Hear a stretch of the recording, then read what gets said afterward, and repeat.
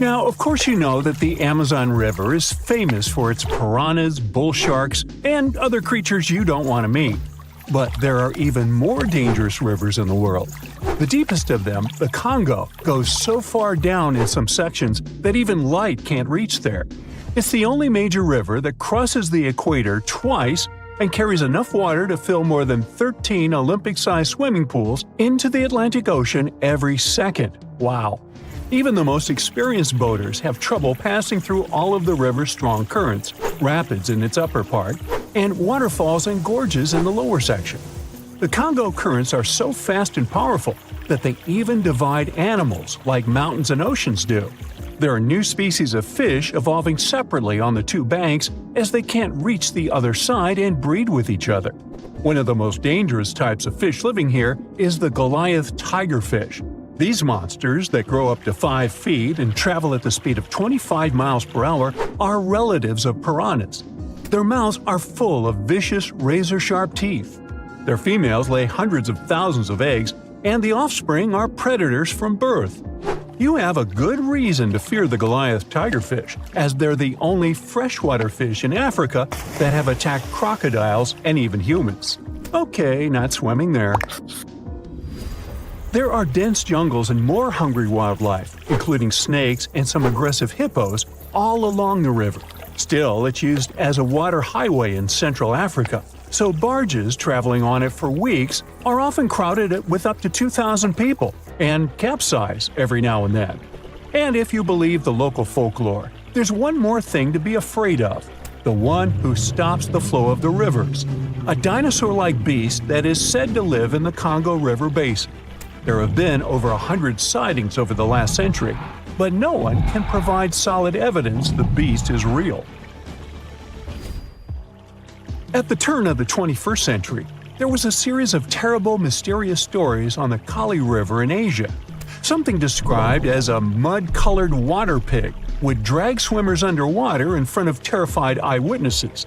British biologist Jeremy Wade stepped up to crack the case. He noticed that all the scary incidents were happening in one specific spot, stretching about 4 miles. Villagers told him this creature was growing big and bad from all the food it got. Wade examined the water with a depth sounder and thought it could have been a whirlpool. Then the monster dragged a domestic water buffalo into the water. The buffaloes are big and heavy, so the creature that attacked it would have to be super strong. Saltwater crocodiles don't go so far inland, and the most common local species of crocodiles don't live in cold waters. There were no bull sharks in the area either. Finally, Wade spotted several goonch catfish underwater. Some of them were human-sized. They couldn't capture these monsters with a regular fishing rod, but a special ceremonial construction did the job. The largest fish was 6 feet 7 inches long and 3 times the weight of an average gaunch. It was large enough to take down a human or a large animal, but Wade mentioned there could be even bigger ones living in the Kali River. The Orinoco River in South America is dangerous to navigate because of some crazy curves and strong underwater currents. It's easy to get lost here, even if you have your GPS on. There are sudden waterfalls all along, and you must be prepared to handle those to survive. The river is the only home to a rare Orinoco crocodile and has some pretty scary-looking vampire fish swimming around. This payara fish has sharp, spiky daggers that line their gums and 2 elongated fangs that rise from their lower jaws. Could probably use an orthodontist and some braces, you think? It's a ferocious hunter constantly looking for the next victim, which is going to be a medium or large-sized fish. If a human catches a payara, it will defend itself, leaving cuts, nips, and bites, but there are no known cases of this cutie taking a human life. Well, that's good. The Yellow River in China received its name after its color, but it wasn't always this yellow. It was first formed at least 30 million years ago and shifted its course over 30 times over the centuries. Yellow sediments moving downstream from a plateau in the distance transformed it from clear to muddy. This fine-grained substance piled up at the bottom of the river and formed natural dams. The huge amounts of water that the river carries need to find their way to the sea, And that's when major floods happened, taking several million lives in various epochs. The locals tried to solve the problem by building higher and higher levees, but it only made things worse. Water coming out of the river would now have nowhere to back up, as the riverbed was higher than the surrounding land. This even shifted the river's mouth. Now there are massive dams and dikes all along the river to try to contain it. The Piranha River is the second longest in Latin America and has many tributaries. They flow in from the highlands near the Andes, and there's a huge drainage in the wet season. This makes the river a perfect home for, guess what, piranhas. There are 30 to 60 species of these scary fish in the piranha waters. In late 2013, they attacked bathers cooling off by the water on a hot day. People started running out of the river as they felt something was biting them in the water. Luckily, no one lost their lives in the accident, but it's still considered one of the most audacious piranha attacks ever recorded. Biologists later determined that the type of piranhas, called palomates, was to blame for this, and humans had probably disturbed their breeding grounds. Well, the piranha also has a strong current that is tricky for boats and swimmers to overcome. Plus, it often floods, which can be dangerous for people living in the surrounding areas. The longest river in the world, the Nile, flows through 11 countries all the way into the Mediterranean Sea. Expeditions have spent centuries looking for its source, and no one still knows for sure where this mighty river begins. Adding to the mystery, the Nile takes an unexpected turn right in the middle of the Sahara. Scientists have figured out the reason is a massive underground rock formation from millions of years ago. The Nile has served as the most important water highway for civilizations through centuries, but it has some pretty dangerous inhabitants, like crocodiles that grow to be 20 feet long, which is slightly more than the height of an average giraffe. These bad guys can reach a speed of 30 miles per hour on land and take the lives of a couple hundred people every year. Hippopotamuses that also live here sometimes go after boats, and venomous snakes like the black mamba and the Egyptian cobra add to the mix.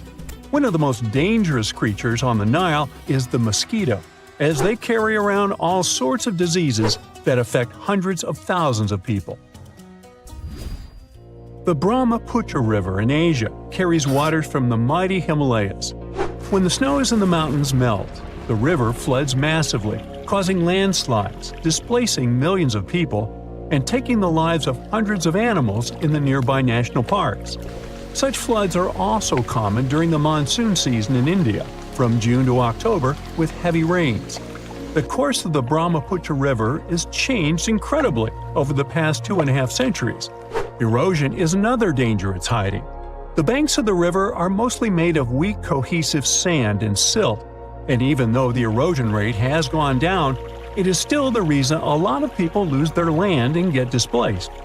The Brahmaputra is one of the few rivers in the world that has a tidal bore. That's a strong tidal wave that pushes up the river against the current where a river empties into an ocean or sea. And there you have it. You're strapped in a boat cruising down the Amazon River with the sun scorching hot. As you check out your map, your boat starts rocking back and forth. The water is starting to get more intense, so you hang on for dear life.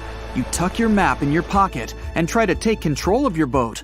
You strike some jagged rocks and duck low to avoid tree branches. Your boat strikes a large rock out of nowhere and capsizes.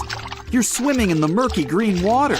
While you're trying your best to get ashore, your boat gets washed away. Underneath the water lies a whole new world of bizarre and dangerous animals. Candiru fish are snake-like creatures that can grow up to 16 inches long. Arapimus can weigh more than an adult male and are taller than most basketball players. They're the biggest freshwater fish in South America. They have a hybrid gill system that forces them to pop up to the surface every 5 to 15 minutes to breathe in oxygen for their large swim bladder. You swim out of the raging water and dry yourself off. Oh no, your map is completely soaked. There's no way you can get to your destination without it.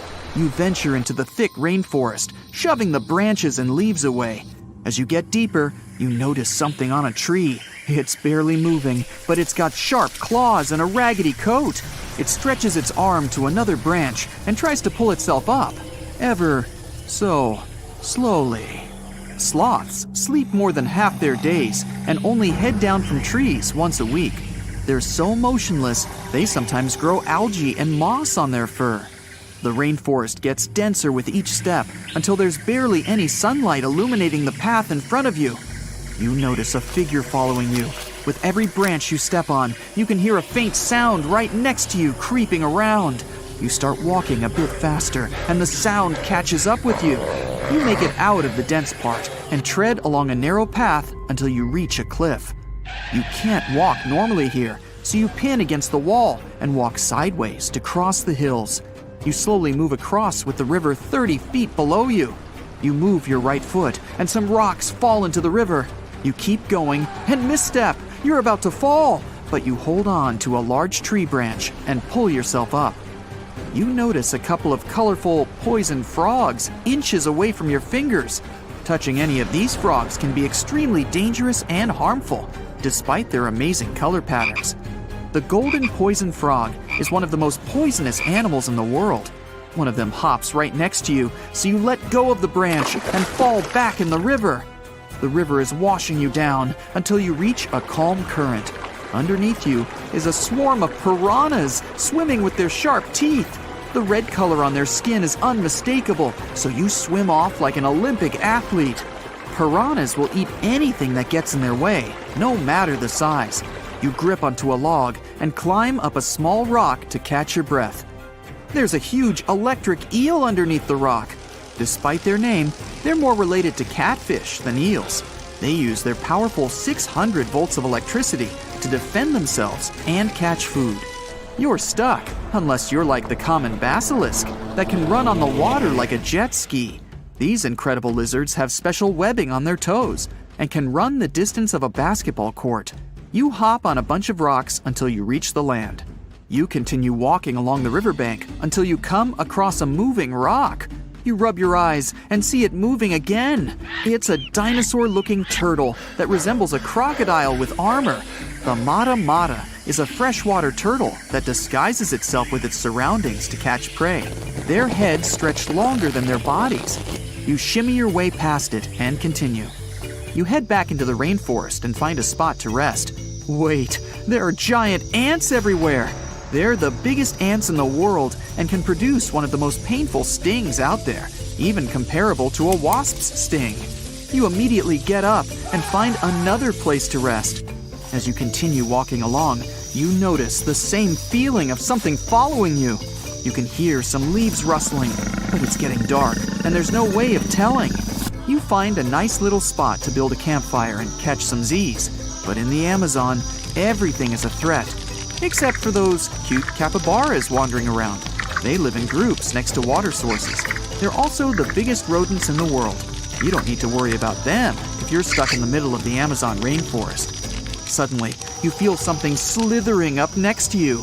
You look down and see a massive green anaconda just about to constrict you. They are the heaviest snakes in the world and can grow up to 20 feet long and have a huge appetite. You get up and sprint your way out of there. All right, you found a decent cave to crash in. It's daytime again, and you're still alive. You continue walking along the rainforest. You were able to find some breakfast to boost your energy for the rest of the day.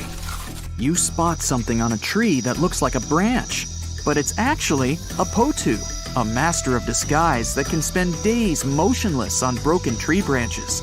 These bizarre birds use those branches as their permanent home, where they lay their eggs and chill all day.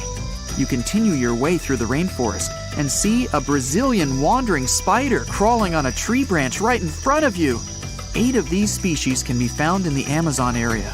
They are some of the most aggressive and venomous spiders out there. So, you make a big detour and walk away from it.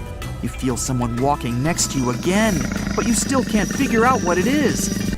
You see a steep cliff with a waterfall hitting a large lake ahead of you. Looks peaceful, until you see a team of black caimans gathering around the shore. They're the biggest predators in the whole Amazon ecosystem and feed on anything that moves. It's a good thing you're on high ground, otherwise, whoa! You slip and fall down the river, right on the deep end. So far, no caimans spotted you. You swim underwater and try to get to the opposite end of where the reptiles are. As you climb out and dry yourself off, you notice some large black spots on you. You try pulling them off, but they've latched on pretty hard. The Amazon giant leech finds its target by tracking movement and shadow. Once they attach themselves to the skin, it's extremely difficult to extract them. The best way to do so is to slide your finger next to its mouth and pull it off slowly. Ugh. You manage to get them off your body and see that the caimans are swimming towards you. You're pinned to the wall with the lake of hungry reptiles approaching. Suddenly, a pink dolphin jumps out of the water and splashes all over them. They can grow larger than humans and are the celebrities of the Amazon. Scientists think they get their color from the blood capillaries on their skin. The Amazon even has bull sharks swimming around. These carnivorous giant fish are threatening to humans and can swim in both saltwater and freshwater. These sharks prey on anything within their reach, including other sharks. The dolphin distracted the caimans, so you climb up the cliff and try to find the best way to escape. Opened jaws waiting for you to fall into the pit are right below you. You're lucky enough to escape to the top, but as your arms pull you up, the first thing that you see is a jaguar looking straight at you. It's the creature that's been following you this whole time. You get up while it starts circling you, timing its strike. You know that you can't take on a jaguar, nor can you outrun it, so you grab a large tree branch from the ground to defend yourself. It jumps at you, but you duck down in time. The jaguar lands in the water far away from the caiman crocs. It's a good thing these large kitties are excellent swimmers. You pick yourself up and continue. And to your surprise, you find your boat again. You fix it up and sail your way out of the Amazon. Whew! There's a monster hiding in the remote forests, swamps, and rivers of the Congo Basin in Central Africa. It has a long neck, looks like a dinosaur, and is the size of an elephant, or maybe a hippo at least. That's what people who claim to have seen it say. It should have gone extinct millions of years ago, but this Congo's version of the Loch Ness Monster somehow survived. This creature is the Mokele Mbembe, which means one who stops the flow of rivers, and more folks are saying they've seen it lately. European explorers first heard the stories of this creature from the people living near the Congo River in the early 1900s. A German captain even included a description of the monster in his official report from his expedition. The locals told him the animal was of a brownish-gray color with smooth skin, a very flexible neck, and only one long tooth that could be a horn. Some of them mentioned a long, muscular tail, like that of an alligator. They also said that the creature lived in the caves, but climbed the shores even in the daytime to find some plants to eat. Locals also believed its favorite snack was a kind of liana with large white blossoms. Some of them even showed the German captain some fresh path the monster left leading next to those plants. And they warned him that Mokele Mbembe definitely didn't like humans and took down any canoe that would sail nearby. Dinosaurs were a real hit in pop culture in the 1910s, and several newspapers in Europe and North America wrote about the dino-like monster from Africa back then. In the later years, several expeditions traveled to the Congo Basin to search for Mokele Mbembe or interview claimed witnesses. They did not find any direct physical evidence, but collected many stories. One zoologist in the 1980s said he took a film of Mokele Mbembe, but the footage did not develop properly. Stories and movies like Jurassic Park have kept the dream alive that dinosaurs might still be hiding somewhere in deep forests. At some point, people stopped reporting sightings of the creature as often, so it almost became a forgotten legend. But it all changed recently, as many people claim to have witnessed the mythical monster with their own eyes. Cryptozoologists, those fans of mysterious creatures, believe it could be a dinosaur that, for some reason, didn't go extinct, related to a Brachiosaurus or a Diplodocus. This idea comes from how people describe seeing the creature, with a super long neck, a huge body, and a tiny head. They think it might have stayed hidden in the deep forests of Africa all this time.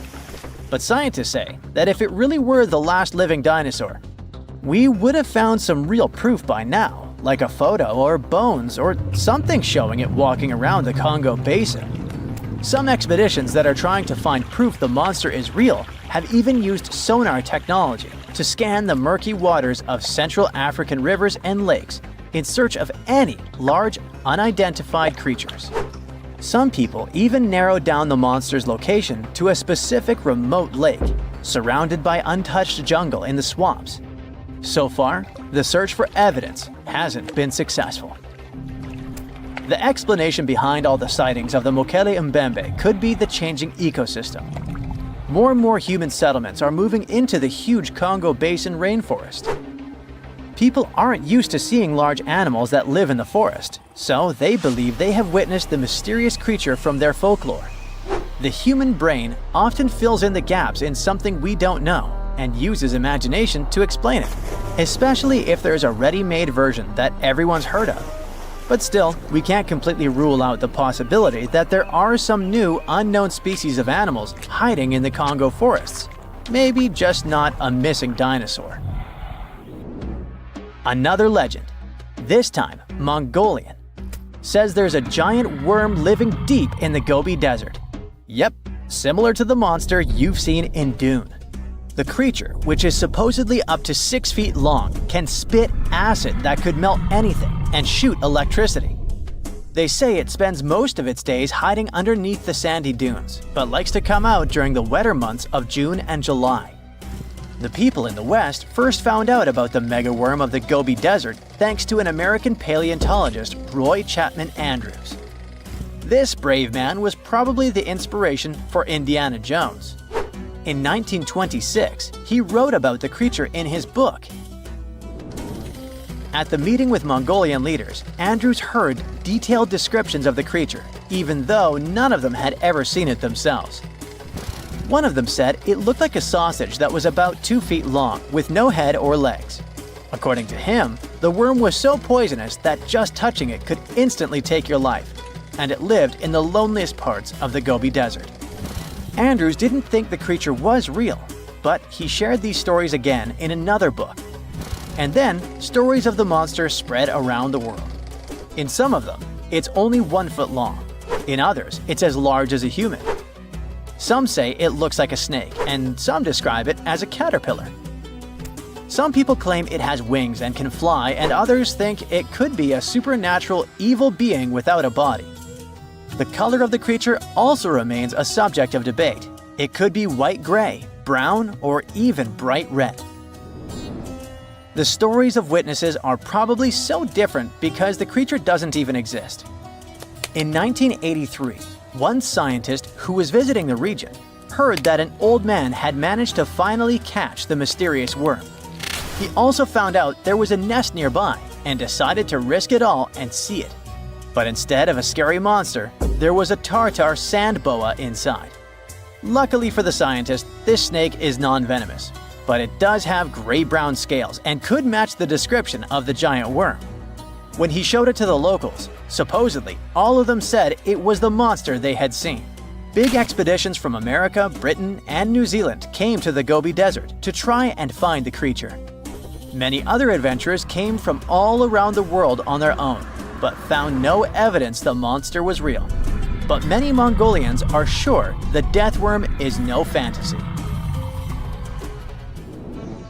If you don't believe there's a monster in the Gobi Desert, how about one in Lake Worth in Texas? According to local folklore, there's a part human, part goat creature with scales and long clawed fingers hiding there. It all started back in July 1969, when locals claimed to have spotted this mysterious creature roaming around. The newspapers loved this story and started reporting about new sightings. One article said that the monster jumped out of a tree and landed on some guy's car.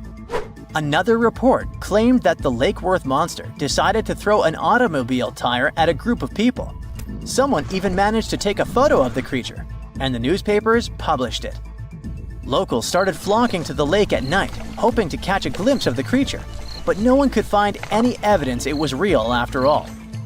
The author of the monster's photograph later said it was most likely someone's prank, because the creature really wanted to be seen. Then, a reporter from the local newspaper received an anonymous letter saying that it was 3 high school students who decided to dress up and scare people. Even despite this, some cryptozoologists think it could have been an undiscovered primate species that walks on 2 legs. We don't know if the Worth monster is real, but it does one good thing and brings together the local community. Every year since 2009, they throw the Lake Worth Monster Bash. Beneath the thick, shadowy canopy of a prehistoric rainforest, a silent hunter slides into the murky river waters. This is Titanoboa. Its size is horrifying, stretching over 40 feet long, which is about the length of a school bus, and weighing as much as a small car. It reigns as the largest snake ever known. This is around 60 million years ago. It's only been 6 million years since the dinosaurs were wiped out by an uninvited asteroid. Nature is slowly returning to life, the Paleocene epoch. Titanoboa's home is lush and sweltering. The air is very humid, like in a steam room, and the rivers are teeming with fish, perfect for a predator like this. Now that the dinosaurs are gone, Titanoboa becomes the queen of hunting. It's perfectly built for both power and stealth. A strong, sturdy spine can hold the snake's massive size while staying smooth and silent. Titanoboa glides through the water like a shadow, barely visible. It doesn't chase. It doesn't need to. Titanoboa waits beneath the river's surface, in darkness. A bunch of ancient lungfish meanders too close. With one surge, it lunges, its jaws snapping shut. The fish doesn't stand a chance. Titanoboa's grip is unrelenting. After the prey stops moving, the snake immediately consumes it whole. For millions of years, this snake ruled the rainforests. Nothing could challenge it, not the prehistoric crocodiles, not the small mammals, not even the birds. But, as it turns out, it wasn't the only apex predator. Alongside Titanoboa, there was this entire family of snakes, a huge biological tree full of snake genomes and species. Their history spans around 100 million years, all the way to the Cretaceous period. We find their fossils all over South America, Africa, India, and Australia. That's because they evolved in the Gondwanan continents. Back then, all of this was one huge landmass, and they lived right in the heart of it. Now, this family coexisted with all the dinosaurs. The dinosaurs ruled the world back then, and the snakes couldn't be all that dangerous. They lived in the dinosaur's shadow, adapting to survive. Some of them fed on small mammals. Others waited for the dinosaur eggs to hatch. Some were super bold and went straight for baby dinosaurs. Fossils of one species showed the remains of a little titanosaur, that giant long-necked dinosaur, inside its stomach. And when the age of dinosaurs finally ended in a fiery cataclysm, it was time for these snakes to celebrate. After the asteroid disaster, the world entered a new era of heat and humidity. The warmer the climate, the easier it is for cold reptiles to thrive. Snakes, including Titanoboa, grew larger than ever, but so did the members of this family. All the snakes spread across continents, growing larger and scarier by the century. And eventually, Titanoboa stopped being the only ruler of jungles. Fast forward to about 47 million years ago. Now it's the Middle Eocene epoch, the tropical lowlands of what today is western India. A lush, swampy place, full of rivers and pools. The earth was warmer, with turtles and crocodile-like creatures basking in the sun. And there evolved the largest and most fearsome predator of them all, Vasuki indicus. Even the name feels important. Vasuki, the serpent king of Hindu mythology, a colossal snake that's coiled around the neck of Lord Shiva, strong and loyal. And the indicus part is because the snake's fossils were discovered in India. Vasuki surpassed Titanoboa and grew to a jaw-dropping length of 50 feet, like a 4-story building. It also weighed as much as a small elephant. Unlike Titanoboa, who preferred to hunt in the rivers, Vasuki mostly hunted on land, though it still could venture into the water when needed. It prowled the marshy ground with quiet, calculated movements, blending with the dense undergrowth. Vasuki also ate crocodiles, massive turtles, and even early whales in local water pools. No one stood a chance. It had immense muscles and squeezed with unimaginable force. But the snake's jaws were much scarier. Unlike Titanoboa and today's pythons, Vasuki couldn't swallow massive prey whole. Instead, it ate them alive with its teeth, just like this. Fast and absolutely brutal, it was an apex predator of its time. And don't forget that we're not talking about one Titanoboa or one Vasuki. These snakes were part of entire populations. In the Paleocene, rivers were full of various Titanoboas. Some were younger, smaller ones, fighting for survival, while the oldest and largest ones dominated the waterways, in the same way as generations of Vasuki indicus competed with each other for thousands of years. Through the years, many siblings of this family got themselves a region to rule over. For example, alongside Vasuki, this big guy was thriving in northern Africa, in what is today's Egypt. Back then, this land was full of water and swamps. Before we learn more about other snakes, this one was considered the largest, about 36 feet long. That's still bigger than today's most powerful snakes, like the green anaconda. But then, we reached the Pleistocene epoch, from about 2.5 million years ago to only 11,000 years ago. Modern humans were evolving all over the world, and now the snakes had a new problem, an even worse one than dinosaurs. While we were developing brains, in Australia, there ruled the local king of snakes. Their names also come from legends. That's how indigenous Australians called their mythological rainbow serpent the creator of the world. It's like a problem of a chicken and an egg. Was the snake named after a deity, or did the Aboriginal people create their deity after a snake? Ancient Australians coexisted with those predators for thousands of years. They warned their children how to avoid dangerous spots, passing down stories of the terrifying serpents. In their legends, the great rainbow serpent was shaping the land, rivers, and features of the world. These legends were most likely inspired by the powerful nature of those snakes. If only they knew that these animals weren't even as huge as Vasuki or Titanoboa. Though they were still dangerous, Urlungor was up to 26 feet in length. They preferred the more green and humid parts of Miocene Australia, like waterways with lush plants around the riverbanks. And there was much more potential prey. Urlungor had a thick body as wide as a human thigh. It loved to hunt in what is today the northwest Queensland. Its fossils were found in the limestone of Riverslade. It was a fascinating find.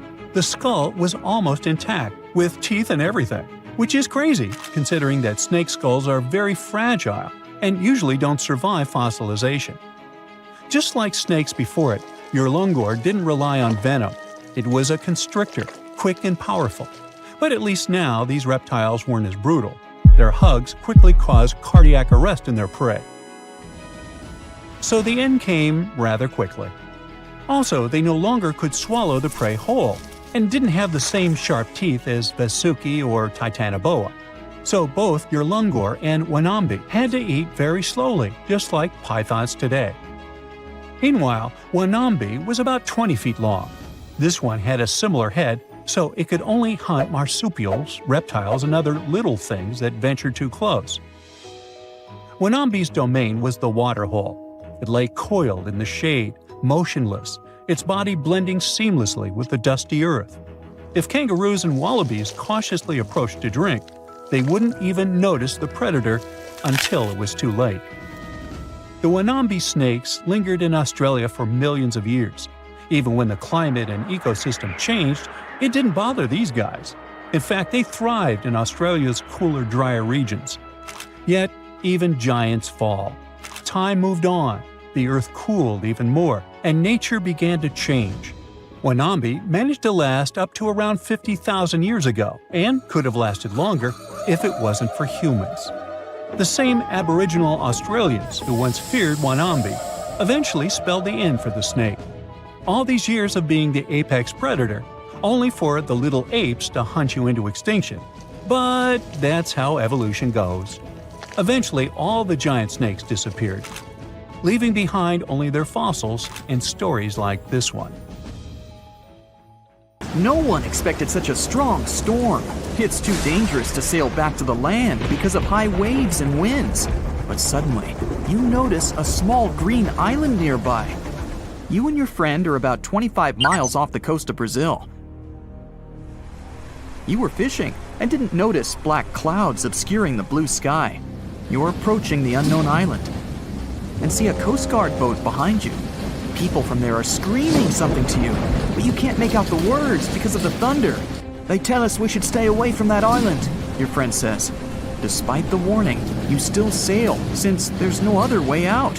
Around the island, you notice sharp rocks sticking out of the water like knives in the dark.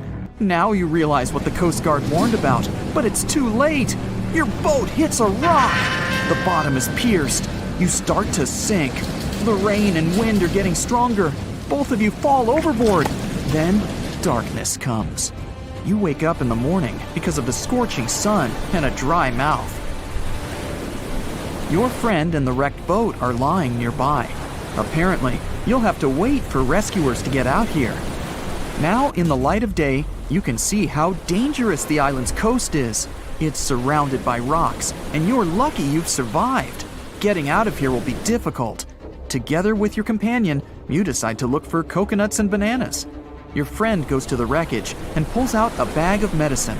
Then, both of you leave the sandy beach and enter the dense jungle. A couple of steps later, you hear a strange hiss. You see your friend. His eyes are filled with horror. Goosebumps run down your back.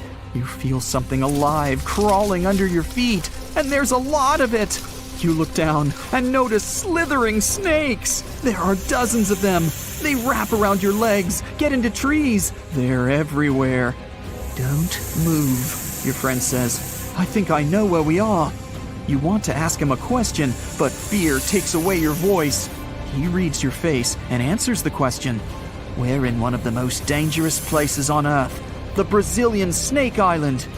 These are not just some ordinary snakes. This is the golden lancehead, one of the most venomous reptiles in the world. You can find them nowhere else on the planet except for this land. They evolved here naturally, without other snake species intervention. That made their venom 5 times stronger than the venom of ordinary vipers. They're practically the only owners of this island. Nowhere else in the world will you find such a concentration of creeping reptiles on such a small piece of land. And now, they're glad that 2 big lunch meals have arrived. There's little chance of survival, but you're gonna try. The first thing you need to do is get out of your stupor and find a thick stick.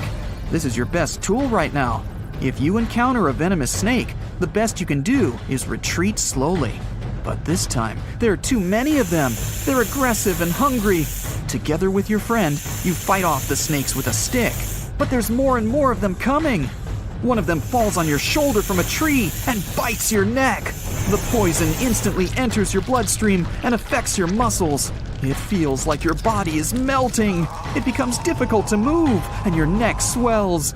Your friend grabs you and carries you deep into the jungle. Here, among the trees, you notice an old lighthouse. Yeah, this building really stands out here. Once a year, the Coast Guard visits it. Your friend breaks down the door and puts you on the floor. You're afraid you won't be able to survive the bite. Fortunately, your friend is a doctor. He injects the necessary medicine and saves your life. You have a few minutes to rest before more danger arises. Your friend tells you that the unique snakes appeared here thousands of years ago. This island was part of Brazil for a long time. Then, massive floods separated it from the continent. This part of the land was cut off from the whole world, which helped the formation of a unique ecosystem inside.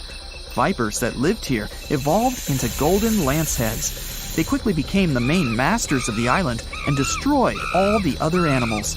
But how did they manage to survive without food, cut off from the whole world? They did it thanks to nature and evolution. This island is a transit point for many birds. They stop here to rest during long flights. These birds become dinner for the snakes. Previously, a snake bite almost didn't harm the birds. They were frightened and flew away, leaving the snake without food. But over years of evolution, the island's owners have developed such a potent poison that one bite was enough for a bird to never take off again. There's also a legend that a pirate hid treasures here a long time ago. And, so that no one would ever find it, he brought snakes to guard his gold. Of course, there's no chest with coins here, but the island is attractive for modern pirates, even today. Golden lancehead snakes are an expensive commodity, so bad people often visit this place to hunt the reptiles. That's why the Coast Guard is always on duty around the island. People are forbidden to visit this place. And even if someone manages to get past the guards, they will have to face the rocks. Only biologists and scientists have permission to study the local fauna. A necessary condition for a visit is a doctor's presence in the team, so they can save people from the snake's poison. So we have pirates and hordes of poisonous snakes, but there's something else that makes the island even worse. At this moment, you hear rustling all over the building. Thousands of little paws are tapping on the walls and floor. You look around and see lots of giant cockroaches. Some of them are half the size of your palm. They crawl under your clothes. You and your friends scream in fear and run out of the lighthouse. Quickly, you reach the shore and fall into the water. It seems that not a single cockroach is left under your shirt. But that's not all. You hear a strange buzzing sound. You look around and see a dark cloud of flying beetles forming in the sky. It's locusts! Thousands of flying insects are heading in your direction. To avoid a collision, you dive under the water and wait for the cloud to pass by. You go up to the surface and move to the shore. Fortunately, there are almost no snakes here. You and your friend are afraid to approach the jungle and wait for several hours until rescuers arrive. You're nervously painting a pattern on the sand and make a promise that you'll never revisit this place. Finally, you see the lifeguard boat. You're trying to tell them you got here by accident. They believe you and evacuate you from the island.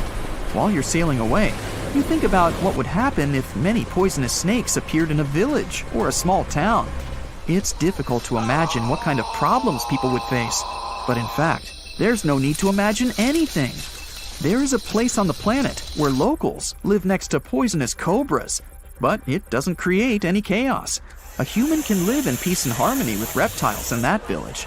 Welcome to Shetpal village in India. This place has a population of about 2,600, and it's located in the jungle. It's hot here. Locals are friendly and responsive. If you go into one of the houses, you'll see something that seems impossible. The king cobra, whose venom is one of the most dangerous in the world, calmly crawls around furniture and eats eggs and meat that people give. There's even a special corner for the reptile to relax from the scorching sun, drink water, and have a snack. People are happy about the cobra, as if it was a pet. In the village, cobras are everywhere. They come into houses and schools, crawl through the streets, and keep company during dinner. The locals consider them full-fledged residents. They adore them. The snakes are also used to people and don't see them as dangerous. The coolest thing is there has never been a tragic case in the village because of a poisonous bite. There's no other place in the world where cobras live in such harmony with people. Your heart is racing. You're running for your life from one of the biggest creatures you've ever seen. A giant reptile on 2 legs sprinting right behind you. You hear the sound of a raging river next to you, but decide not to jump in. Thick leaves and bushes keep blocking your path, and you keep getting stuck in the mud. Everything around you is out to get you, and there's nowhere to hide. You spot a hollowed-out tree trunk and crawl inside. Whatever's out there is getting closer and closer. You hear deep guttural breathing and huge stomping. It's getting closer. You see a large tail from a crack in the tree trunk, swinging and knocking down bushes and small trees. Whatever it is, it's sniffing you out like those dogs at the airport. And right next to your face are giant bugs the size of a house cat. Perfect. You've always been scared to even look at crawly little things, but this one's so close and so big, you can actually see its facial features. It's looking at you like you're the alien. You want to scream, but can't. Then, out of the darkness, more bugs. They're curious things, flicking their antennas all over your body. Okay, this is too much. A bug is one thing, but now, a giant centipede thing is crawling your way. Its fangs are the size of your thumb. You dart out of the tree trunk and come face to face with a giant monster. It stops and stares at you, knowing you have no place to go. Claws and teeth the size of bowling pins. That's enough to keep you up at night. It's getting ready to charge right at you. Welcome to the most dangerous period and area in history for a human, the mid-Cretaceous Sahara. This place was thriving around 100 million years ago in what would now be North Africa. Back then, the continents were all arranged differently, and the weather was wild. Extreme storms were pretty common, and temperatures would rise and fall like a Mexican wave at a soccer stadium. Then, sea levels started to rise. Water flooded the Kem region, an area between modern-day Algeria and Morocco. Over the next millions of years, asteroids, volcanic eruptions, and other natural disasters wiped out everything else. Bye-bye, dinosaurs. Thanks for playing. You probably think of the Sahara as one of the most inhospitable places on Earth, but back when it had trees and rivers, it was even more dangerous. The famous River of Giants was a huge river system that stretched from modern-day Egypt all the way to Morocco. The land was flat and not much vegetation grew there, but it was enough for life to exist. Frightening, scary life. That creature you're staring at, it's a giant, scary-looking theropod, and it's out to get you. Imagine a T-Rex-like dinosaur that's more than 32 feet tall and has an epic jawline. Scary stuff. They were the top dogs in the food chain back then. And that's why this place and period in history was so unique. The entire area had an incredible imbalance between hungry dinos and poor little dino snacks. There wasn't enough food to go around. Scientists were never able to find much evidence of herbivores. That means it might have been a royal rumble of carnivorous creatures waiting to pounce on each other at any moment. So, after a while of having a stare-down contest with a giant theropod, a shadow creeps up on you from behind. You're too scared to turn around, but the growling is louder than anything you've ever heard. It shakes you to the core. You turn around and see a Spinosaurus, and that's about all you can see. You know how they always show the T-Rex as the king of the dinosaurs? Well, this one would be, what, the emperor? It stands about 50 feet tall and has a sail of scales on its back, the size of a regular human. Then add in a crocodile-style snout with razor-sharp teeth and some short, powerful legs. Its diet mainly consists of river fish, but it's looking at you like you're a delicious fish taco. The two alphas are now in a standoff, with you stuck in the middle. But before you close your eyes and get ready to be eaten, they begin fighting each other, knocking down trees. You tiptoe your way out of there and run. The further you go, the better, right? Wrong. Not here, because everywhere you go, there's going to be something dangerous. During this period, there was danger in the sky, in the water, and on land. There were small mammals scurrying around here and there, but they mostly stayed in the shadows to avoid danger. After 5 minutes of running as fast as humanly possible, you make it out of the forest and onto an open plain. Bad move. Now there's nowhere to hide. Suddenly, you hear another shriek. You look behind you. Nothing. It's just short grass everywhere. Then you tilt your head up to the sky and see what looks like a giant bird. Only these are technically flying crocodiles. There were plenty of huge pterosaurs that ruled the skies. Alanqua saharica was a flying reptile that may have eaten fish in the river. Those fish must have been tasty. It had a huge wingspan and long, slender jaws. Oh, and it was the size of a small bus. This one found you and is racing down to catch you. You run for your life, again. And this time, there's no place to hide. Suddenly, you feel talons grasping onto you, and you're lifted off the ground. You soar up. If you weren't scared out of your mind, you might have noticed how beautiful the giant river channels below you are.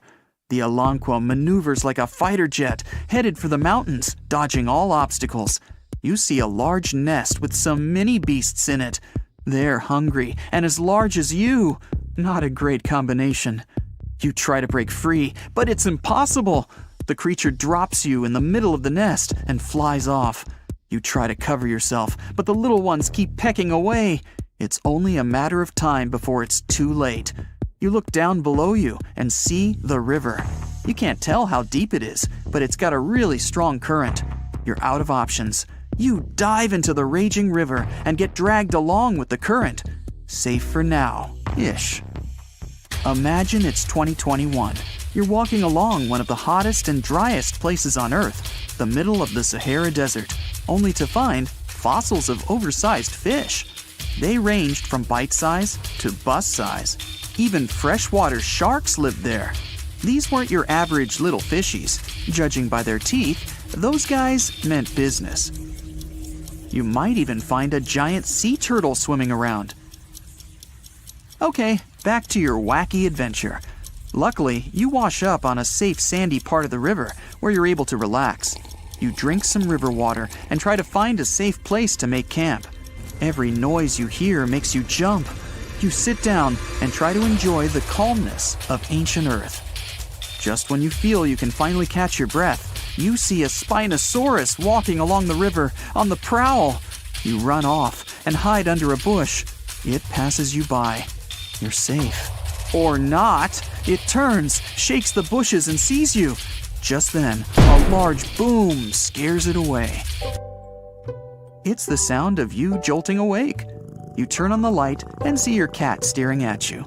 Those dinosaurs seem so real, probably because of that documentary you were watching right before bed.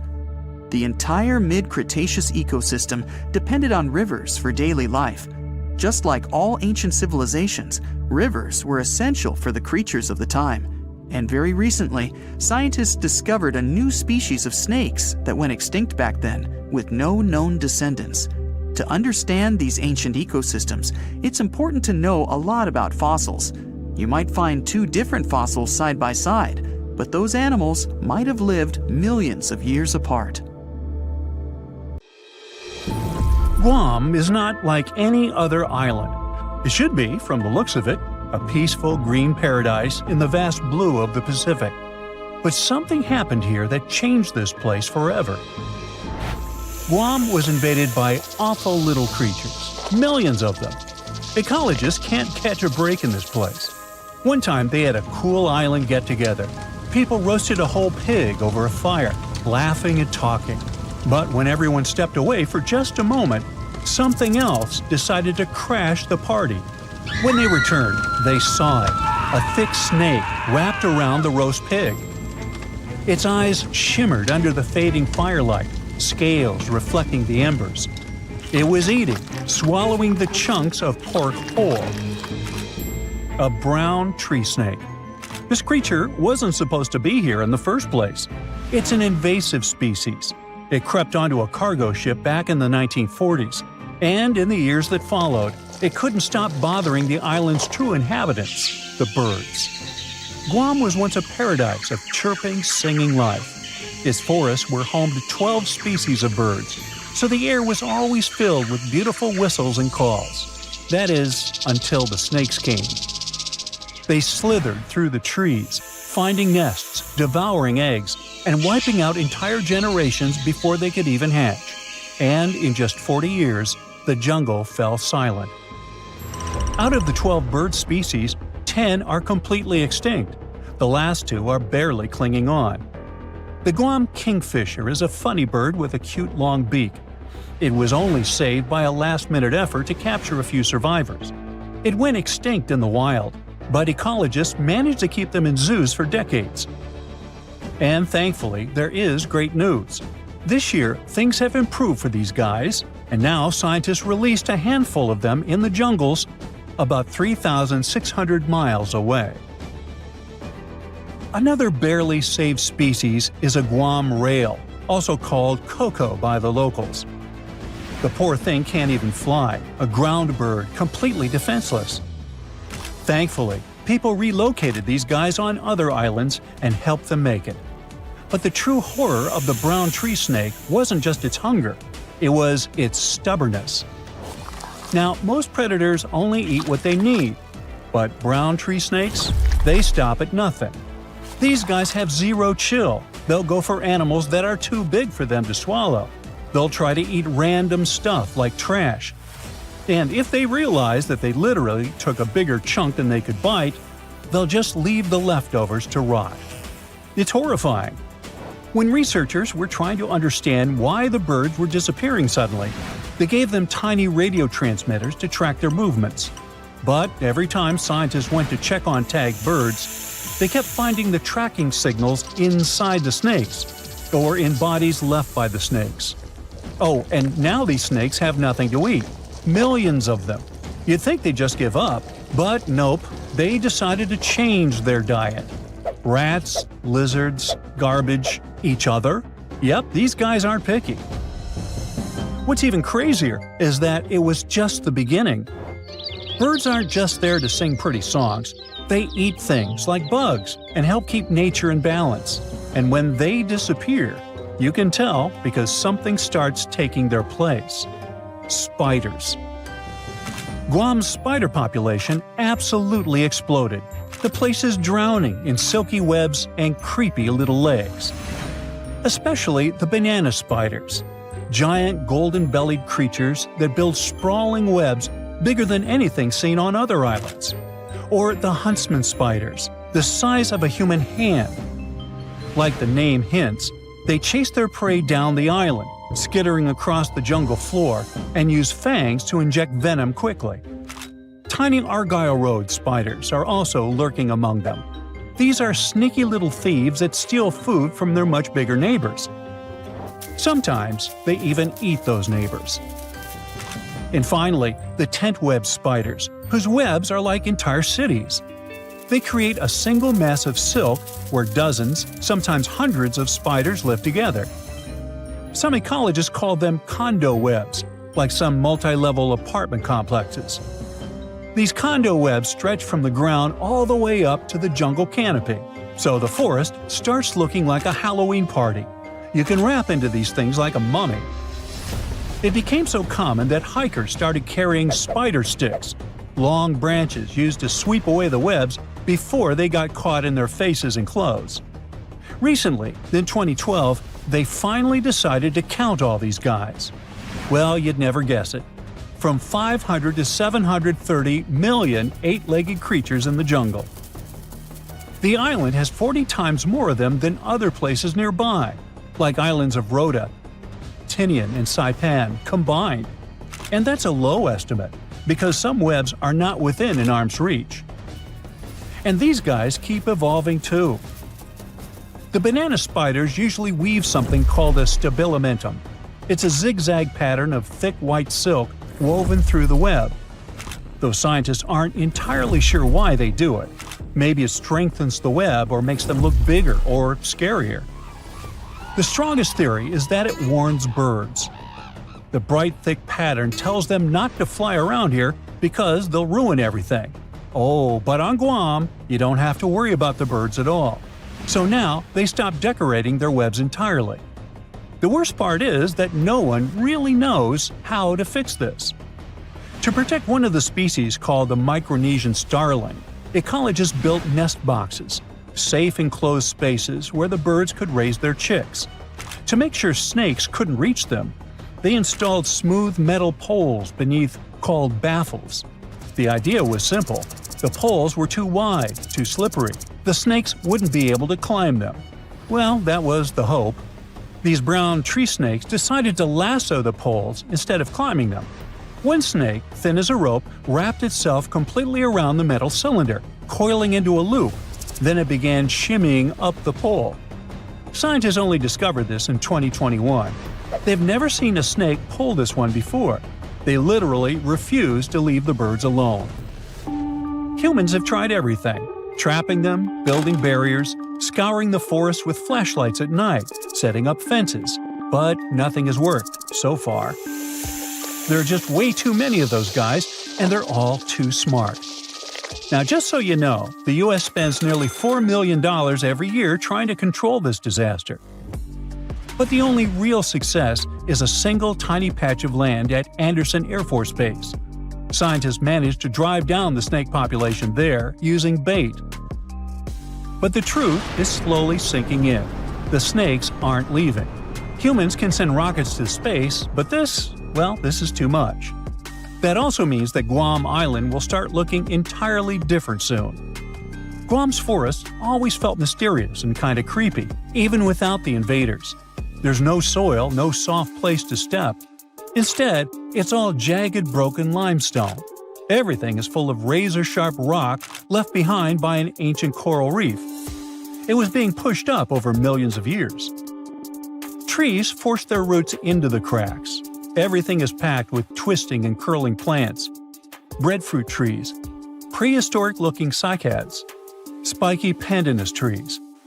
And just as a cherry on top, a typhoon comes ripping through every few years, tearing it all apart. Luckily, plants usually grow back fiercely. Now, walking there is insane. It feels like walking in the sea, though instead of balancing on waves, you're trying not to trip and gash your shins open on the sharp rocks beneath you. You have to think through every step. But now, things are going to get so much worse. 70% of Guam's trees relied on birds to carry their seeds, spreading them far and wide. So, without the help of birds, the trees drop their fruit directly to the ground, where it sits and rots, so nothing grows. Well, perhaps the invaders' rule over Guam may last forever, and soon this place won't be friendly to tourists at all. It may become one of the worst places on Earth, if it isn't already. If you ever get one-on-one with an alligator, you can save yourself using just one simple trick. At least that worked for a young visitor of Moss Park in Florida who escaped a gator's grasp. Juliana was swimming in shallow water when an alligator bit her leg and refused to let go of it. Luckily for her, the girl knew exactly what to do because she was paying attention during her visit to a theme park with gators. First, she tried hitting the animal on the forehead, but it didn't work. Then, she decided to use her knowledge and stuck 2 fingers up the gator's nose. The animal opened his mouth to take in some air, and the leg was free. I don't want to scare you or anything, but there are around 5 million wild American alligators roaming across 10 states. Some of them live in places you go to rest, like golf courses, swamps, lakes, rivers, hiking and bike trails, and fishing spots. Gators rarely go after people because we're not their prey. Dogs and horses do it way more often, but they have a reputation as ambush predators, and every attack goes viral. The best you can do to survive a rare gator attack is to avoid it. Keep an eye out for a few signs that gators might be somewhere nearby. They love catching some rays, so if you spot some logs or banks where the sun's hitting just right, there might be a gator chilling there. Sometimes they're sneaky about it, with just their eyes and snouts poking out of the water while they soak up the sunshine. And when they decide to dip back into the water, they slide in without a single splash. Sneaky gators. During mating season, which starts around April and goes through June, they get pretty vocal. So if you hear some loud bellows echoing through the swamp, chances are it's a flirting gator. If you stumble upon what looks like a pile of vegetation on dry land near water, keep your distance. That's likely a gator nest. And trust me, you don't want to mess with Mama Gator when she's protecting her little ones. Their tracks resemble those of lizards or dinosaurs. So if you see something like that, it's probably time to escape to safety.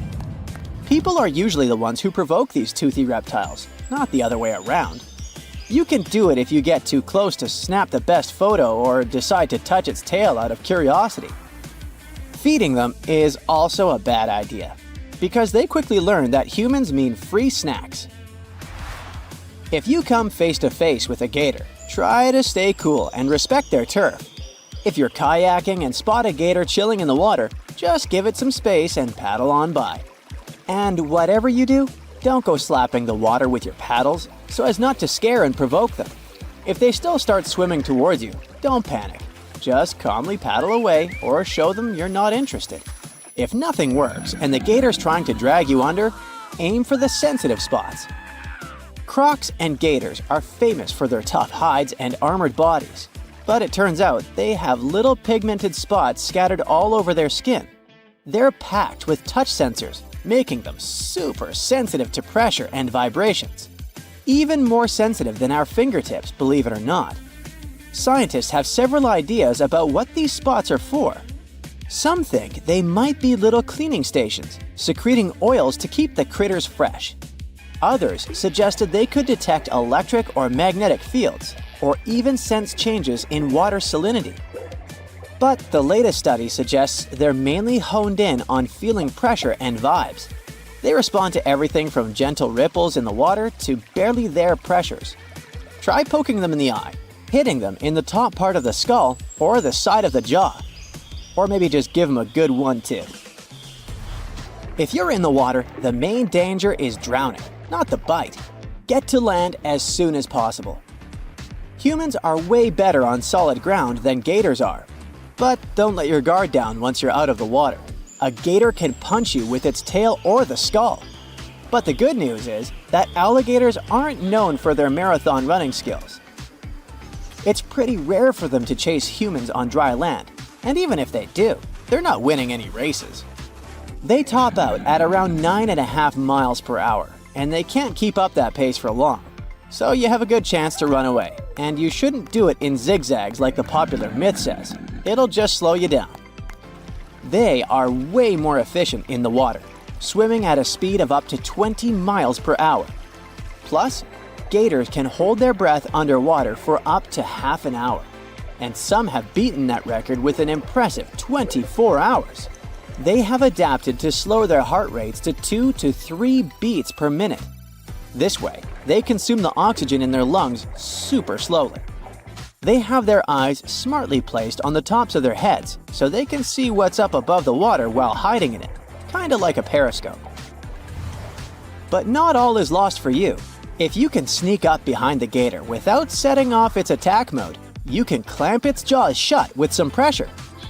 Even though their bite is no joke, they struggle to open their mouths when you're holding them tight. You can even flip that bad boy onto its back and send it into a chill mode.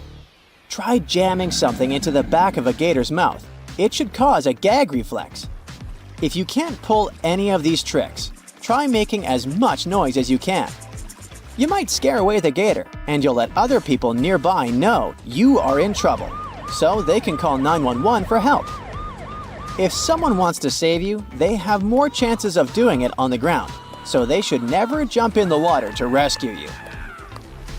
All this works for alligators, but might not work for crocodiles. The first way to tell the difference between them is to check out their snouts. Gators have short, stubby ones with rounded ends, like a wide U shape. Crocs sport longer, skinnier snouts that taper into a point, more like a sharp V shape. Take a peek at their teeth. When gators close their mouth, you'll see their top teeth sticking out, mostly downward. Crocodile teeth are more evenly matched, with some pointing up and some down. Gators are freshwater fans, so they live in ponds, swamps, and lakes. Crocs live in freshwater, brackish water, and even salty coastal areas. Gators are usually more relaxed than crocs, but both can get wild, especially if they're feeling peckish. So if you spot either one in the wild, give them plenty of space and maybe a friendly wave from afar.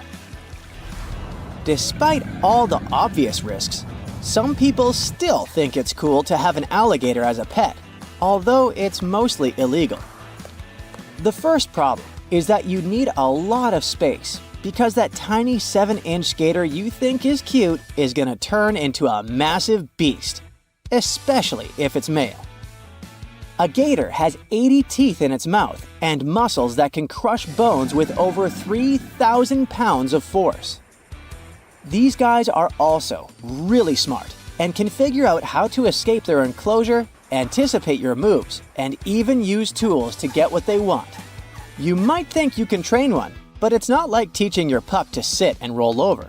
It takes years of experience and a whole team behind you to change their wild instincts. Plus, they're bottomless pits when it comes to food. Finally, these guys stick around for a long, long time, over 50 years.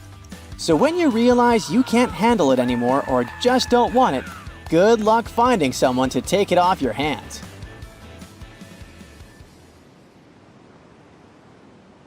Whoosh! Wah! You've just been pushed out of an airplane up high in the skies of Brazil. And there's nothing but you, your parachute, and the ground far below you. And it's getting closer by the second.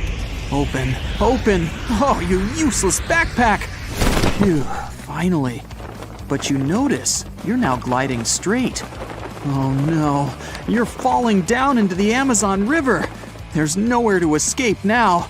Splash! You're in the water, covered by the heavy canvas. You push it aside, struggling for breath and trying to find your bearings. But as soon as you free yourself from the parachute trap, you notice some strange movements underwater. There's one dark silhouette circling around you. Hey, there's one more. 2, 3, 5. There's a whole school of fish, and they seem to be a little too interested in you. Oh no, you freeze in horror. Piranhas.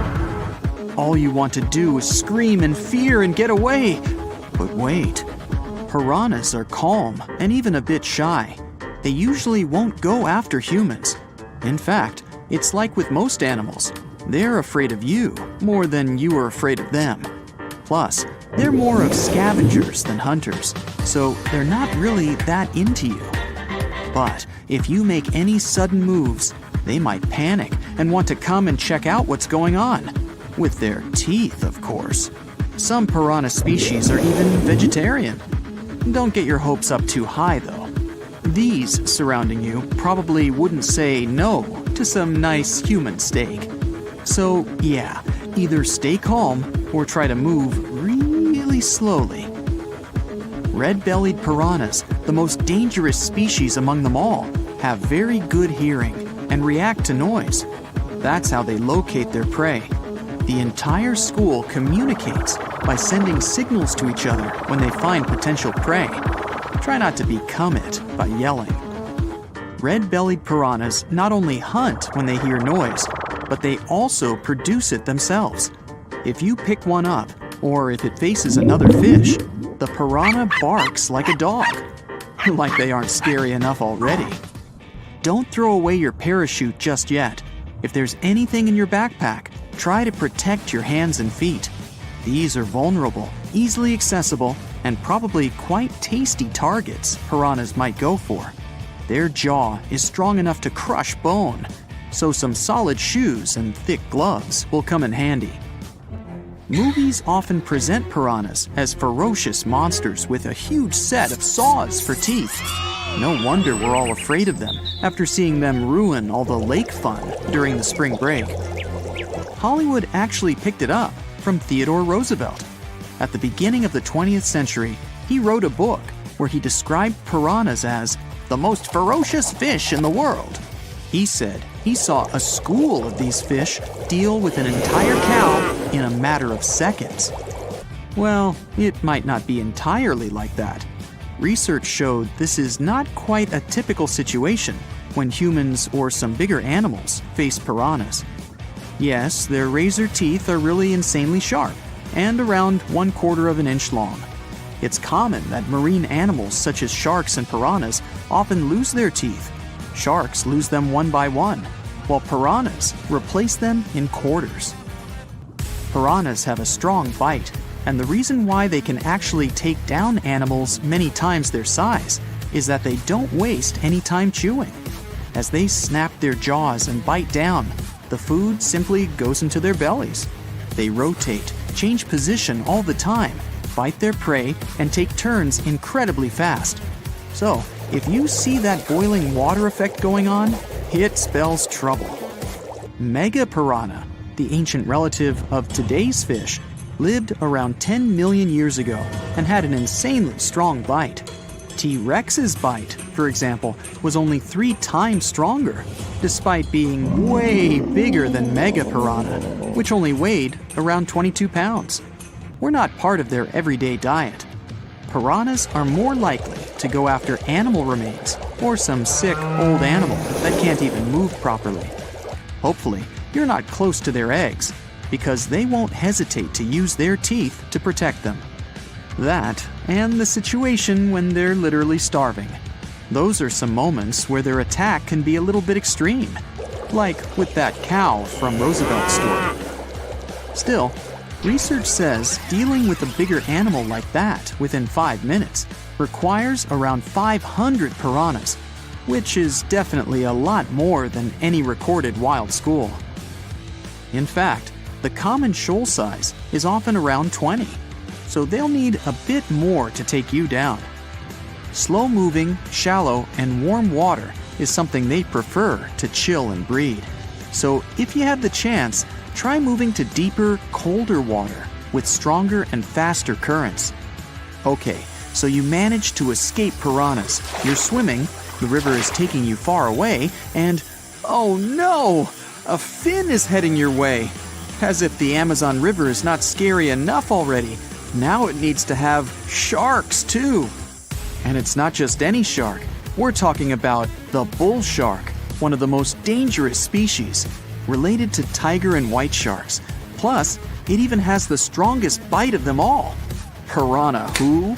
These guys are in way more movies than them.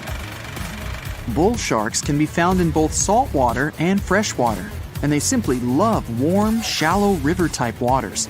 Yes, like where you are at the moment. They don't rear their young or lay eggs.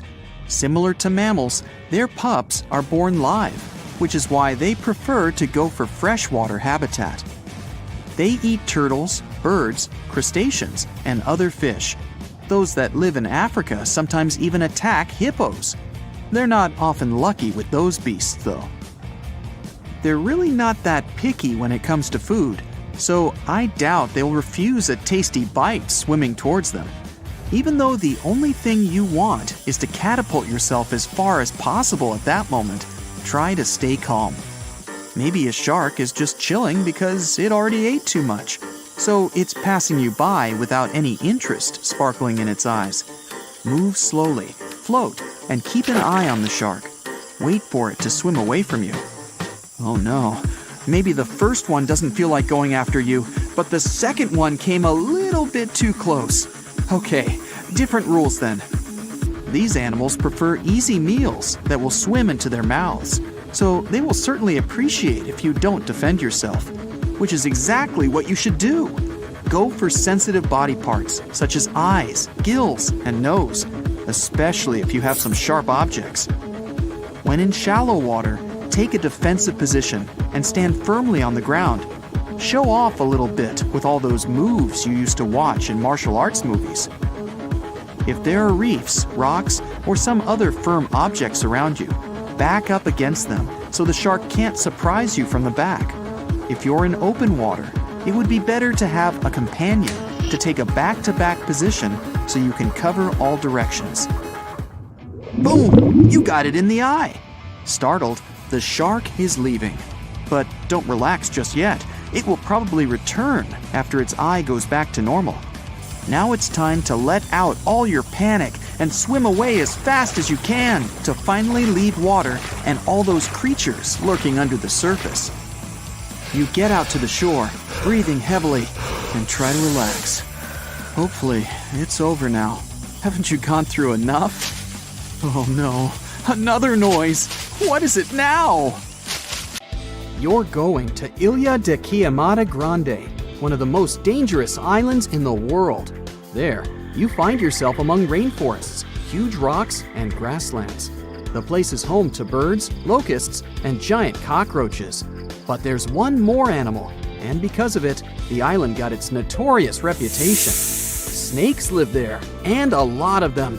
So many that the place is also known as Snake Island. Will you survive there? Located just 20 miles away from the coast of Brazil, the island has an area of 43 hectares, or over 100 acres. It probably got cut off from the mainland after the last ice age. The snakes were also separated from most other animal species. They didn't have competitors and had an unlimited source of food. In such a small area, there are up to 4,000 snakes. That's one snake for every 10 square feet. It would be a difficult feat not to come across a snake on this island. Not only is this snake, the golden lancehead, one of the most numerous on the island, but it's also a highly venomous pit viper species. And it's also one of the most venomous in all of Latin America. Its venom is so potent due to the isolation of the species, with only birds sharing the land with them. To catch these birds, the snake's venom needed to become extra strong. And indeed, since they got separated from their distant relatives, their venom has become up to 5 times more powerful. Most of the time, these snakes hide in the trees or amongst leaves on the ground. If you find yourself stranded here, you'll want to keep yourself a safe distance away. Snakes mainly use their sense of smell and rely on vibrations. If you get too close to one, either stand still or slowly walk away. If you make too many vibrations, this will make them feel threatened, causing them to strike. If you spot them a safe distance away, or if you're walking toward tall grass, stamp your feet a couple of times. This will notify snakes of your presence. They won't risk taking down prey larger than they are and will likely slither away. Carrying a stick is always a good idea, just in case you happen to come across a snake accidentally. This way, you'll have an extension of your arm that cannot be bitten. This simple thing might save your life. A stick with a V shape on the end will give you even more advantage.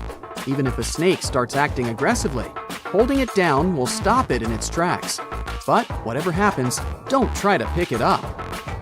Okay, but what if you get bitten? The chances are pretty high on this island, of course. First of all, don't try to get the venom out on your own. Make sure you call emergency services immediately. And once help is on the way, apply a wide bandage. A piece of clothing will do if you don't have anything else. Don't try to chase the snake trying to identify the species. Emergency services know how to figure out what venom it is. Now, just keep calm and wait for help. You might be wondering who you can call on this abandoned island. Well, since it's strictly prohibited to visit this place, there are signs advising to stay away all over the island, along with a number you can call if you run into trouble. Let's say you've successfully avoided getting bitten. The next thing to consider is what you can eat there. Snake Island was previously known as Ilha de Queimada Grande, where queimada is Portuguese for forest being lit up, or forest fire. The reason for that was the fact that the entire island was deliberately set on fire to make room for a banana plantation. Unfortunately, the banana business didn't turn out to be a success, probably because farmers got sick and tired of snakes. But some banana trees still thrive today, and they can provide you with some much-needed nutrients. You'll also want some protein in your diet throughout your stay. Luckily, along with the snakes trapped on the island, there are also cockroaches. These giant prehistoric-looking roaches come out at night to feed on plants. Get that barbecue started and enjoy the rare delicacy this island provides. A great way to survive on the island is to avoid it altogether. If by chance you happen to be sailing past, keep in mind that this place was once connected to the mainland. Rocks beneath the waves are very likely to damage the bottom of your boat if you get too close. Make sure you keep an appropriate distance when traveling past. Sure, this island is intriguing, but please remember that no matter how close you get to it, you won't be able to see snakes from the boat. You can only see these creatures if you get close enough, which you really shouldn't do. And it's not only reptiles that make this location dangerous. Pirates visit the island quite often. Not the sea shanty singing peg-legged arr pirates, but bio-pirates who come there to capture the very thing that makes it so dangerous. They come there for snakes, to catch them and sell them illegally. Since the island got cut off around 11,000 years ago, the golden lancehead has evolved within its own unique habitat. So, although there are many reptiles on this island, they're still an endangered species. Due to their limited numbers, their value is very high, reaching up to $30,000 on illegal markets, which gives biopirates the motivation to catch them. I can think of better ways to make a living. Anyway, let's say you've got all the resources necessary to survive in one of the most dangerous places on Earth. Do you think you would manage this feat? Perhaps you think it's impossible. You'd be surprised at how possible it can be, if you know what you're doing. It turns out many have visited this scary place before. Research teams often come there. They study the golden lancehead snake, its environment, and its food sources for conservation purposes. But scientists always make sure there's a doctor on the team. There's also a lighthouse on Snake Island. It had been operated by people until the 1920s. Then it became automated. One guess why. Brazilian authorities visit the lighthouse once a year to make sure it's still functional. Locals on the mainland know the reputation of the island, so the stories of people going missing are minimal. But one group of fishers once got too close to the island. As they were sailing along their normal route, they accidentally neared the shore. Their boat hit a rock under the waves and began filling with water. As the boat was quickly sinking, the men had only two options: to try to survive in the rough sea or swim to the shores of Snake Island. It was a hard choice to make. After all, they had heard the stories, and it wasn't just about snakes. Rumor had it that the island was cursed. Regardless of the stories, the fishers chose to take their chances with Snake Island. After making it to the shore, they tried to be careful. Their knowledge of the island could help them survive. Most importantly, they knew to avoid the rainforest at all costs. As the men got hungry, they carefully walked along the edge of the forest, warily collecting bananas. They were mostly sitting, waiting, and conserving their energy. They could only drink water when it rained. It was just enough to sustain them. They slept on the beach, unprotected from the elements and weather. And all the time, they were so close to the comfort of the lighthouse or caves. They were probably overly cautious, but it was either enduring some discomfort or risking their lives for a dry bed. They didn't yield to the temptation. They managed to survive for 3 days without being bitten by a snake. After that, a passing boat finally rescued them. So, now you know, anything is possible. In 2016, two researchers were trekking through the forests of Arunachal Pradesh, India, when they literally stumbled upon this camouflaged beauty hidden in the leaves. A local man pointed out the snake, and they quickly realized it wasn't just any average viper. With its unusual pointed snout, similar to a hump-nosed viper, and a stunning orange belly, this snake had them scratching their heads. Back at camp, they took a closer look and knew they'd found something special.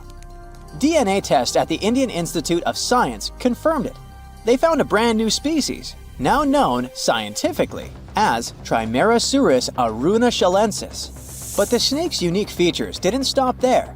The snake's paired reproductive organ was unlike any other viper, and its scale pattern was completely unique. While its closest relative has around 20 rows of scales around the middle of its body, this mysterious snake had only 17. The next species is a record breaker, and it's known as the largest gecko ever discovered, measuring around 2 feet long and being as thick as a man's wrist. The only known specimen of Delcourt's giant gecko is currently in France, but its exact origins are still a little bit of a puzzle. At first, people thought it might be from New Zealand because some local legends spoke of a giant, mysterious lizard that lived in forests. Even though it was a pretty fascinating theory, some recent DNA studies suggest that this nocturnal species is probably from New Caledonia. But as of now, no one can confirm it 100%.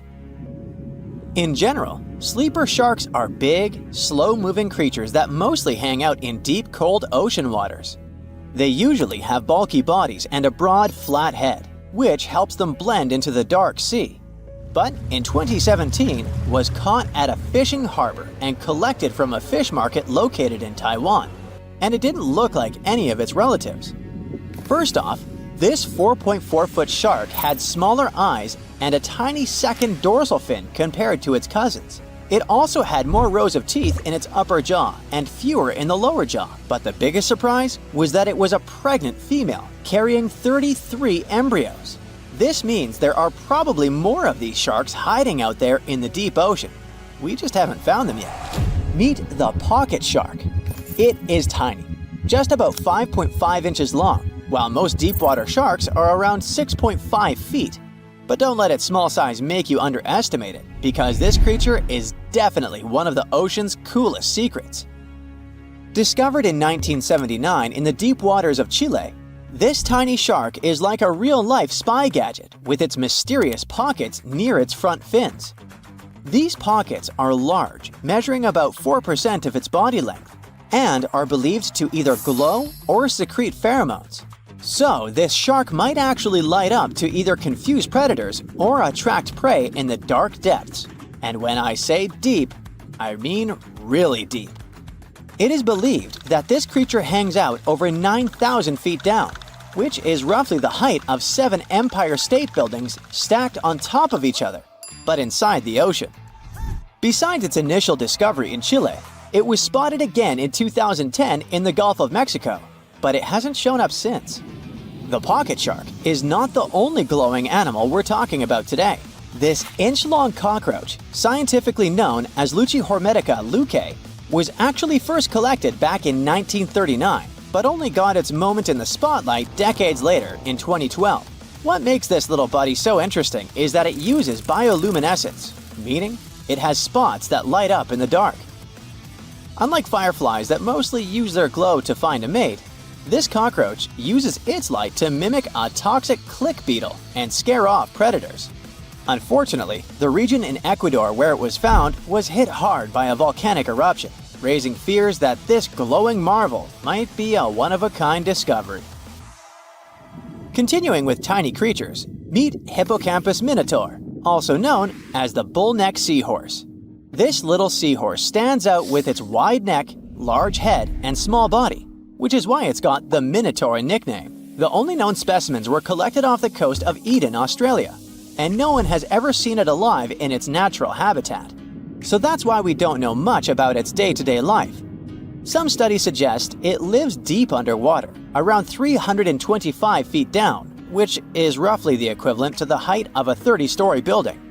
It's believed this mysterious seahorse likes to wrap its prehensile tail around corals and might even hide in sand beds.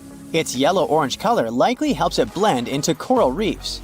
So spotting this intriguing creature in the ocean is pretty much like trying to find a needle in a haystack. Next on our list is the Nariño cat. In 1989, a single specimen of this mysterious spotted feline was discovered in Galeras volcano in southern Colombia. This little guy had a short tail with 7 black rings and a black tip, and its fur was absolutely unique, being more reddish than that of its relatives.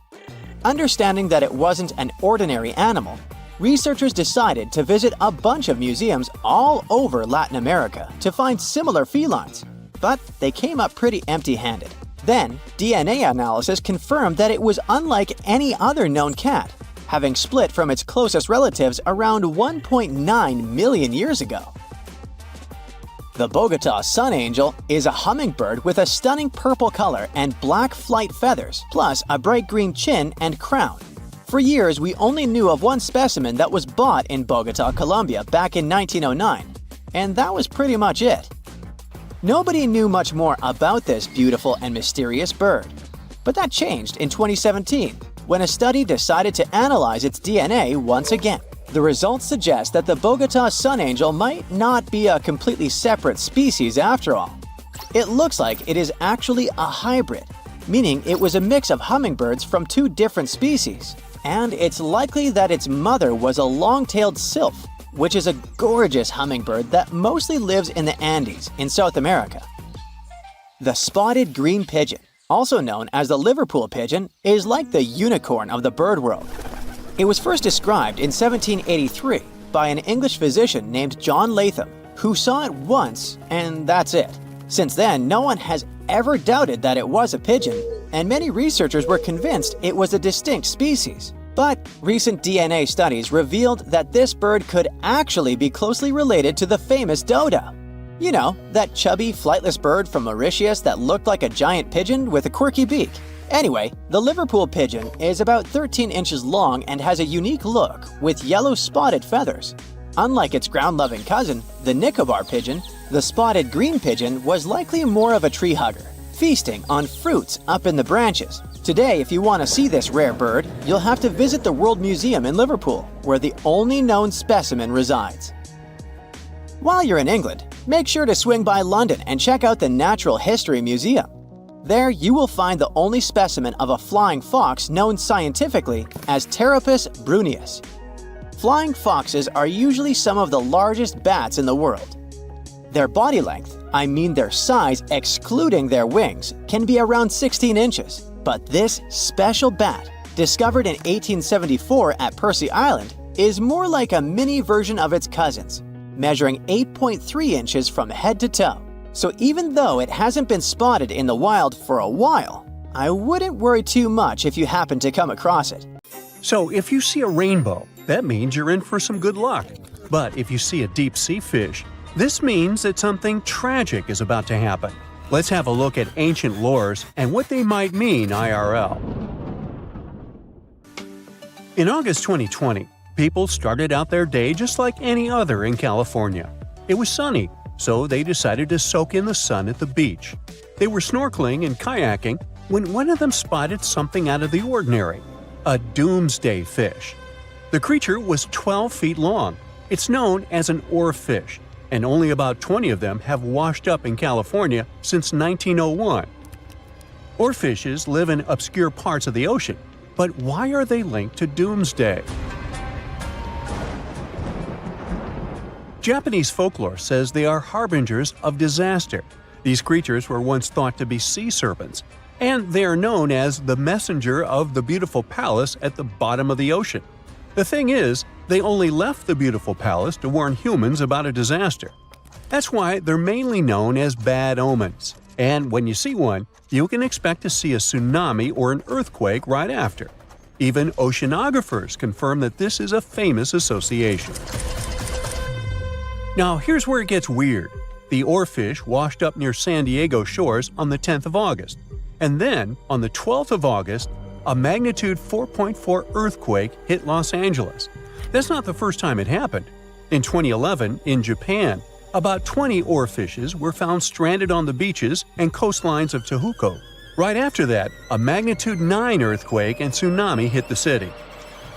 Something similar happened in the Philippines. On February 8, 2017, an oarfish was seen. 2 days later, a magnitude 6.7 earthquake struck the city and its nearby provinces. Sure, there is no way to prove both events are connected. The Seismological Society of America is adamant in saying that this is pure superstition. A recent study analyzed the coincidences and concluded that this association is statistically untrue. Can we say this happened literally out of the blue? Humans have historically noticed animals acting strange right before natural disasters. Earthquakes, floods, even tsunamis. It's like animals can sense something we can't. In fact, there's a lot of science to back it up.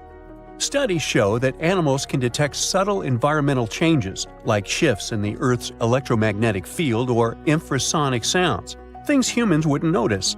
This happens because most animals have a wider hearing range than humans and have extra sensitive senses that help them detect gases emitted from the Earth.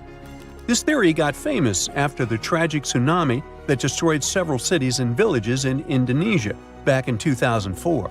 Most man-made warning systems shut down and didn't serve their role of warning humans about the disaster.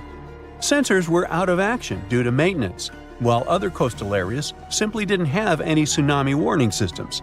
Terrible timing, I know. Still, minutes and hours before the 30-foot wave hit the city, some animals sensed the danger and fled. Eyewitnesses say that elephants ran for higher ground, while flamingos abandoned their low nesting areas and dogs refused to go outdoors. A local reported that he saw a herd of buffalo turning their ears toward the sea and then stampeded to the top of a hill. A lot of the people that survived the tsunami used animals as their warning systems.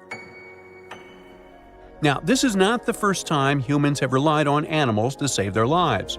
The first official account of when it happened dates back to 373 BCE. I wasn't around then, but the Greek historian Euclides reports how the local population saw rats, weasels, and snakes running from the town before a massive earthquake hit. So what exactly is it that animals can sense that humans can't? To find that out, scientists put biologging tags on cows, sheep, and dogs living in Italy. For about half a year, they tracked the animals. During this time, official statistics recorded over 18,000 quakes in the region. The most shocking information was that animals began to change their behaviors up to 20 hours before an earthquake. Before an earthquake, something called positive holes happen. It's an electric charge that flows from the crust up to the surface of the Earth. They can change the air molecules above where they appear, and animals can pick up on them. There's also evidence that animals might sense changes in groundwater. Before earthquakes, the stress in fault lines can release radon gas, which could alter the chemistry of groundwater. Animals that rely on it might detect these changes and react. Birds are also super sensitive to shifts in the Earth's magnetic field, which can change just before a quake. Another research happened near Mount Etna. Located in Sicily, Italy, it's one of the most active volcanoes on the planet. In 2002, a massive eruption wiped out a ski lift, 2 hotels, and a series of shops located near Etna. So, over the past years, a group of researchers decided to track goats living next to Etna. Their big aha moment came in 2012, when the goats started to act erratically 6 hours before Etna started to spew lava. These researchers were able to retrospectively predict around 7 disasters over the course of 2 years, all thanks to these goats. Back in 2014, a group of scientists studying golden-winged warblers in Tennessee noticed something odd. The birds had taken a detour from their customary breeding grounds. These little birds flew 435 miles from the Cumberland Mountains, where they had just arrived after flying over 3,000 miles from South America. Right after the birds left, a series of more than 80 tornadoes struck the area, causing over $1 billion in damage. What these birds did is something scientists call an evacuation migration. They sensed the tornadoes coming from over 250 miles away. Infrasound is a big disaster giveaway. Storms and tornadoes make very strong infrasounds that can travel thousands of miles from the storm. Now, infrasounds are low-range frequencies, anything ranging below 20 Hz. With our normal set of human ears, we would never hear this. We have an average hearing that ranges from 20 Hz to 20,000 Hz. That means you can hear something like a very, very low bass note or as loud as the buzzing of a mosquito right next to your ear. An elephant's hearing range can reach below 20 Hz. This would make elephants expert at detecting disasters. Scientists also think that detecting infrasound is what helps birds dodge storms when they must cross the ocean. You see, the Pacific Ocean is known to not be at all passive. Although courageous humans venture to cross it, they're usually met with severe storms and conditions that their satellite instruments sometimes can't detect. Meanwhile, there's an ongoing project from France's National Museum of Natural History that is tracking more than 100 birds on their annual crossing over the Pacific. With the help of the International Space Station, they're trying to understand how these little creatures respond to natural hazards en route. But not everyone's convinced.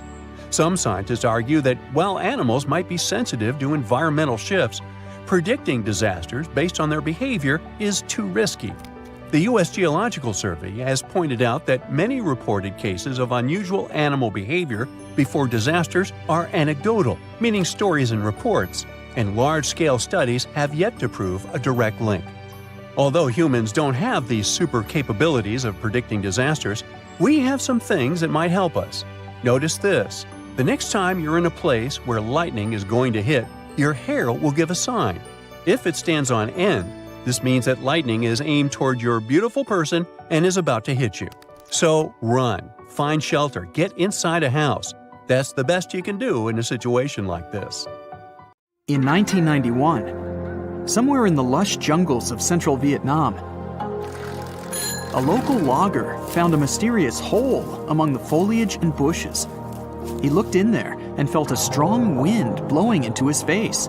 Then he heard a strange sound from the cave depths and realized that it was the sound of a river. The logger didn't check the cave, but decided to go back there with a flashlight and a rope. When he returned, he couldn't find the cave anywhere. He spent a few years searching for it. Finally, in the 2000s, the logger managed to locate it again.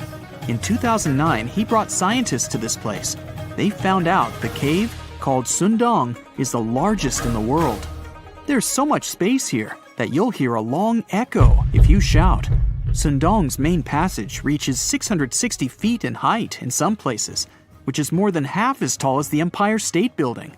The area of the cave is so huge that an entire New York City block with 40-story skyscrapers would fit in there. There's a deep underground labyrinth under the jungles of Vietnam, hiding 3 of the largest caves in the world, and Sundong is number 1 on this list. The vast space inside is filled with various plants, unique microclimates, and different landscapes. There's a real jungle growing underground. It became possible thanks to the collapsed ceiling in some places. It lets sunlight penetrate there from above.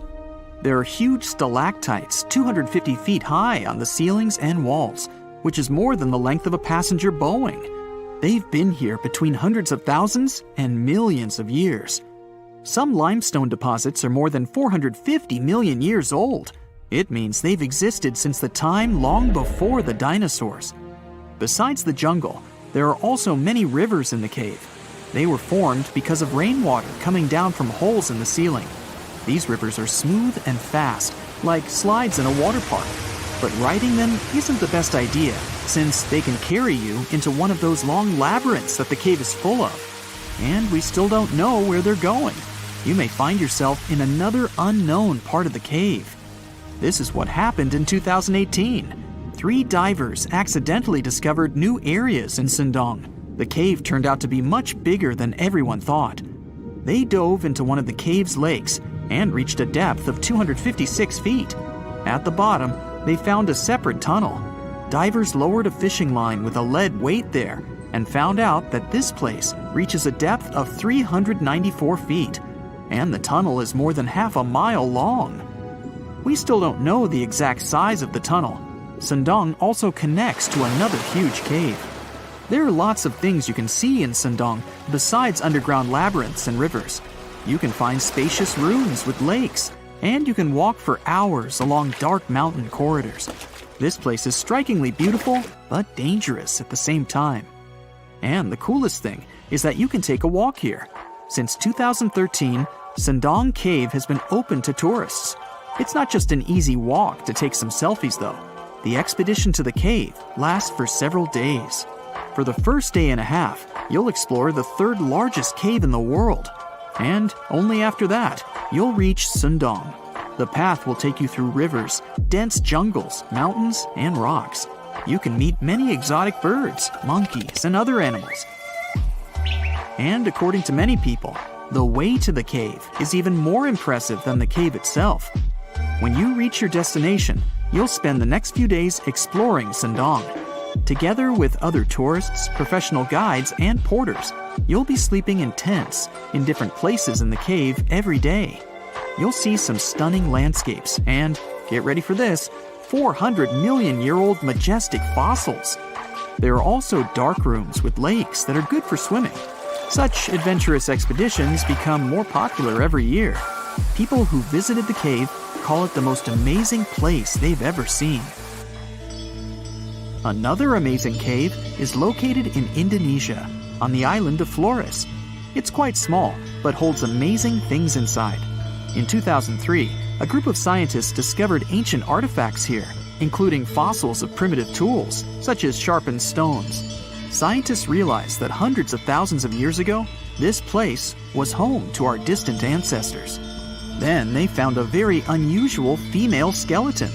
That woman was only 3.5 feet tall. This is the height of the waistline of an average adult person.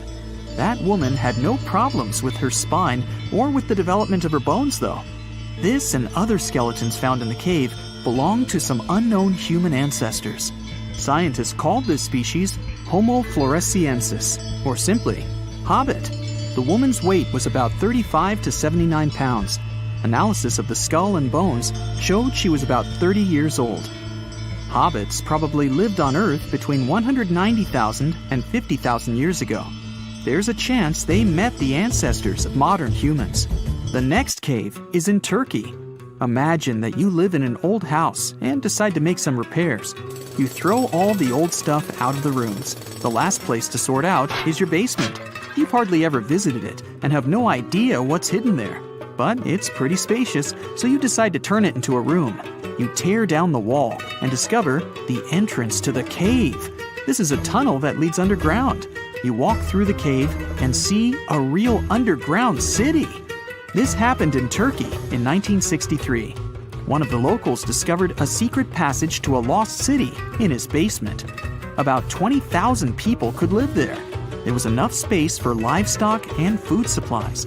It's not just a maze of tunnels. There's a chapel, a school, stables, kitchens, walls, and other signs of civilization. The city was built in the Byzantine era, in the years 780 through 1180. It's not the only one down there and is connected to many underground tunnels and towns that stretch for several miles. Let's finish our journey in the strangest and most frightening cave. We're going to the southeast of Romania, near the Black Sea. Here, on a desolate wide plain, you can find a hole. This is a tunnel leading deep underground. The air inside the cave has high levels of hydrogen sulfide and carbon dioxide. Under normal conditions, the air we breathe contains around 20% oxygen, but it's only 10% here. You won't be able to breathe freely without an oxygen tank. The water and air here are poisoned. Almost no animals are able to live in such conditions, at least the ones we know about. And this cave is filled with 48 species of living organisms, 33 of which are new unknown species. Creeping things that live here can scare you, especially if you're afraid of bugs. Strange white snails and white spiders are crawling along the walls. An unknown species of leeches and transparent shrimp are swimming in the water. White millipedes with huge mustaches are creeping on the ground. Here you can also meet an unknown kind of scorpion with a transparent white body that doesn't look like any other kind of scorpion.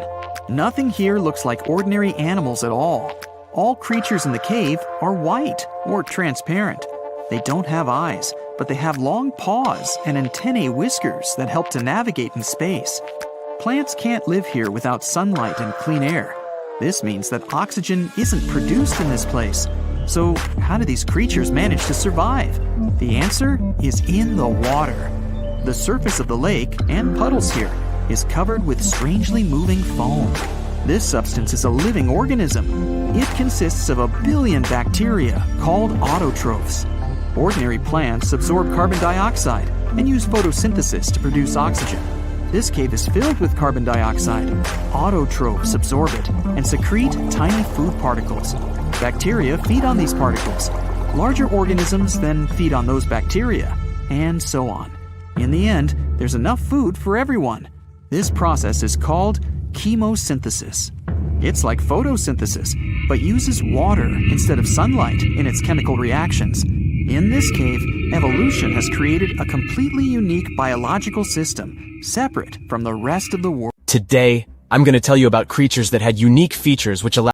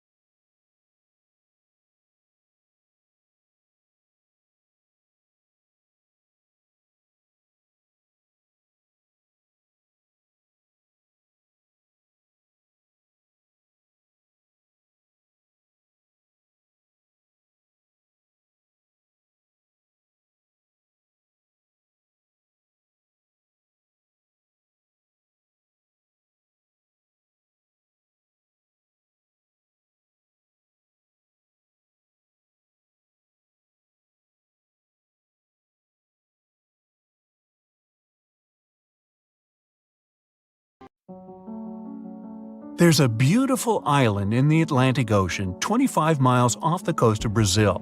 It's easy to reach, has an endless beach line, steep rocks to climb, and vibrant tropical greenery.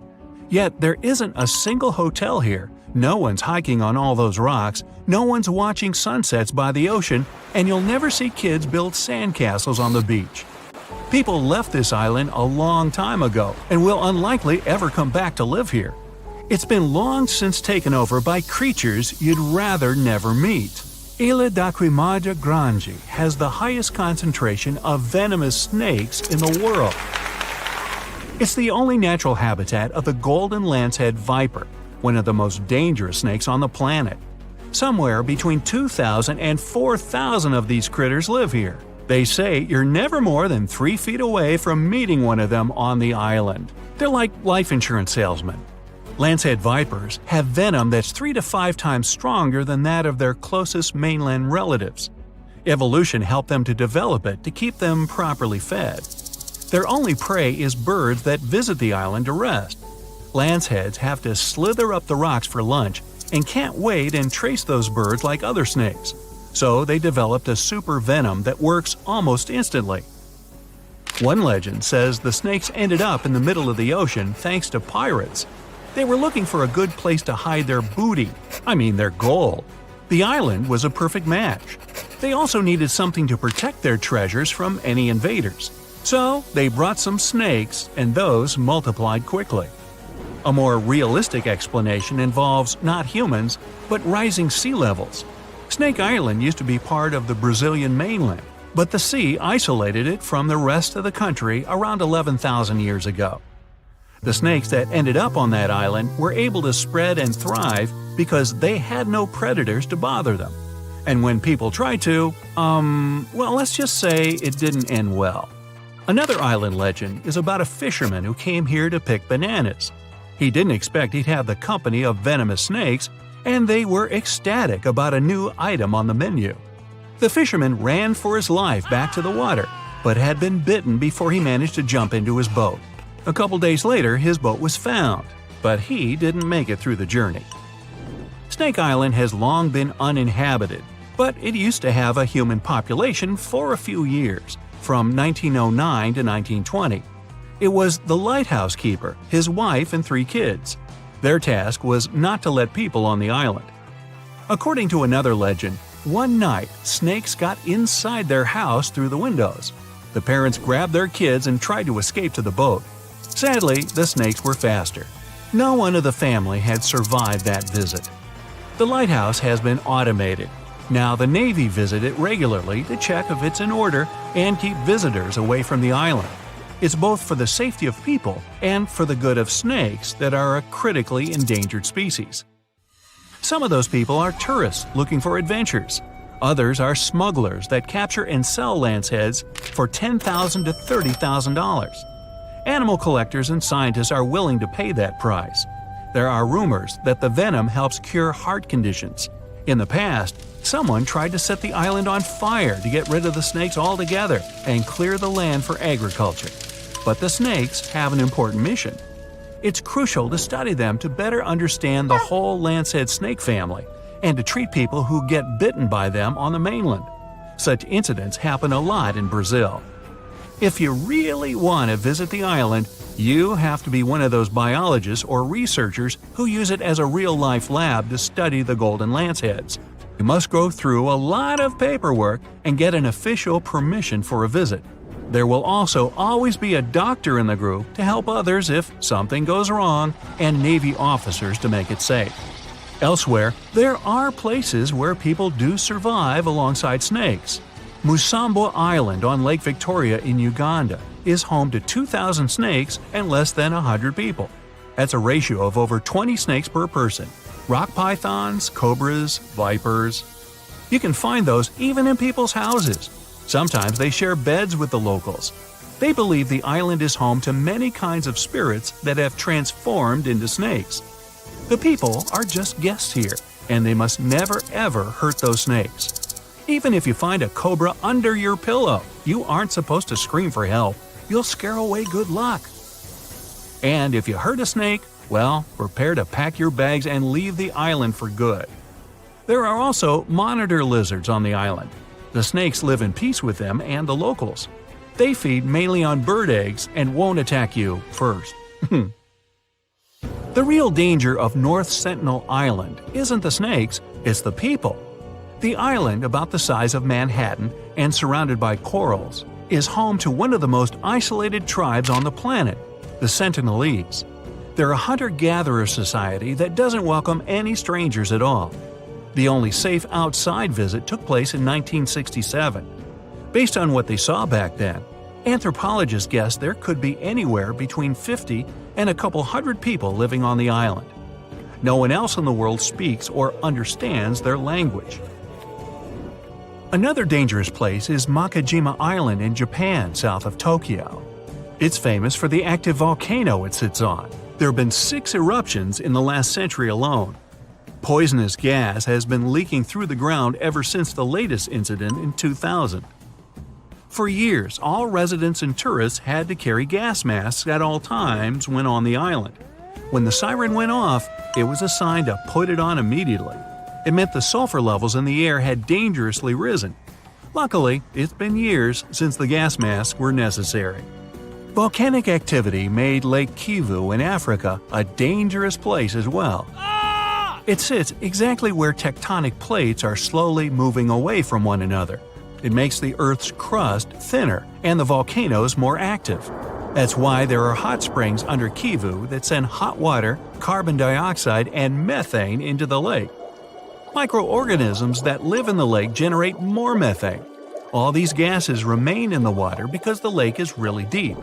This mix is denser than regular lake water, so the lake has unusual layers.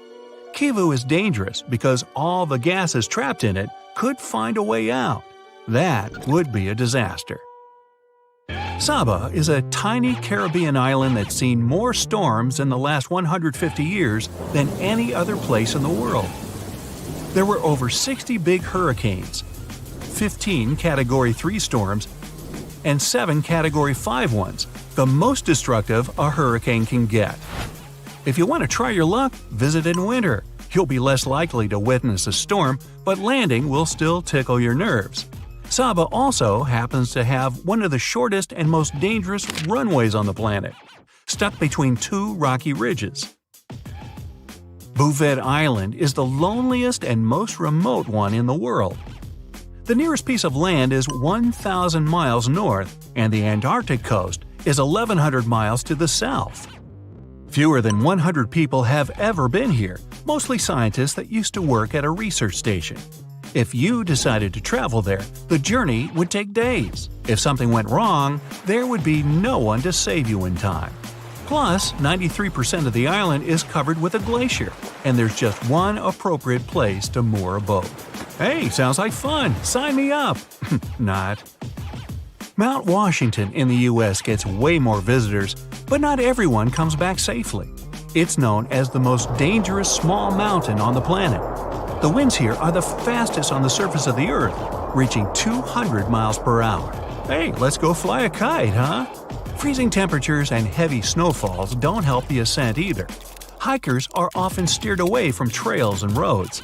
Even if you do make it to the top, you'll experience overloads like on the peak of Mount Everest. How heavy is the largest living snake? How can a snake eat a whale? Get ready, I'm about to answer these questions.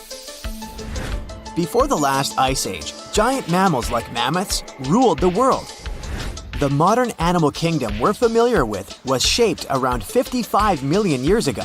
I mean, there were still 1,000-pound bear dogs living from Asia to America. But modern whales, for instance, began to appear later. I'm saying modern whales because, surprise, surprise, whales weren't always fully aquatic. The ancestors of the ocean's biggest animals once walked on dry land. They had 4 legs and lived on the coast. Now, I want to introduce you to a snake that used to eat these whales, the Paleophis, a genus of a marine snake. Scientists say it's hard to understand how big the Paleophis was due to its fragmentary fossil record. They assumed that it could have reached up to 40 feet long. Its fossils were found in different parts of the world, from England to Morocco and Virginia, USA. The Phalaeophis is extinct now, and sea snakes today are only about a quarter of the size this majestic creature used to be. So no need to worry about this underwater monster. But there once was an even bigger snake, the Titanoboa. It was around 50 feet long and most likely weighed over a ton. It used to live in what is now known as northeastern Colombia around 60 to 58 million years ago. Scientists say that it mostly fed on fish. Another giant animal that lived in the past was the black Gigantopithecus. These primates aren't related to gorillas. They lived in the area of modern China. Some people believe that they're still alive, but so far, no one has laid eyes on them. Some people even go further and say that the stories of Bigfoot or Yeti are based on these animals. This rodent became extinct about 2 million years ago. Its main habitat was South America, more specifically, Uruguay. What's astonishing about this species is that it was the largest rodent ever known. It was bigger than a bull. Scientists believe that it weighed up to 1,000 pounds. A distant relative of this rodent is still alive today. It's called the pacarana. It's a rare animal that lives in South America. It weighs up to 33 pounds and measures up to 31 inches, not including its cute and fluffy tail. The Arthropleura was an insect that lived in prehistoric times. Imagine a giant millipede measuring up to 8 feet in length. Here you go.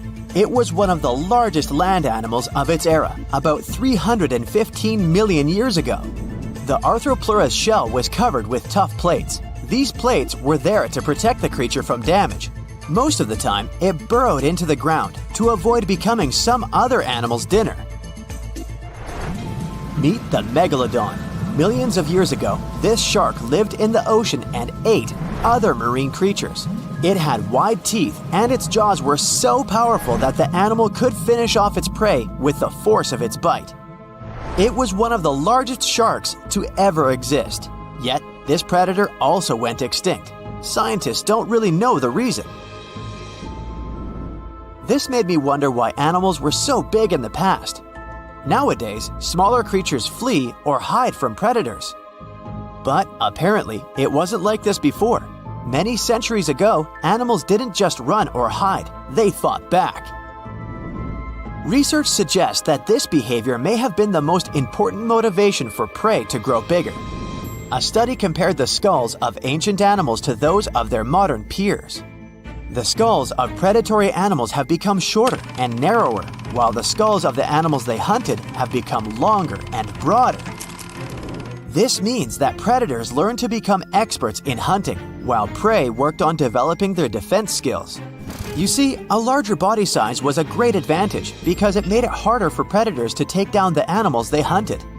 The bottom line, self-defense made prehistoric animals larger. The second reason why ancient animals were larger is related to their bones. They had hollow bones, which are lighter than solid bones. This type of bone allowed large animals to move quickly. Let's take sauropods. They were a dinosaur subgroup. Sauropods had giraffe-like long necks and snake-like long tails. Compared to their body size, their head was really tiny. But since their bones were quite light, they could move around without having to carry additional weight. The eating habits of these animals were also related to their body size. When experts examined the fossils of one extinct mammal species, they found out that these animals had a diet that was high in nutrients and low in fiber. And this mammal was the largest land animal of its period. In other words, following this diet, mammals could grow to be very large. There was plenty of food out there, so they didn't have to worry about finding it.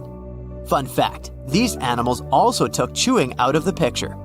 They could swallow their food in large pieces instead of taking small bites. Environmental conditions also played an important role in the evolution of larger animals in prehistoric times. Those animals tended to live in warm, moist climates that provided them with a lot of food. They didn't have to compete for food sources. Researchers believe that because of these conditions, natural selection worked in a certain way. I mean, body size was more important than such traits as agility and speed. Oh, and did you know that large animals tend to produce more carbon dioxide? And ultimately, a bigger volume of carbon dioxide increases the amount of vegetation in the animal's habitat. As for the abundance of oxygen in the atmosphere at that time, it could be another vital element for some animals' growth. A good but scary example of an animal that benefited from the high levels of oxygen can be the cockroach of the Paleozoic era. At that time, cockroaches were the size of modern house cats. Now this one would give me the chills if I ever faced it. Ugh. What about today? Well, there are over 3,000 species of snakes on Earth. The smallest snake in the world is the Barbados thread snake. It's only around 4 inches long when fully grown, and the largest one? It's the reticulated python. This snake reaches around 20 feet in length. The longest python was discovered in 1912. It measured 32 feet long. As for the largest and heaviest reticulated python, it was named Medusa. Medusa was approximately 25 feet long and weighed 350 pounds. These reptiles lived in Southeast Asia in rainforests, woodlands, and grasslands. Don't be confused though, the reticulated python isn't the heaviest snake in the world. This title belongs to the green anaconda. It weighs approximately 500 pounds. Green anacondas are found in South America and Trinidad in damp, humid areas. I have a bonus for you. Here is a flying snake. You can find these snakes in Southeast Asia. They don't fly like birds, of course, but they do use the power of flight. They can go as high as 300 feet. They leap from tree branches into the air. Once they take off, it's all about aerodynamics. Their main technique is flaring their ribs and pulling in their abdomens. While airborne, they undulate from one side to another and slightly up and down. This motion helps snakes to turn and glide. Why bother with all this if they can just crawl in an old-school way? Scientists aren't sure, but they believe it might be related to escaping from predators. This way, they move from one tree to another without having to get down to the ground. Every now and then, people discover fossils of animals that lived millions of years ago. These ancient discoveries continue to capture our imagination. Which of these animals would you like to see alive? Currently, there are approximately 20 billion animals inhabiting our world. If everything were ideal, we would have 5 billion more animals on Earth.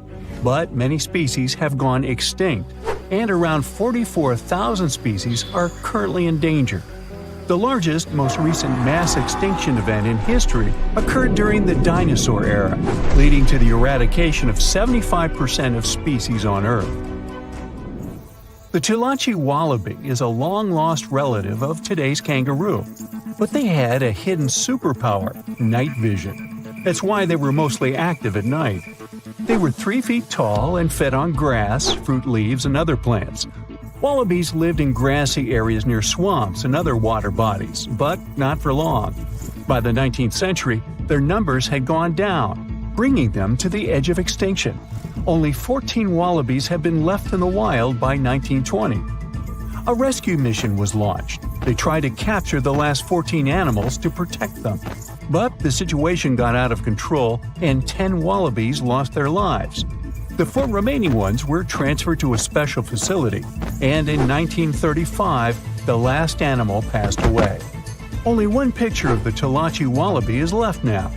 There were reports of the animal's sightings after that, but no proof was shown, and the creature was officially declared extinct in the 70s. Short-faced bears were a unique species that lived in North America, particularly Alaska. It was a massive bear, weighing around 1,500 pounds. When standing on its hind legs, it was around 12 feet tall, a whole foot taller than today's biggest beast in this family, the polar bear. This animal was different from today's bears because almost all of them are omnivores, except for polar bears. But this monster was solely carnivorous. which was the reason for their extinction. During the end of the Ice Age, many herbivores were gone, and those bears did not have enough food to survive. They were the Usain Bolt of the bear world, the fastest Bruins to have ever lived, reaching a top speed of 40 miles per hour, which is 5 miles faster than grizzlies. There are around 400 million pigeons in the world now. Some time ago, in America, a species of birds called passenger pigeons were abundant throughout the country, especially in the eastern forests. There were more than 1 billion of them, but they went from 1 billion to 0 in a few years. They had small heads and necks, but long tails and wings and strong breast muscles that allowed them to fly super long distances. The last passenger pigeon passed away in captivity in 1914. It was named Martha. With that, the ecosystem in the U.S. has never seen this bird again. Now, elks are enormous animals, but they look tiny when you compare them to long-gone Irish elks. That elk was around 7 feet tall at the shoulder with a humongous antler of 12 feet. Today, elk are only 4.5 feet tall at the shoulder and have around 4-foot-long antlers. Despite its name, this elk was found all over the world, from Asia to Europe. It got its name because, in Ireland near Dublin, researchers found a perfectly preserved specimen. Since then, it's been called the Irish elk. The last one passed away in Ireland. The main reason for their disappearance was their inability to adapt to changes. When the Ice Age ended, the elk could not survive and became extinct. Now, somewhere deep in the forests of Costa Rica lives the interesting-looking golden toad. It was discovered in 1966 in one particular spot where all toads would gather to mate. In 1967, a large population of this golden nugget was noted in that same spot. But the following year, only 10 to 11 toads were seen, and the year after that, in 1968, only one lonely male toad showed up at the spot. For years, there were searches for golden toads.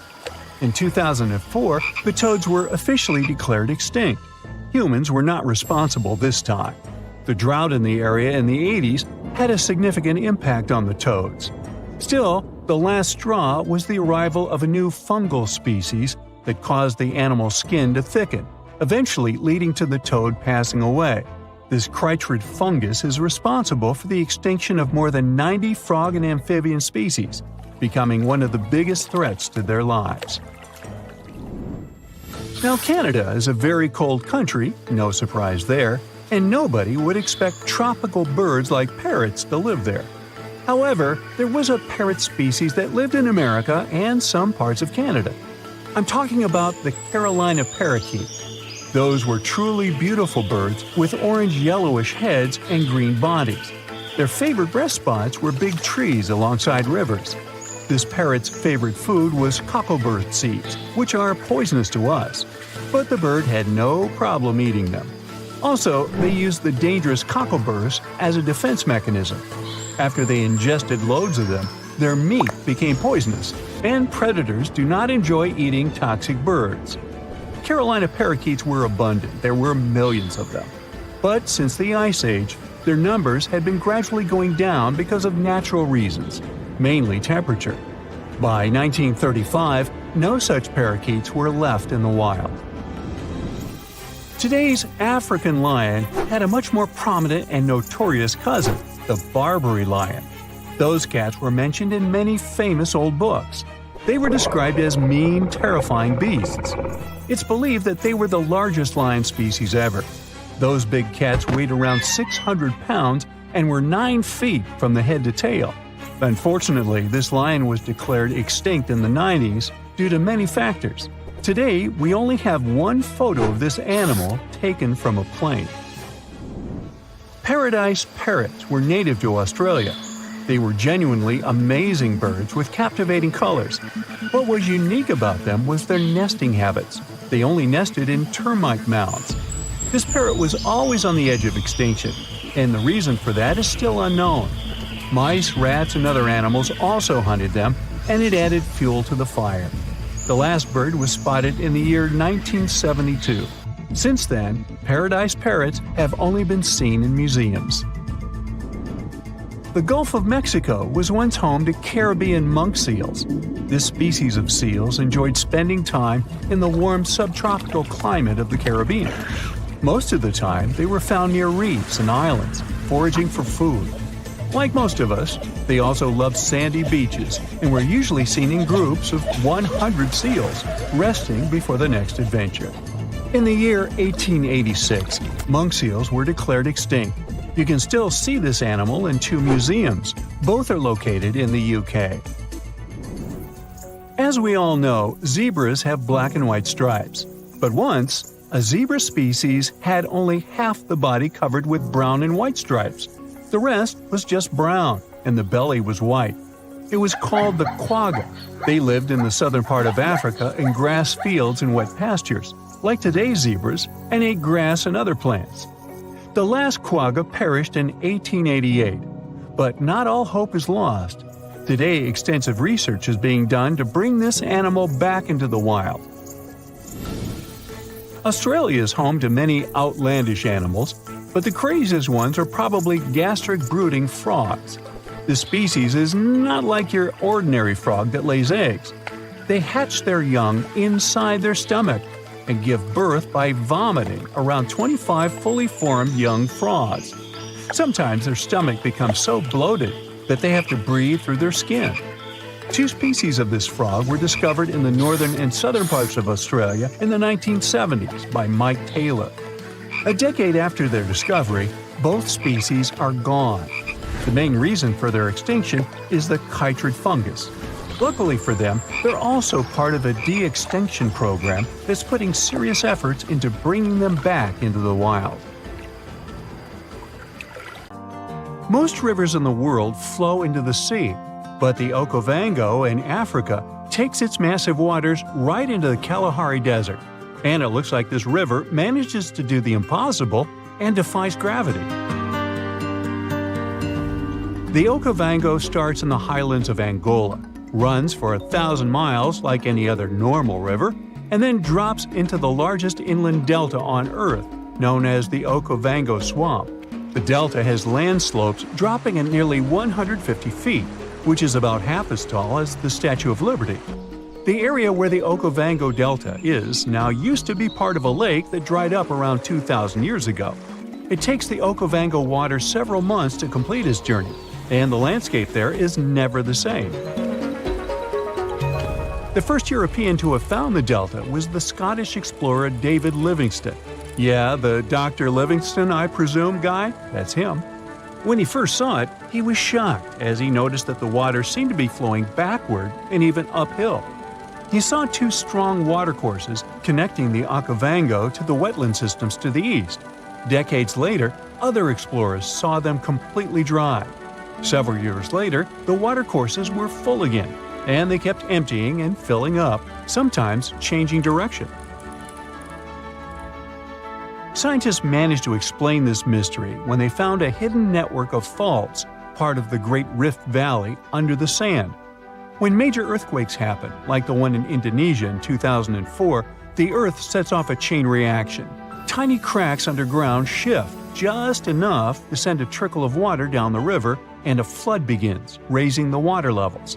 Plus, in May and June, when winter begins in the southern hemisphere, floods bring more fresh water and life to the swamp. Islands get submerged completely during the peak floods and then resurface again at the end of the wet season.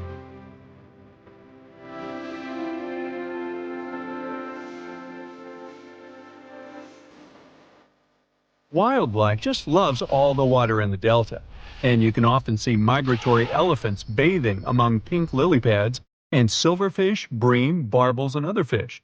There are lions, cheetahs, buffalo, wildebeests, hippopotamuses, hippopotami, zebras, wild dogs, crocodiles, and other species of animals. Storks, ibis, herons, cranes, and geese like to fly by, along with 450 species of birds. Although the Okavango has plenty of water that is priceless in the desert, people hardly settle along its banks. One big problem here is the tsetse fly. But if you're feeling adventurous, you can come here for a water safari. Scientists from Imperial College in London stumbled upon a totally unexpected river under the Antarctic ice sheet. It slurps up water from an area as big as Germany and France combined. Scientists used to think the lakes under the Antarctic ice were just chilling by themselves. But now it turns out they're part of an interconnected river network.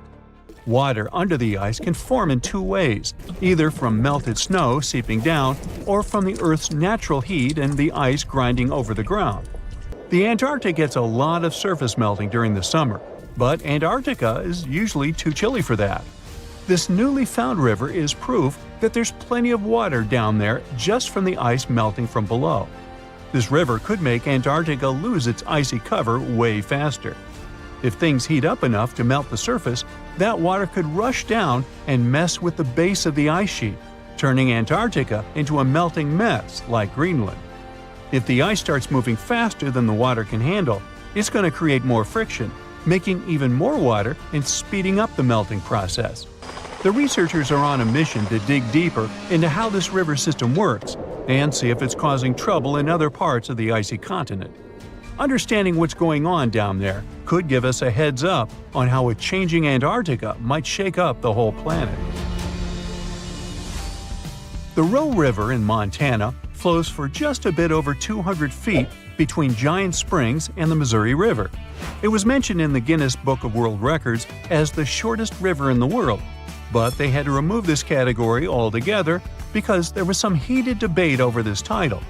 Residents of Oregon claim that their D River was the absolute champion, as it all depends on when you measure them.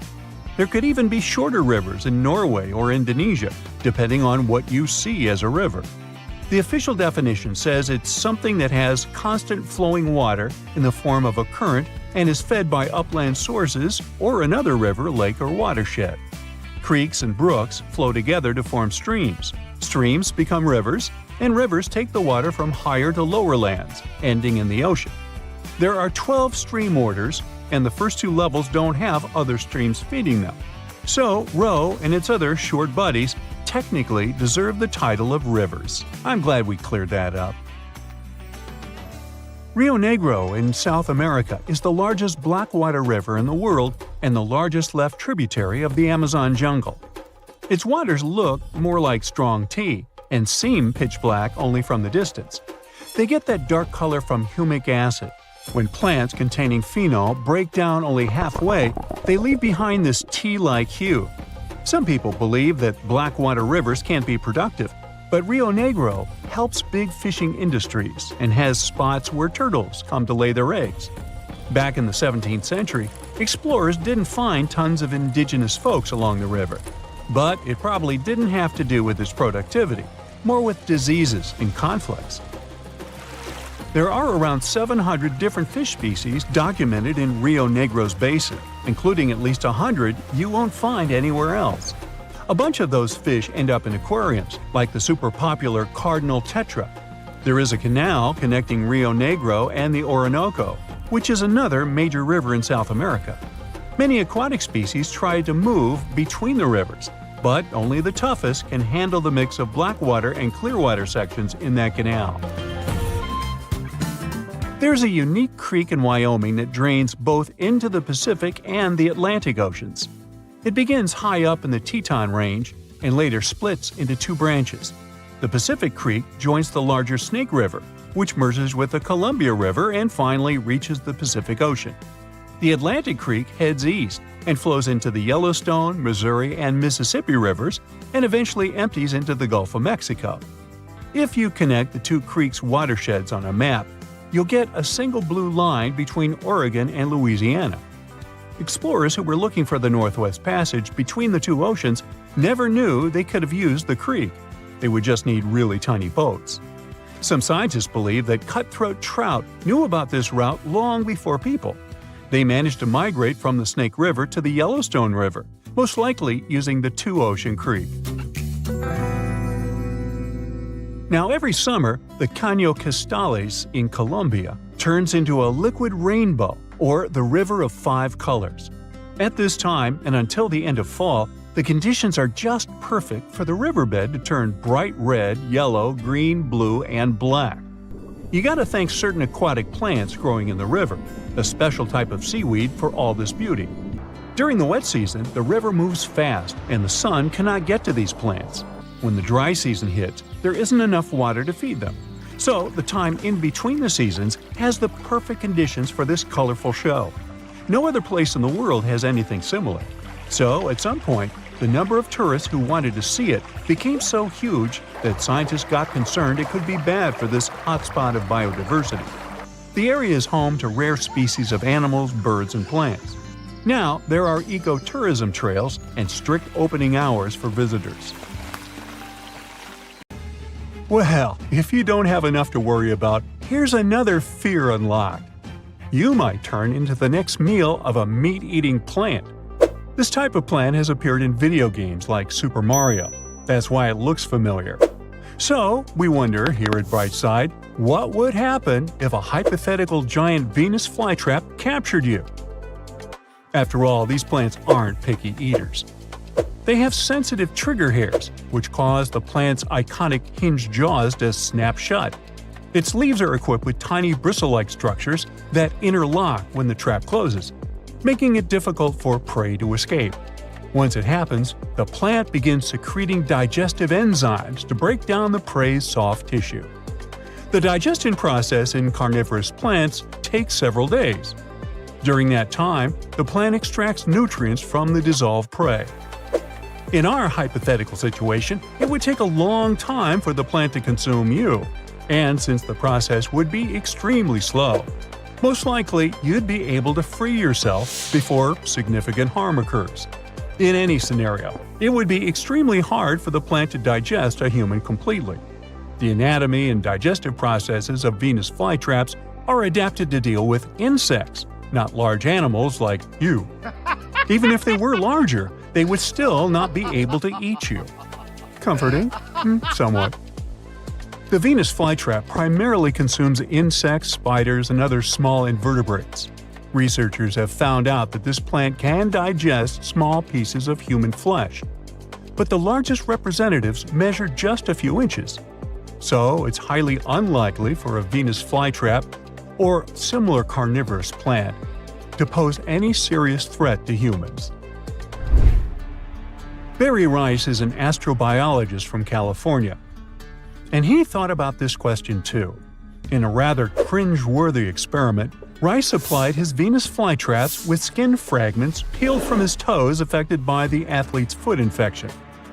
Those skin pieces, divided into 4 equal portions, were carefully inserted into the jaws of 4 Venus flytrap plants. After a week, Rice cautiously pried open the plant's mouth to assess the progress. To his surprise, the skin chunks were nearly completely digested, contrary to his initial expectation of them remaining intact. It means that Venus flytraps can indeed consume human flesh. Yet the prospect of these plants engulfing an entire human is unequivocally dismissed. Rice restricted his experiments to a specific tissue type, and there's no indication that the plant could break down sturdier components like bone or cartilage.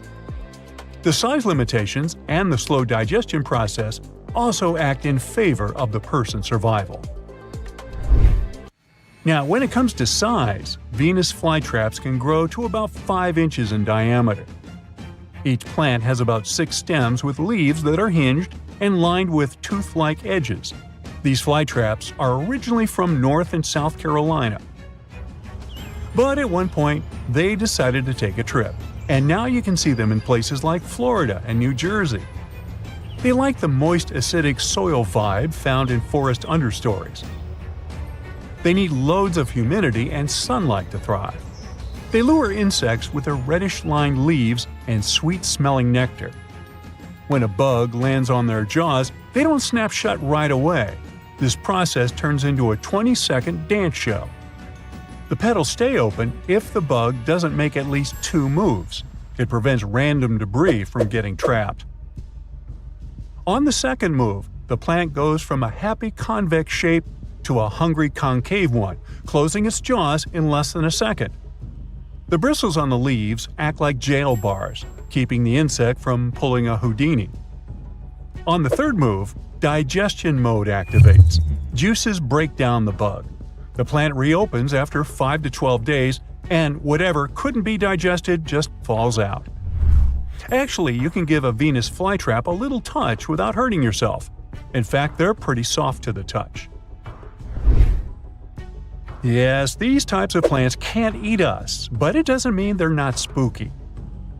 For instance, this gigantic carnivorous plant can even devour rodents. It was discovered in the Philippines. The pitcher plant, rated as the world's second largest, can reach over 16 feet in height. It attracts prey with special nectar around its mouth. Once an animal is lured in, the plant's fluid, which contains enzymes and acids, starts breaking down the drowned victim's carcass. While such plants can eat rats and frogs, cultivating them as mousetraps is impractical due to the sheer number of mice in urban areas. Here's how plants become meat eaters. Around 70 million years ago, during the era of dinosaurs, certain plants underwent a genetic mutation that turned them into carnivores. In a study, researchers explored the evolution of carnivorous plants, focusing on 3 related species: the Venus flytrap, the water wheel plant, and the sundew. First, the plant's entire genetic code doubled, which allowed its genes to become more varied. Some genes changed to make traps out of leaves and use roots for catching prey. As the plants got nutrients from the prey, it didn't need as many genes for regular leaves and roots. Over time, evolution fine-tuned the roots and leaves for trapping. This shows how plants that hadn't been carnivores before changed to become really good at catching and eating animals. It helped them survive in soils that didn't have many nutrients by getting nutrients from the animals they caught. Now, carnivorous plants are rare, but they are a big family.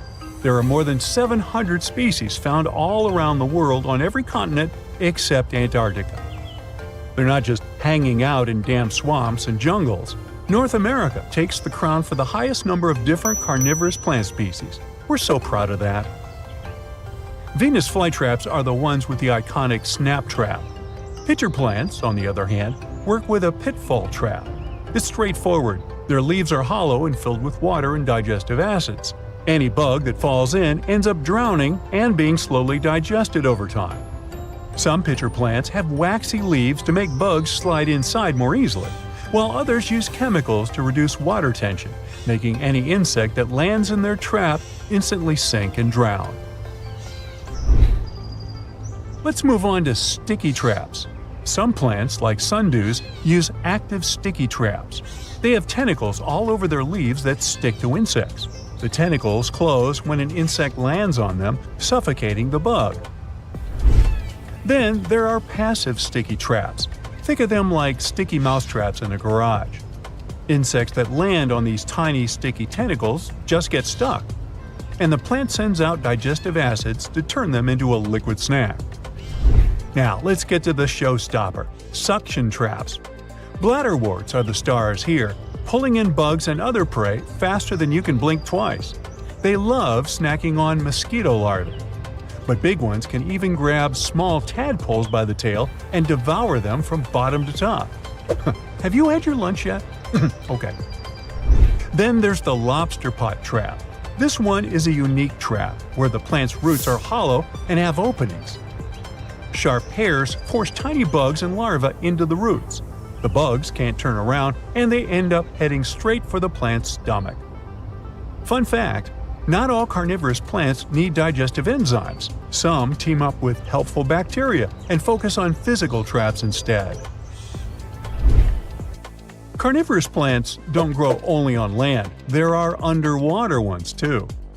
The water wheel plant and bladderworts live beneath the surface. Even deserts have their own carnivorous plant players. If you see carnivorous plants in the wild, resist the urge to take them home. Unfortunately, many of these plants are endangered because people poach them from their natural habitats. Even the famous Venus flytrap is at risk of extinction. There are no carnivorous plants dangerous for us humans, but this one might give you a fright because of its terrifying appearance. On the other hand, it may help you resist the temptation to take these plants home as souvenirs. Sweet dreams! Now, if Earth's history were a movie, we humans would only take up the last second of the end credits. Our planet has been around for about 4.6 billion years, but our human story began about 300,000 years ago, in Africa. Now, our ancestors had some wild adventures in nature. They could have run into creatures so big they'd make today's elephants look like puppies. The woolly mammoth is a pretty famous animal, sure. His cousin, though, the Columbian mammoth, not so much. This giant used to roam places from Canada all the way down to Mexico. Unlike the furrier woolly mammoths, which hung out in colder places, these animals had shorter hair, resembling huge elephants. They also had incredibly large tusks, like 12 feet worth of spiraling, sturdy tusks. And they weren't just for show, they came in handy when facing predators. That includes our ancestors.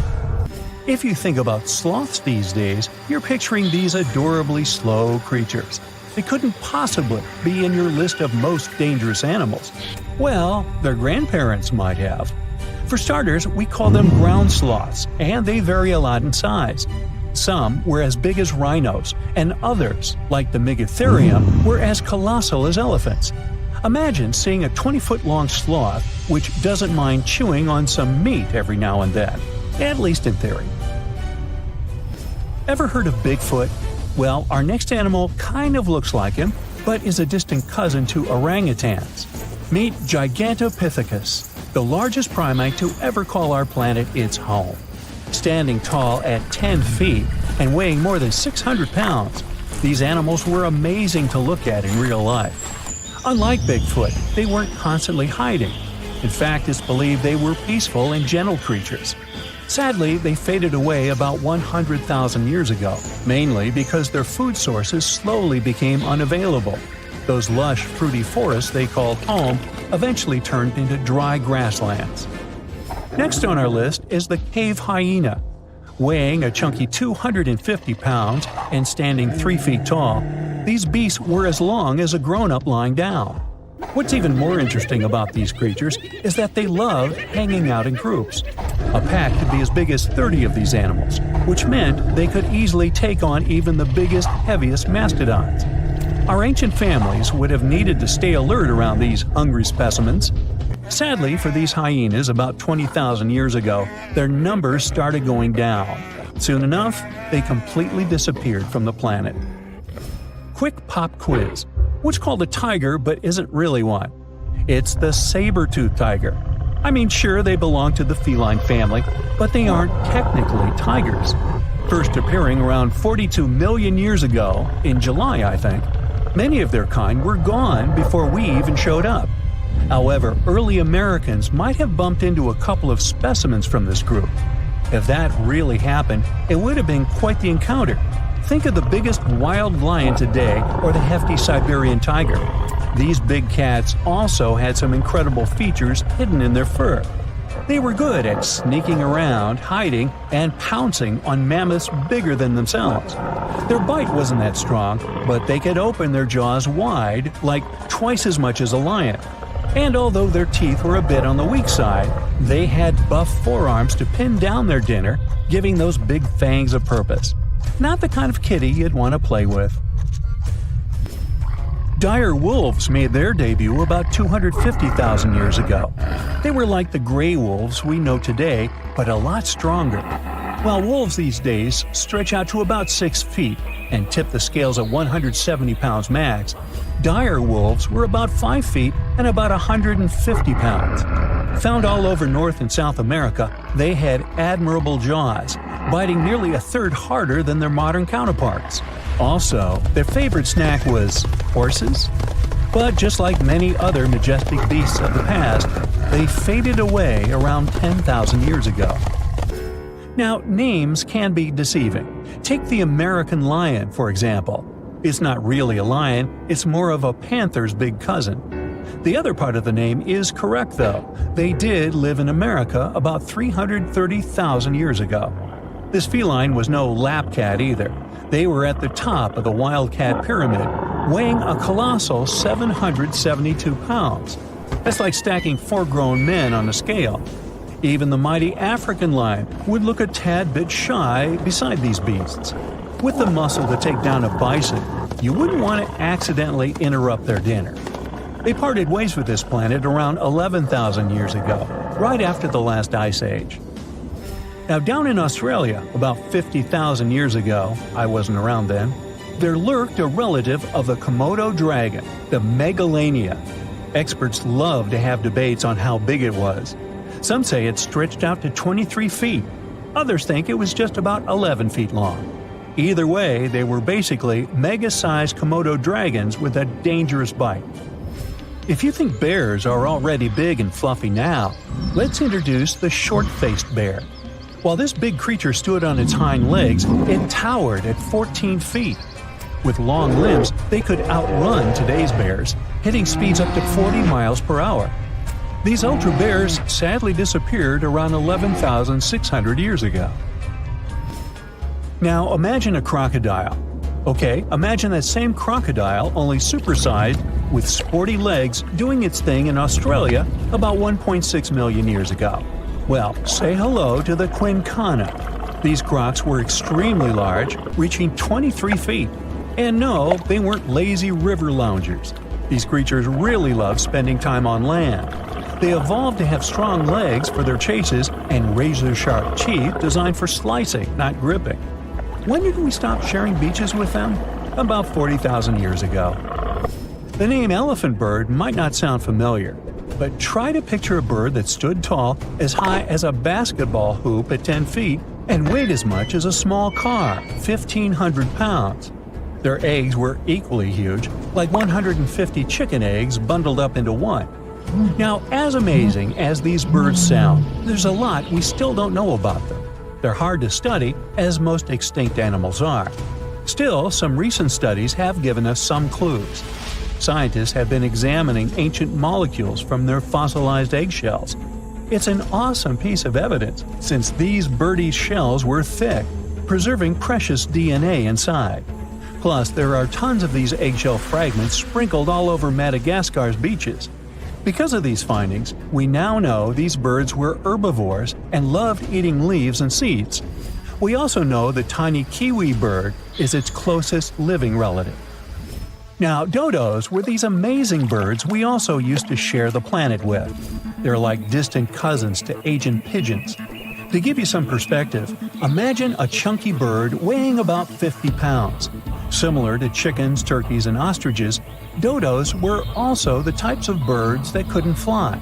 Their wings were small, and they had the muscle strength of, well, a wet noodle.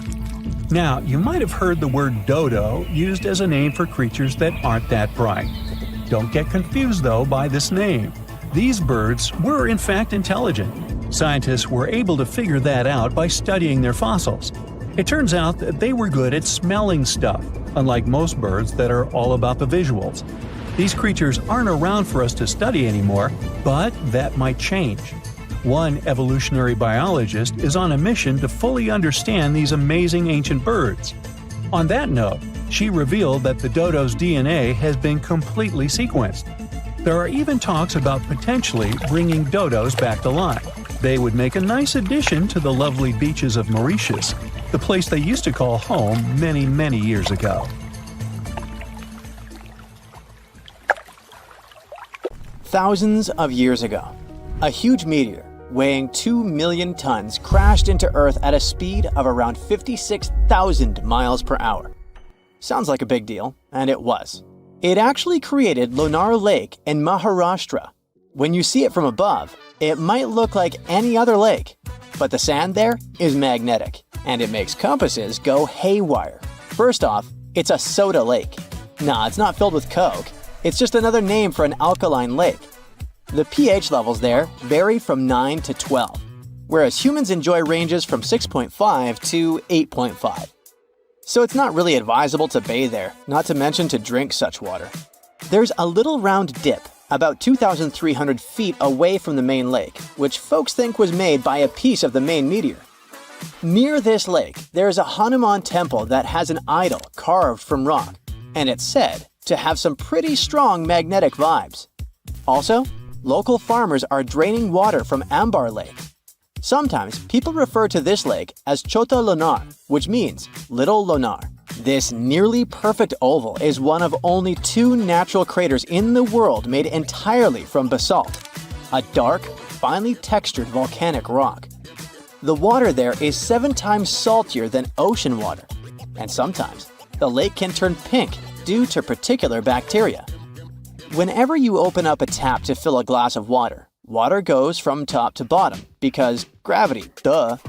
It's hard to imagine it acting the other way around, but turns out there are many waterfalls that can defy gravity and go in the opposite direction. That's called a reverse waterfall, and it happens when super strong winds whip through a waterfall, pushing the water back up. It's especially common for those windy fall and winter months. You usually need winds of at least 46 miles per hour to see this cool trick in action.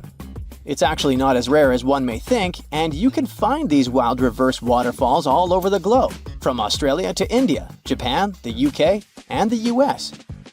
In Australia, in areas like Sydney, the Central Coast, and Royal National Park, winds around 43 miles per hour have been known to turn waterfalls upside down.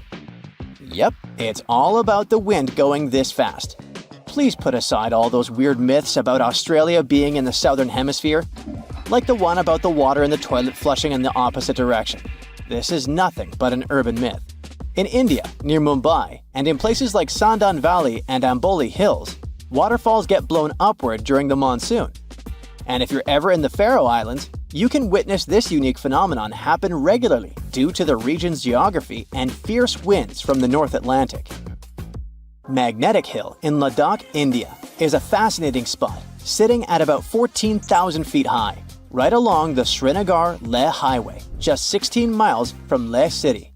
It's known for a quirky gravitational trick where parked cars mysteriously roll uphill when left in neutral, defying logic and catching the attention of visitors from all over.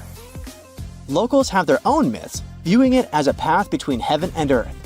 You'll want to stop by between June and September when the weather is just right and the optical illusion effect is at its peak, typically from 8 a.m. to 5 p.m.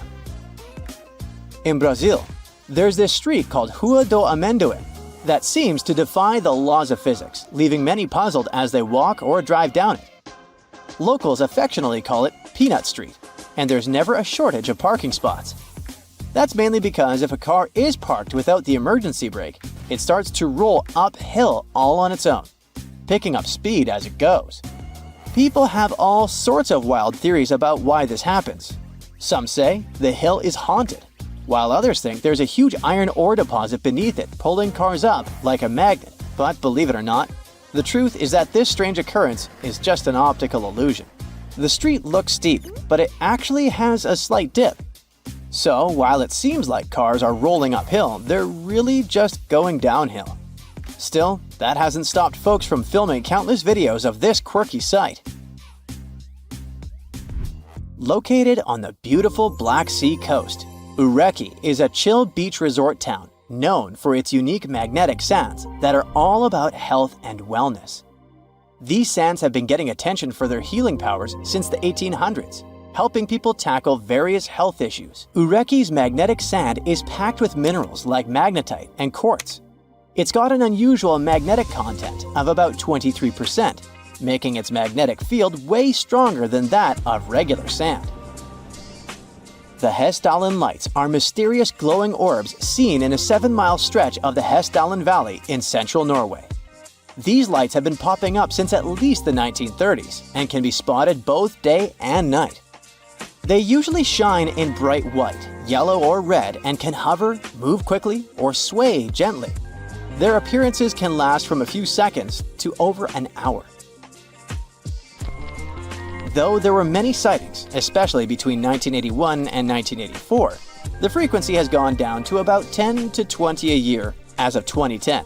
Various groups, like Project Hessdalen, have tried investigating these lights since 1983, using methods ranging from field studies to scientific research. As for what these lights actually are, no one really knows for sure. Some sightings have been explained away as things like car headlights or astronomical objects. One theory suggests they might come from a chemical reaction involving airborne dust from local mines. Another idea is that they could be clusters of particles interacting in a specific way due to the area's geology. Some researchers have even proposed that the lights might be a result of piezoelectricity due to certain rock types in the valley. Other theories include complex interactions between electromagnetic waves and dust, which could explain the light's unique shapes and colors. Saharan dust, which once even made its way to parts of the UK and left a red layer on cars, is full of naturally magnetic materials.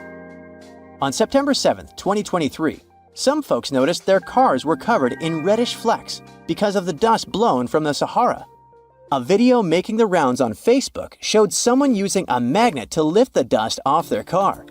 One commenter even got pretty heated, saying, "If you want to know what fell down last night, just grab a magnet and check this out," insisting it was metal, not sand.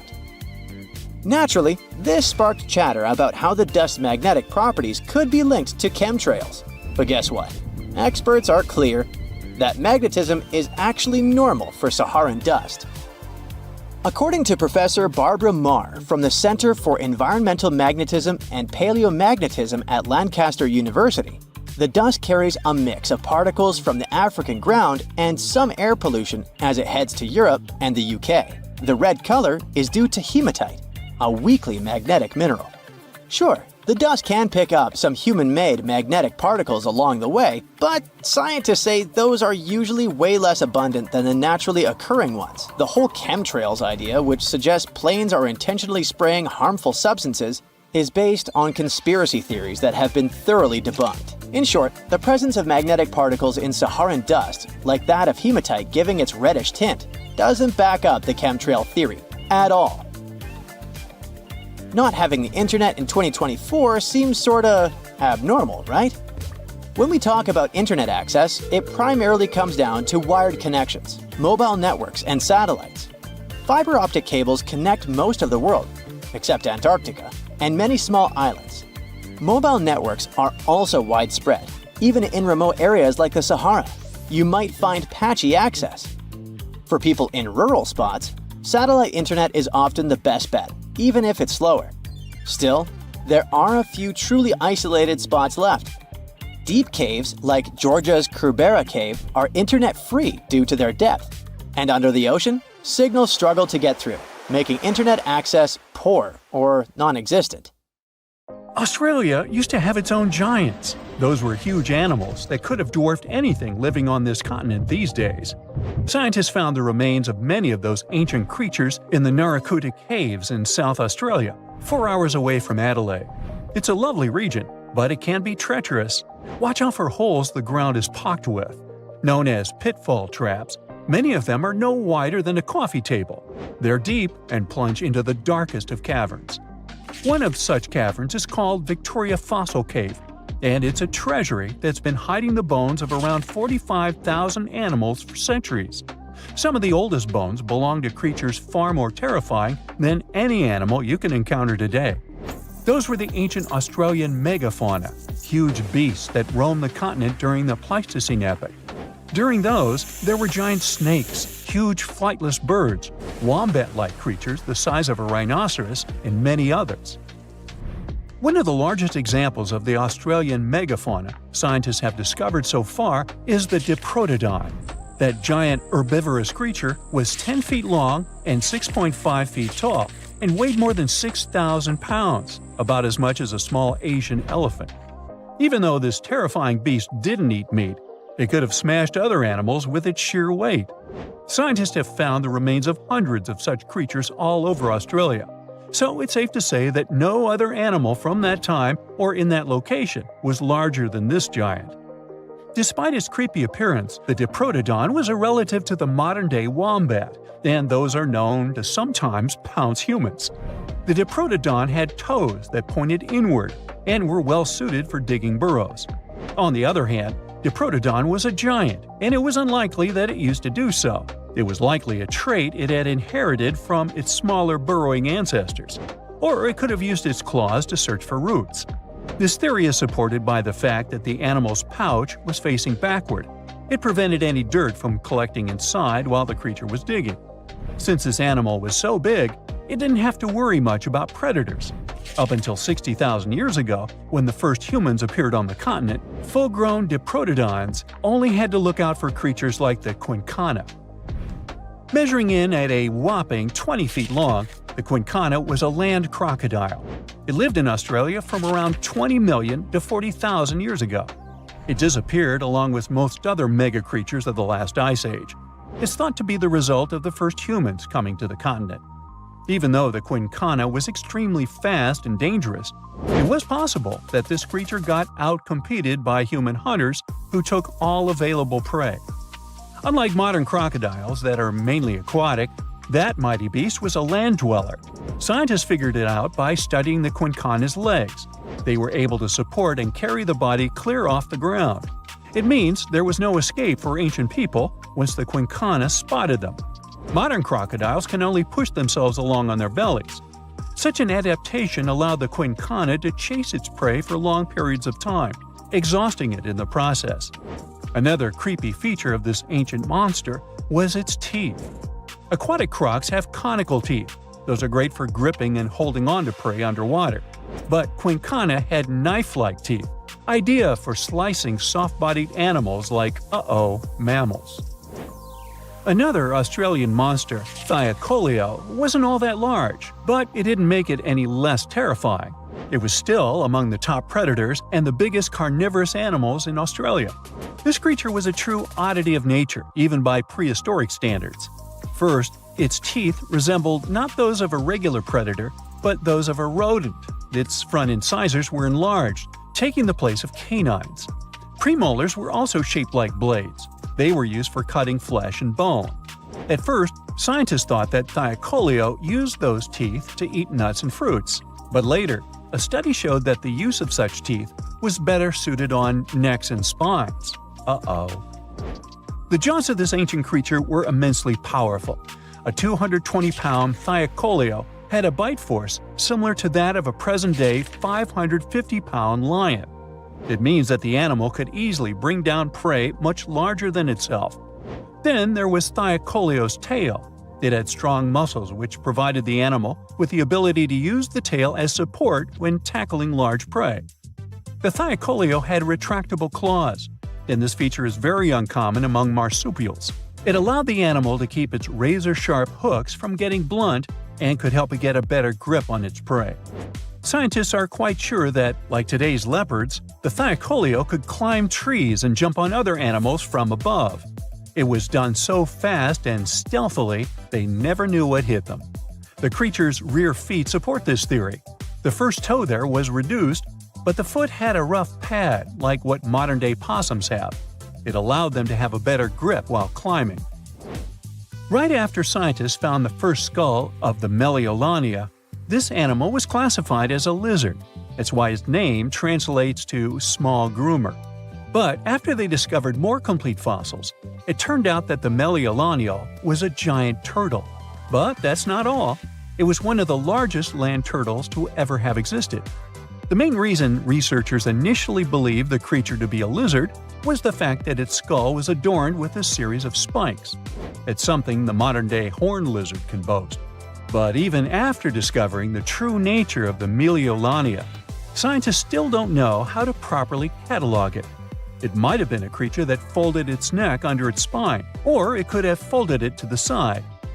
Beside those defensive mechanisms on its head, the Meliolania was also equipped with a spiked tail, which was probably used to prevent predators from attacking the animal from behind. Most species of the Meliolania disappeared around 2,000 to 3,000 years ago because of humans who hunted them to extinction in both Australia and on the surrounding islands. It took around 2 centuries for these turtles to go extinct in that region of the globe. The Megalania was a giant Australian lizard that existed at the end of the Pleistocene epoch. It looked like a Komodo dragon and the Australian monitor lizard, which are both believed to be Megalania's closest living relatives. Fossils tell us that the ancient animal was anywhere from 15 to 26 feet in length. Ow!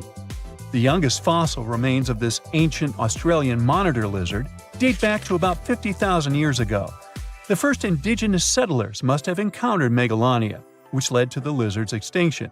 Originally, scientists thought that the Megalania was the only member of the genus Megalania, but these days it belongs to the genus Venomous, which means that the prehistoric creature is closely related to other Australian monitor lizards.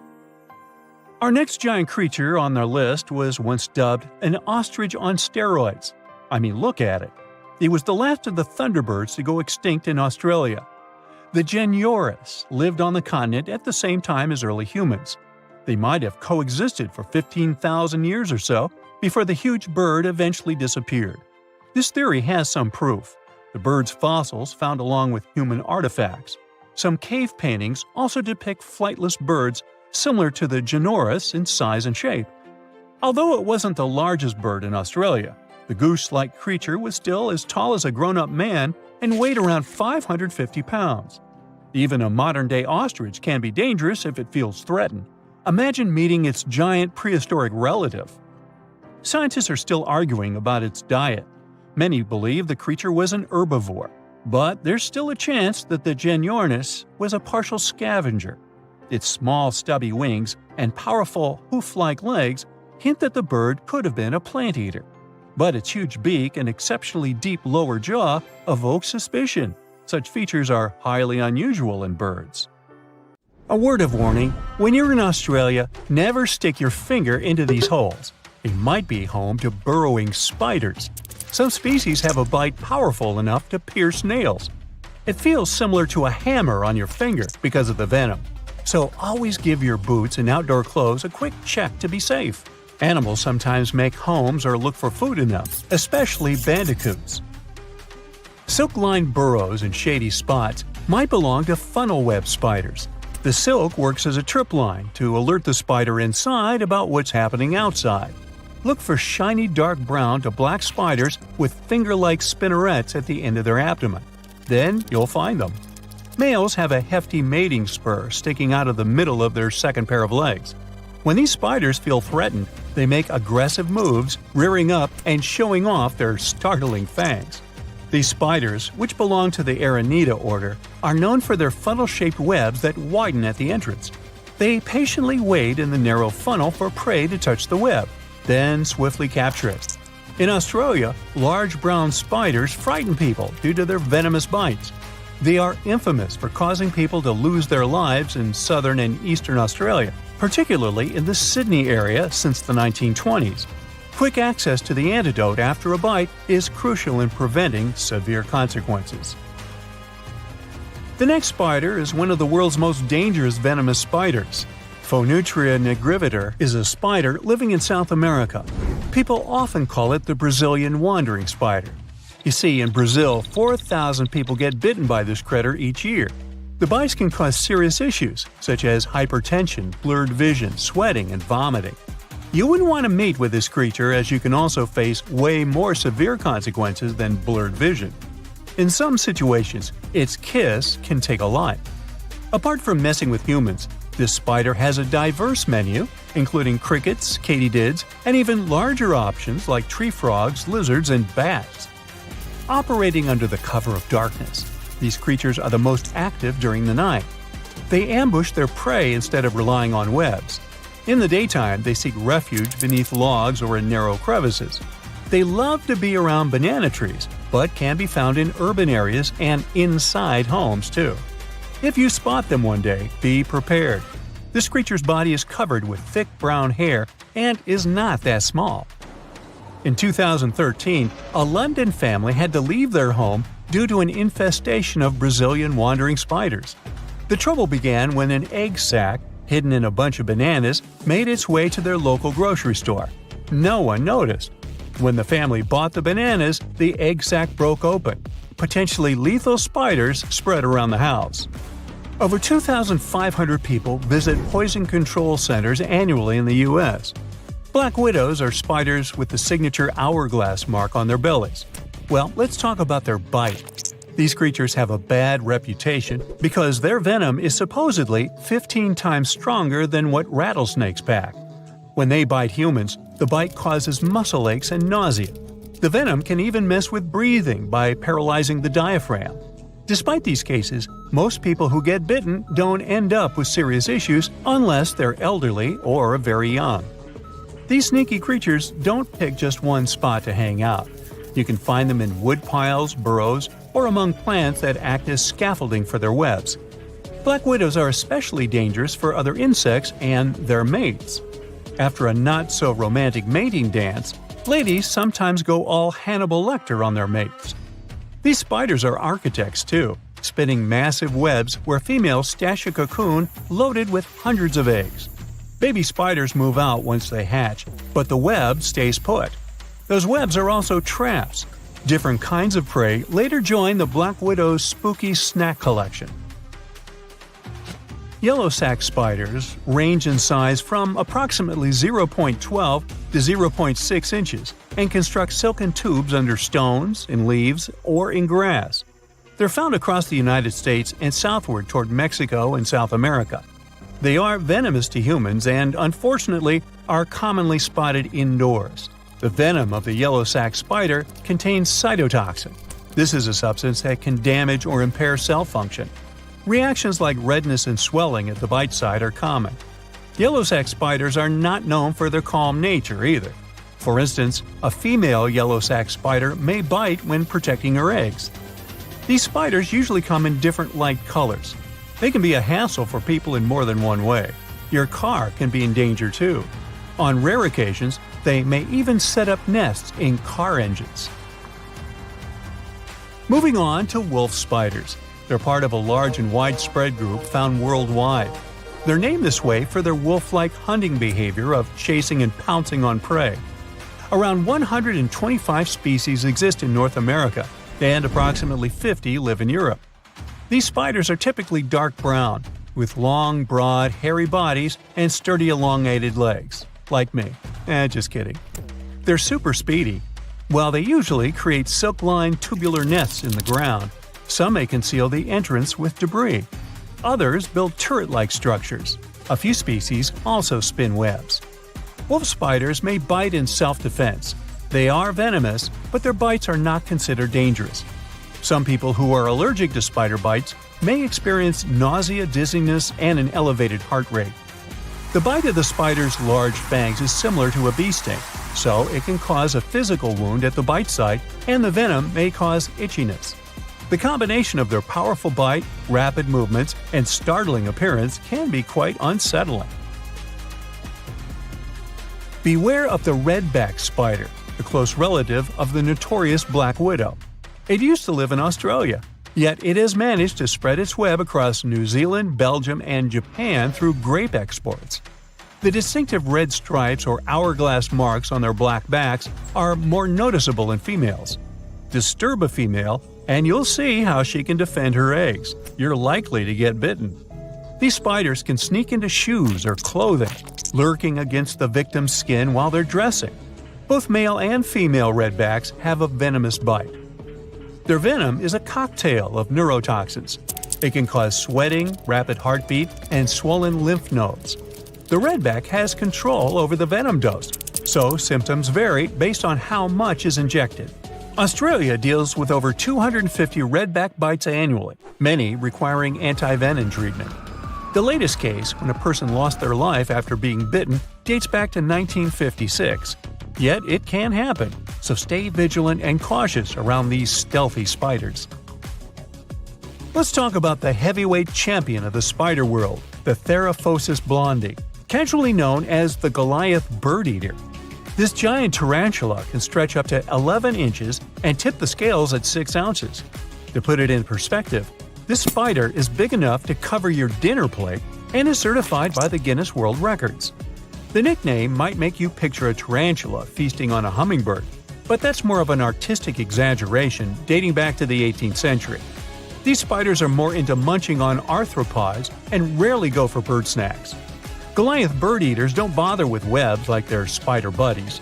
Instead, they're all about silk, using it to line their cozy burrows beneath the forest floor. The spider itself looks dangerous, but its bite almost never requires a doctor's visit. It feels more like a wasp sting. Goliath bird eaters are the biggest spidey on Earth. On the other side of the spectrum, we have this guy from Colombia. They are among the tiniest spider species. Grown-up males of this species are 0.015 inches long, tinier than your average pinhead. Females are usually a bit larger. Well, that was creepy, wasn't it?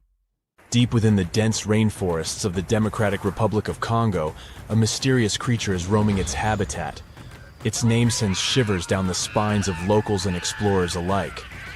I'm talking about beely apes. These legendary giants of the jungle have become the protagonists of many tales and legends, as well as numerous speculations. Imagine a chimpanzee. Now make it bigger, almost the size of a human when standing on its two. Make it wider and stronger. It nests on the ground in trees like gorillas and feasts on fierce beasts like leopards. That's a beely ape. Through generations, locals have been whispering about beely apes to each other. There are stories of them roaming the jungles on their 2 feet, vanishing into thin air when encountered by a human but leaving massive footprints behind. People claim that they have heard the creatures howling at the moon.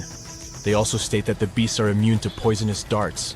Locals call them the ones which beat the tree, and the one which kills the lion. Local communities view them as guardians of the forest, possessing ancient wisdom passed down through the ages.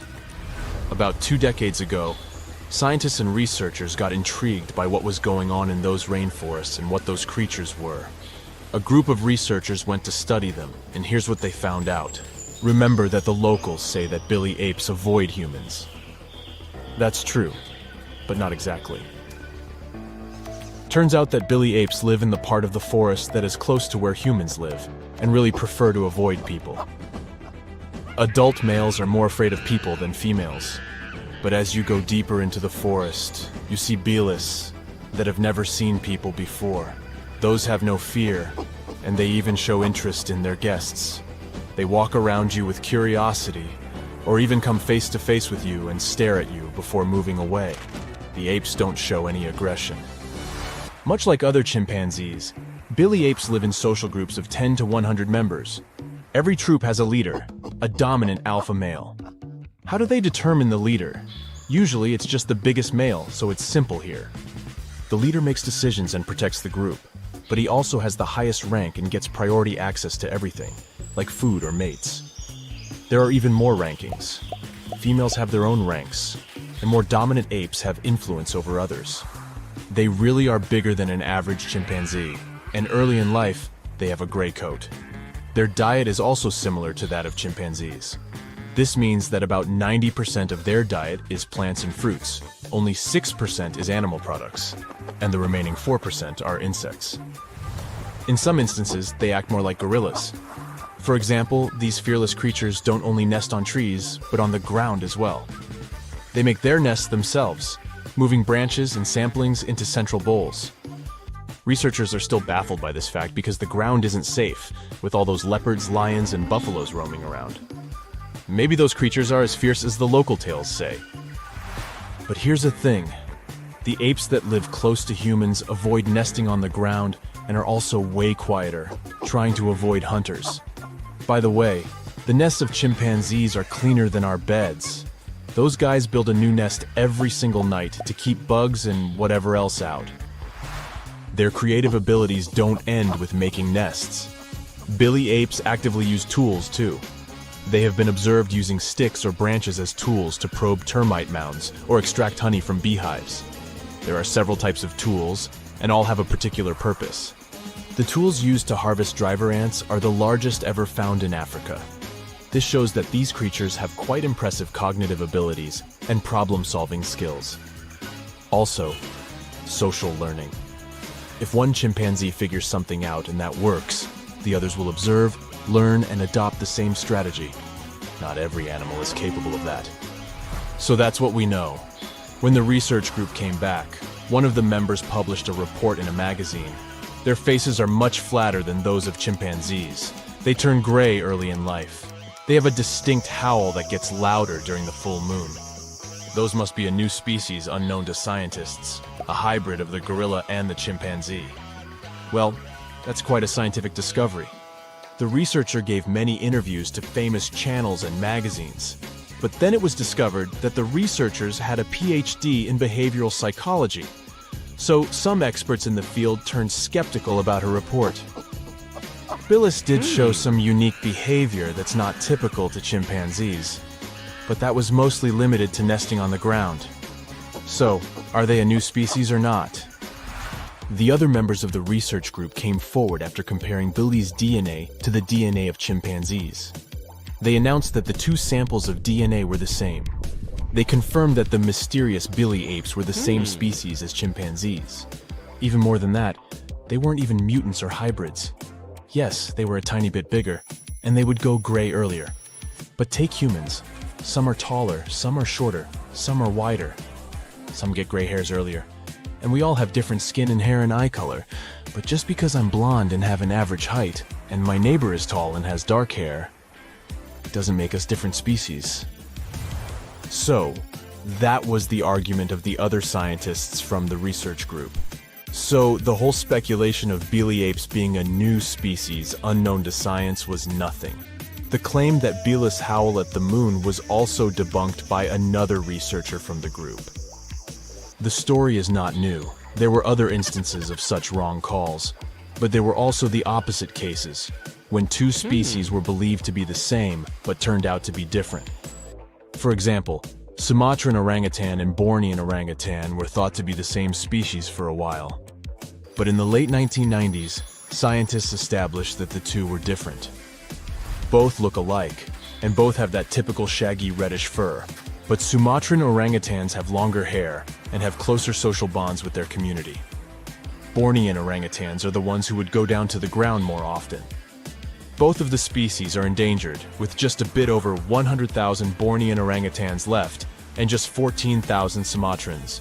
As recently as 2017, a new third species of orangutan was announced, the Tapanuli orangutan. There are just about 800 of those left in the world, and it's the most endangered species of all apes. Let's throw in a couple of facts about apes. Wild chimpanzees only live in Africa, and only in 21 countries of all. That's also the homeland of humans. Yes, millions of years ago, the first humans evolved in Africa. Chimpanzees are actually humans' closest living relatives. A human and a chimpanzee share an impressive 98.8% of the DNA. Humans, chimps, and bonobos share the same ancestor from 7 million years back. That's a very distant relative, but it explains why we're so alike. Seriously, we are. Chimps can catch human diseases, and scientists believe that they can develop Alzheimer's. Also, chimps have distinctive personality types similar to humans. They display varied degrees of the 5 major personality traits: extroversion, openness, agreeableness, neuroticism, and conscientiousness. Chimpanzees are also known for fighting over territories with other groups. As I told you, they also learn from each other, not just about tools, but stuff like fashion too. In Zambia, a chimpanzee once stuck a stalk of grass behind her ear. And other female chimpanzees did the same thing after her. Also, the language. They won't be able to speak English, of course, but one chimpanzee that lives in captivity has picked up American Sign Language. Now it can do more than 350 signs to communicate with the caretakers. The chimp even passed this knowledge down to her adopted son. Let's find out something awesome about poisons. No, this is not another video with the top 10 of the most venomous animals. There will be several of them here, but the point is different. We're going to find out about the nature of these substances, which are dangerous for any living creature. There are 2 glasses in front of you. The first one is full of sour milk, and the other has the venom of one of the most dangerous snakes in the world, Vipera aspis. What do you think? The liquid from which glass can cause negative consequences for your health. The correct answer is sour milk. It can cause bloating, indigestion, and heartburn. But if you drink the snake's venom, nothing will happen. The fact is that this substance is a particular type of protein, and gastric juice splits this protein like any other food. The toxin contained in the poison is dangerous only in contact with blood. Therefore, if you have a wound in your mouth or stomach, then you'll have problems. But as long as the toxin stays away from the blood circulatory system, you needn't worry. However, it doesn't always work like that. Some animals secrete a poison that penetrates your body at the slightest physical contact. But venomous beasts have to deliver this dangerous substance inside your blood. And by the way, this is the difference between poisonous and venomous. In the first case, these are animals that can poison you passively. For example, if you touch them. They don't make any effort, and the poison is released from their bodies constantly. The poison dart frog just hangs out in the jungles of South America and doesn't attack anyone. But everyone is afraid to touch it because its skin secretes one of the most dangerous poisons on Earth. The toxin particles contained in the poison of these animals are so tiny that they easily get through the pores of your skin and cause an intense reaction in your body. But venomous animals have bigger toxin particles that can get inside your body only through injection. Venomous animals bite and sting to deliver the venom to blood. Venomous snakes, wasps, spiders, and other creatures use venom to attack prey. Poisonous frogs or fish covered with poisonous skin use toxins to defend themselves. That's the difference. One of the most venomous creatures in the world is the box jellyfish. When it stings, it injects a powerful toxin into its enemy, affecting the nervous system and skin cells. They are dangerous not only for sea creatures, but also for people. The toxin acts quickly and can lead to serious health problems within minutes. One of the most poisonous creatures in the world besides the poison dart frog is the puffer fish. Yeah, that famous Japanese delicacy. Many have probably heard that if the cook prepares this fish incorrectly, it can be poisonous even after heat treatment. This fish's toxin is 1,000 times more potent than cyanide. The amount of poison inside one puffer fish contains enough toxin to seriously harm several dozen people. When the fish feels danger, it swallows a lot of air along with water and increases in size. In this state, its needles, which contain the toxin, become even more dangerous. So never touch this fish if you see it in the sea. There's the third type of use of venom. It's called intraspecific competition. You can find it in venomous mammals such as the Australian platypus. There are tiny needles on their palms that secrete toxins. A platypus can paralyze an opponent with a kick. But these animals also use poison during mating competitions. Their bodies enhance the properties of the toxins to defeat competitors during the fight for a female. Two males struggle to weaken each other. The male whose poison is more effective wins the battle. Some animals have to bite and sting to use venom, while others just wait for someone else's touch. But what about this little creature that releases its poison like a dart? Meet the cone snail. It hides inside its home and waits for a little fish to swim closer. Then it releases a toxic harpoon from its proboscis and paralyzes the fish. Then the snail swallows the prey whole, like an anaconda. The venom of this small animal is also dangerous for humans as it causes severe problems with breathing, vision, and other issues. At the same time, the substance contained in the poison of the cone snail is used by doctors to make a powerful analgesic. And this is not the only case when animal venom is used in medicine. A poisonous lizard called the Gila monster releases a neurotoxin produced in the salivary gland during a bite. Because of this venom, the bite of this animal is considered one of the most painful in the world. People who were attacked by the Gila monster said that they had experienced a feeling as if hot lava was flowing through their veins. However, such a terrible poison can be useful for humans. Scientists have discovered a hormone in it that can effectively treat diabetes.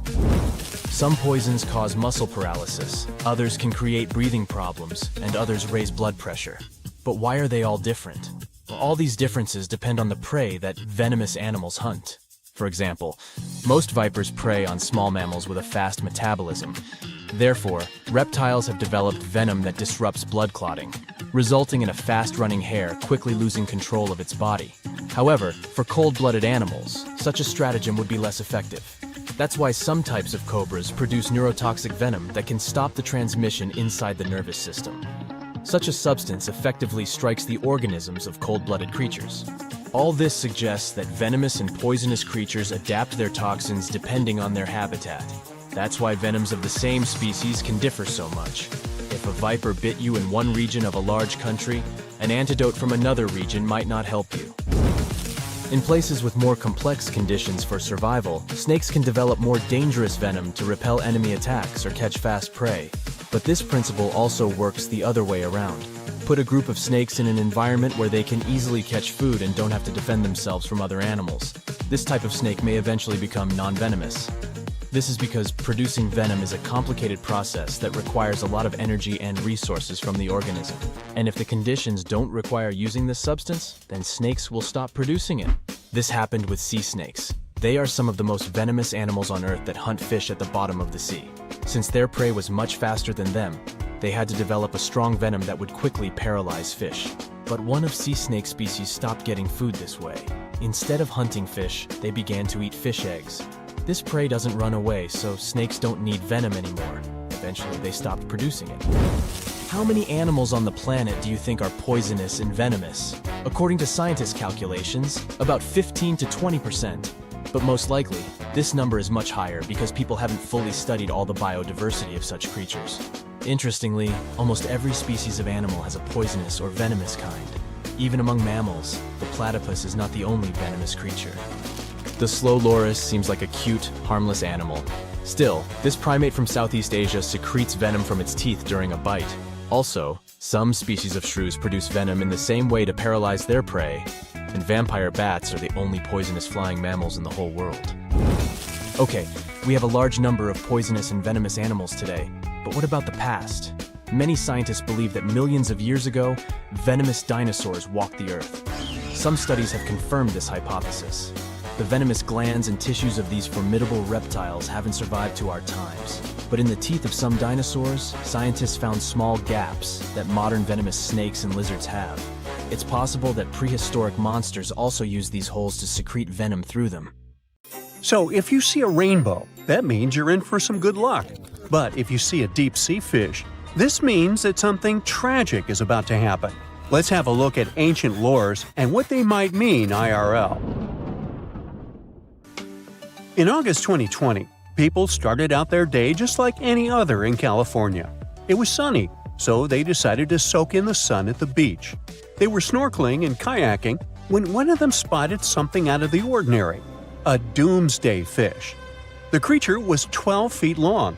It's known as an oarfish, and only about 20 of them have washed up in California since 1901. Oarfishes live in obscure parts of the ocean, but why are they linked to doomsday? Japanese folklore says they are harbingers of disaster. These creatures were once thought to be sea serpents, and they are known as the messenger of the beautiful palace at the bottom of the ocean. The thing is, they only left the beautiful palace to warn humans about a disaster. That's why they're mainly known as bad omens. And when you see one, you can expect to see a tsunami or an earthquake right after. Even oceanographers confirm that this is a famous association. Now here's where it gets weird. The oarfish washed up near San Diego shores on the 10th of August. And then, on the 12th of August, a magnitude 4.4 earthquake hit Los Angeles. That's not the first time it happened. In 2011, in Japan, about 20 oarfishes were found stranded on the beaches and coastlines of Tehuco. Right after that, a magnitude 9 earthquake and tsunami hit the city. Something similar happened in the Philippines. On February 8, 2017, an oarfish was seen. 2 days later, a magnitude 6.7 earthquake struck the city and its nearby provinces. Sure, there is no way to prove both events are connected. The Seismological Society of America is adamant in saying that this is pure superstition. A recent study analyzed the coincidences and concluded that this association is statistically untrue. Can we say this happened literally out of the blue? Humans have historically noticed animals acting strange right before natural disasters. Earthquakes, floods, even tsunamis. It's like animals can sense something we can't. In fact, there's a lot of science to back it up. Studies show that animals can detect subtle environmental changes, like shifts in the Earth's electromagnetic field or infrasonic sounds, things humans wouldn't notice. This happens because most animals have a wider hearing range than humans and have extra sensitive senses that help them detect gases emitted from the Earth. This theory got famous after the tragic tsunami that destroyed several cities and villages in Indonesia back in 2004. Most man-made warning systems shut down and didn't serve their role of warning humans about the disaster. Sensors were out of action due to maintenance, while other coastal areas simply didn't have any tsunami warning systems. Terrible timing, I know. Still, minutes and hours before the 30-foot wave hit the city, some animals sensed the danger and fled. Eyewitnesses say that elephants ran for higher ground, while flamingos abandoned their low nesting areas and dogs refused to go outdoors. A local reported that he saw a herd of buffalo turning their ears toward the sea and then stampeded to the top of a hill. A lot of the people that survived the tsunami used animals as their warning systems. Now, this is not the first time humans have relied on animals to save their lives. The first official account of when it happened dates back to 373 BCE. I wasn't around then, but the Greek historian Euclides reports how the local population saw rats, weasels, and snakes running from the town before a massive earthquake hit. So, what exactly is it that animals can sense that humans can't? To find that out, scientists put biologging tags on cows, sheep, and dogs living in Italy. For about half a year, they tracked the animals. During this time, official statistics recorded over 18,000 quakes in the region.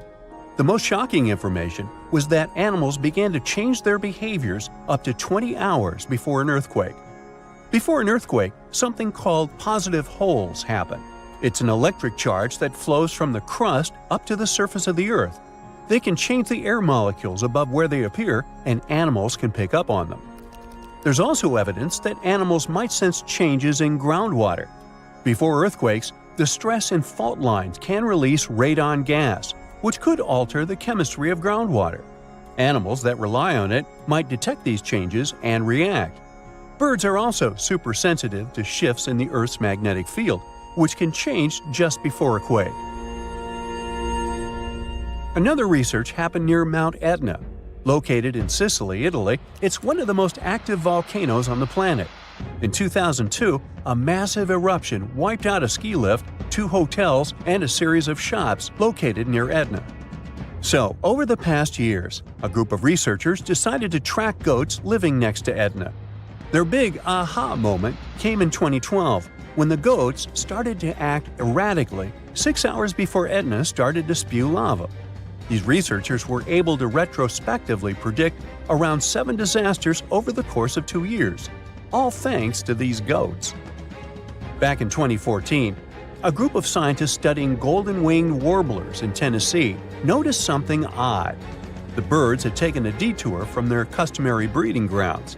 These little birds flew 435 miles from the Cumberland Mountains, where they had just arrived after flying over 3,000 miles from South America.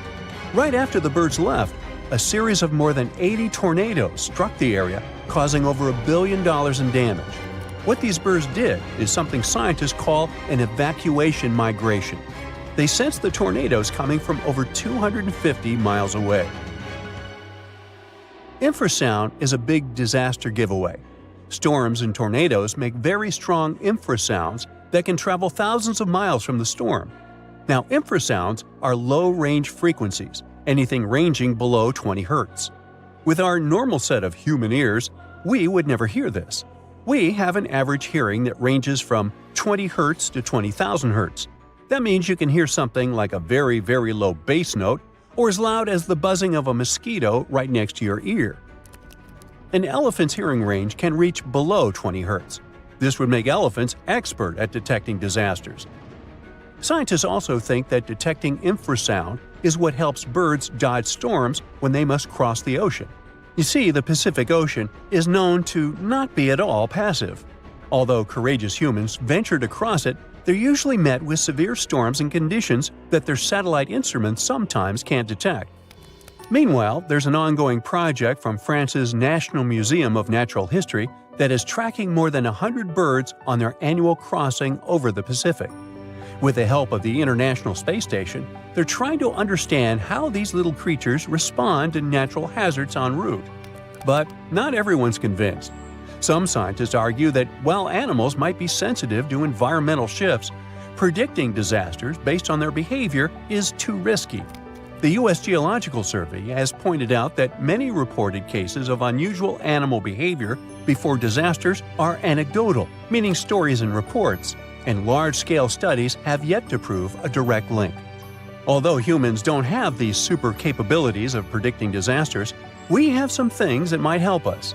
Notice this. The next time you're in a place where lightning is going to hit, your hair will give a sign. If it stands on end, this means that lightning is aimed toward your beautiful person and is about to hit you. So run, find shelter, get inside a house. That's the best you can do in a situation like this. What do you think is one of the most dangerous animals in the world? It's not a venomous snake or a formidable tiger, not a ferocious grizzly bear or a giant crocodile. An extremely dangerous creature that can destroy entire species of animals and can cause ecological imbalance around the world is the cane toad. It doesn't look scary and aggressive. It won't attack you or any predatory animal. It spends its time among grass and swamps, hunts insects and croaks. It has many enemies among predators – herons, lizards, and others. And look, the crocodile is swimming up to the toad and grabs it with its powerful jaws. Lunch is ready. But watch what happens next. The crocodile feels very bad. It loses its strength and lies on the grass, not breathing. Call it terminal indigestion. The fact is that the cane toad is a highly poisonous amphibian. It has parotid glands between the shoulders from which it secretes a dangerous toxin. As soon as it gets into the stomach of any animal, it causes irreversible reactions in the whole organism. Animals that have eaten cane toads rarely survive. And now imagine there are 1 million toads like that, and each of them is an attractive lunch for predators. This creature is native to South and Central America, but became most famous after it caused an environmental disaster in Australia. It all started in 1935 when people brought cane toads to fight the cane beetle. These insects were spoiling sugarcane crops in the northern part of the country. Farmers thought the imported toads would quickly get rid of the pests, but far from getting help, Australia received even more damage. The first problem was that toads didn't hunt bugs. Well, that would have been nice to know beforehand. Insects lived on the tall stalks of reeds, and toads couldn't jump as high, so toads would feed on other insects and multiply rapidly. Initially, about 100 reed toads were brought.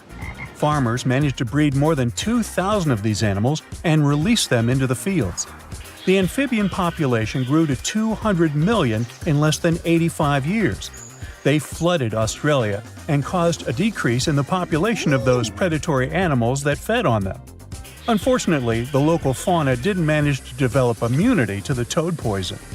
The invasive toads would wander all over the northern part of the continent, spreading at a speed of 30 miles per hour and causing damage to all the biological environments they came across. Locals said they had witnessed birds falling from the sky after eating toads. These jumping animals are dangerous for those who eat and touch them. Any animal that licks or bites a toad will immediately receive a measure of poison hazardous to their health. The endurance of toads escalates the problem. They can withstand nearly any weather conditions and can breed anywhere. You can hear them croaking in tropical forests, coastal thickets, and even among dunes. They deal with cold temperatures and heat and eat everything in their path. They're not picky when it comes to food. Amphibians feed on live insects, carrion, and waste. But the most crucial problem is the speed of their reproduction. Female cane toads lay from 8 to 30,000 eggs twice a year. Within 3 days, tiny tadpoles hatch from the eggs. They swim in the water for 20 weeks, then become toads. Their life expectancy is from 5 to 10 years in the wild. Bad weather conditions, predators, drought, and anything else can't stop them. People don't know what to do with them either. The only chance to save other animals is to teach them not to eat toads. Scientists cook sausages from cane toads with a small concentration of poison inside. They gave this food to monitor lizards, freshwater crocodiles, and other predators so they could recognize the taste of the toad. Animals were slightly poisoned by the toad sausages, and remember that anything with this smell was dangerous. Scientists hope they won't approach the toads after smelling them. Amphibians have destroyed most of the biodiversity in the northern part of the country, and now they're rapidly moving to Western Australia. Scientists hope their plan saves animals, but what to do next? Perhaps nature can offer a solution to the problem. Some predatory animals may become immune to toad toxins, but it's unknown when this will happen. Invasive toads are quite a severe problem for ecology, but they look harmless. And how about invasive pythons?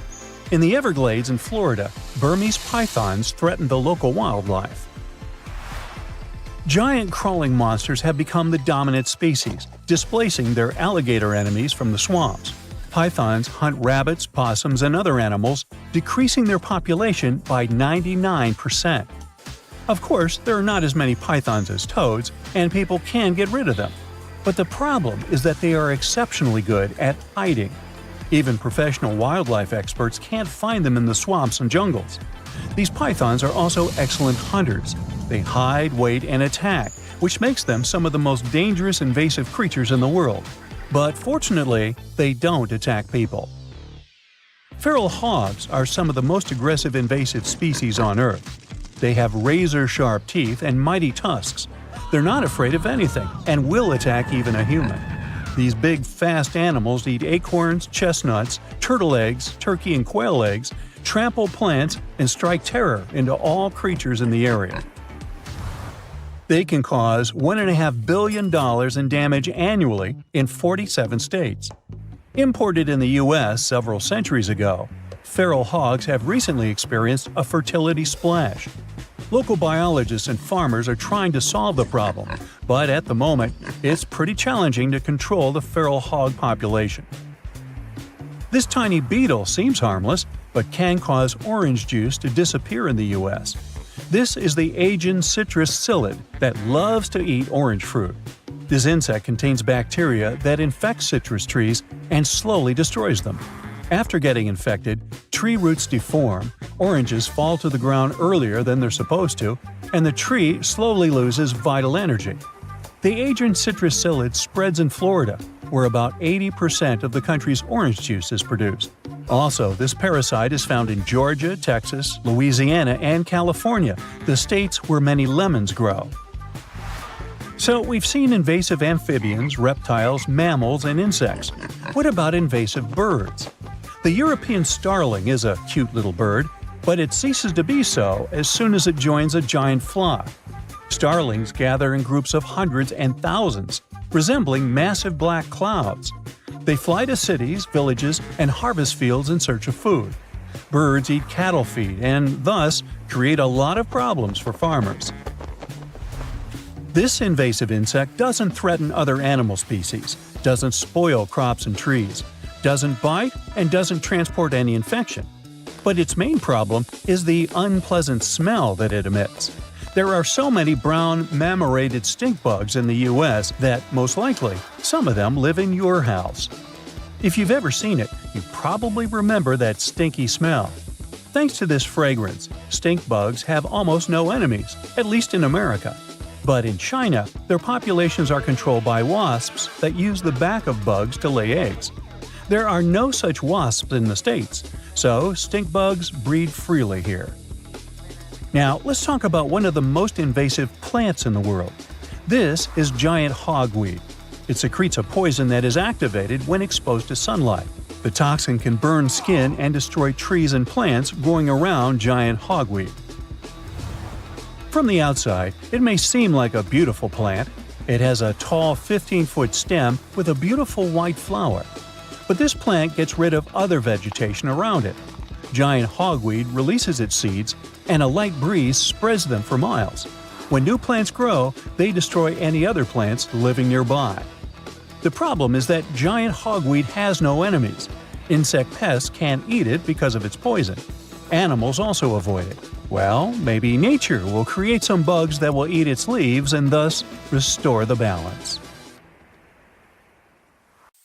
There are insects in nature that love to make a lot of noise. Imagine you're at a rock concert where a singer loudly yells into a microphone and the guitarists give out deafening chords, and all this is transmitted through giant speakers. It feels like the music passes through your body. You will experience a similar sensation if you find yourself near a swarm of cicadas. These creatures create a clicking, ringing sound with the help of vibrating membranes on their stomachs. The awakening of cicadas is always a surprise for people. Any day you can wake up to a loud noise outside. Cicadas gather in huge swarms, fly out into the streets, and cover cars, trees, and buildings. They chatter for weeks, and then silence comes. Cicadas disappear as suddenly as they appear. The cicada's sounds can be pleasant or harmful to your ears depending on the species. It can be something melodic and captivating. When millions of cicadas click in the forest, It resembles the sound of a jet plane or a circular saw working. Some people can't stand it and run away from the singing swarm. But many also say that cicadas make a pleasant sound that envelops you from all sides, which is a pretty unusual feeling.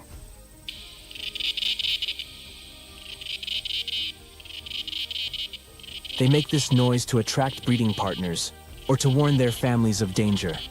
Perhaps they are just having fun. And the reason for such joy is their life cycle. Cicadas spend several years underground and then come out to make noise for the last several weeks of their lives. And what they do under the surface is one of the most exciting mysteries for scientists.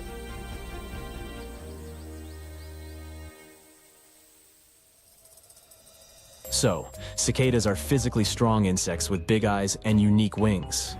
We'll talk about their uniqueness later, but now let's figure out why these insects are so awesome.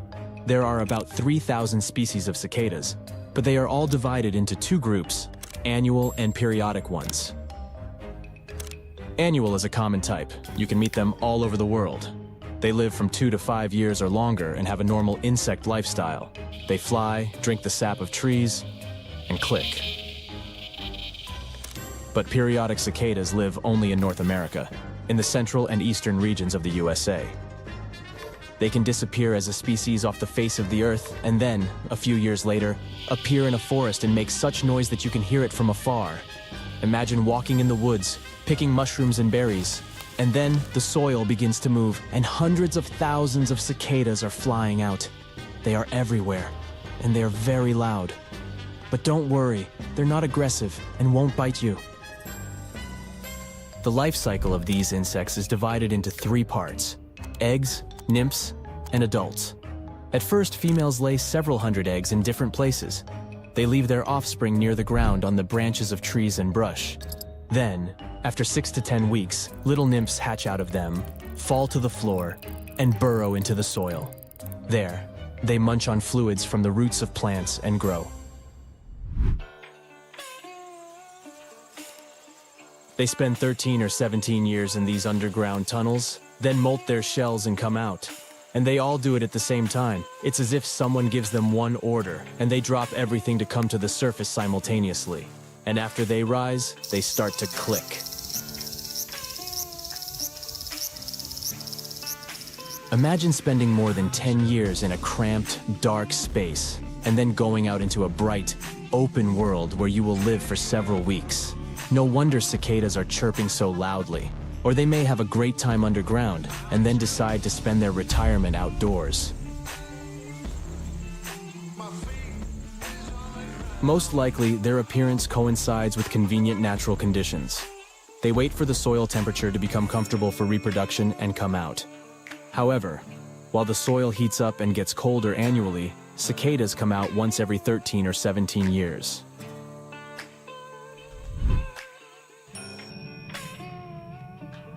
Scientists can't give an exact explanation for this, but it may be related to other animals. Cicadas are pretty defenseless and nutritious creatures. A swarm of millions of cicadas is a feast for many forest inhabitants. Owls and foxes like to eat them. Suppose the forest ecosystem gets used to the annual singing of cicadas. In that case, their enemies will quickly destroy the entire population of these insects. Therefore, cicadas come out when no one expects them. Perhaps they choose the moment when the population growth of owls and foxes is at the lowest level. To avoid meeting them, cicadas wait for several years.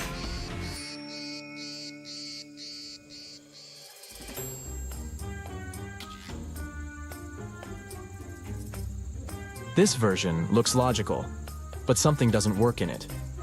If cicadas fight for survival in such a way, then why don't all species do it?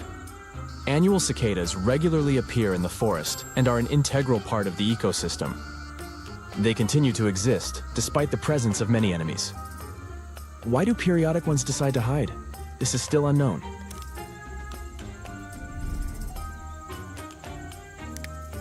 A massive swarm of cicadas resembles locusts. So many consider them pests. But unlike these crop eaters, cicadas only feed on the sap of trees. They won't eat your corn, destroy your garden, and bite the leaves. Cicadas drink juice from branches and roots, and they do it quite rarely. Yes, a million cicadas can damage trees because of their relative weight, but the damage they cause to people is not comparable to what locusts do. Besides, cicadas will rarely bother you. You can finish university and change several jobs, and the cicadas would come out only once during this time, and they also look pretty cute for insects. Their wings have beautiful patterns, and their eyes are so huge. However, they can still terrify you, especially if you meet a swarm of cicadas on your way.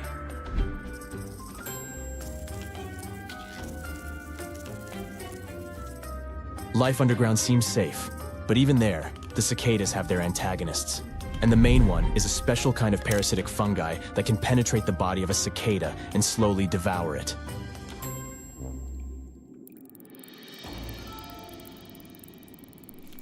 The fungus takes control of the body and turns the host into a living zombie. These parasites have also learned to change their life cycle, following the life cycle of cicadas. That is, the fungus remains in the body of an insect for a long time and does nothing. And then, when the cicada comes to the surface, the parasite wakes up and begins to spoil its life. It feeds on the host body and forces it to spread the fungus spores throughout the swarm to infect future generations.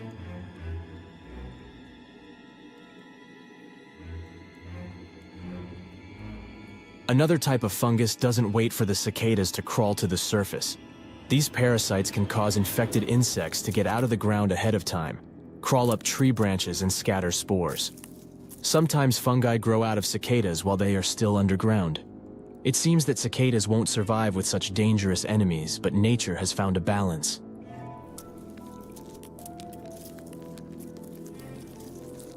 Some types of fungi don't destroy their carriers. They live in symbiosis with cicadas. The parasite gets a home, and the cicada probably gets nutrients from the fungus. For scientists, this is a unique case when fungi abandon their parasitic lifestyle. With each emergence to the surface, the cicadas become bigger in size. This happens because large cities emit a lot of heat and nutrients into the air, warming the area by several degrees.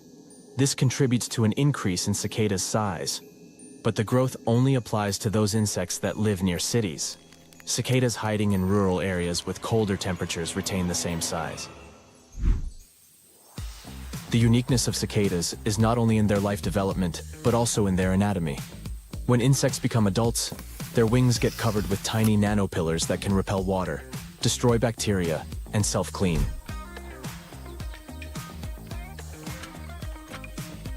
Doctors, chemists, and engineers want to use the properties of cicada wings to develop new technologies in different fields. A coating with the cicada's nanopillars can help people create new medicines. Engineers want to use self-cleaning surfaces of the wings without glare as coatings for solar panels and other high-tech developments. So, yeah, cicadas actually help us a lot. Psst, run! Really, it's not safe out there. There's a saber-toothed tiger lurking around. You better be careful. What are you doing? Don't peek. Okay, just one little peek. How's this possible, you ask? That's because you're in virtual reality, of course. These cool but very dangerous-looking big cats were alive during the last ice age. What if they decided to show up at your doorstep out of nowhere? Knock, knock. A saber-toothed tiger is waiting for you to buy its cookies. Meanwhile, the coelacanth, this massive-looking fish, comes from a lineage that's been around for over 300 million years. We thought they didn't exist anymore until 1938, that is, when a live coelacanth was found again. Since then, they've been roaming the waters of the east coast of Africa and the waters of Sulawesi, Indonesia. Man, I wouldn't want to go for a swim and meet one of these fellas face to face. Their jaw has an intercranial joint, which means their mouth opens up by a lot. This is so they can eat large prey, like me. Not good. They're huge, too. Imagine a fish that's as long as you're tall and weighing as much as an average human. The takahe, a flightless bird, was thought to be gone in the year 1898. They're very cute, small and multicolored, usually not taller than your knee. But picture this. You're out for a hike in the Murchison Mountains. Looking around, you spot the bird you thought was extinct.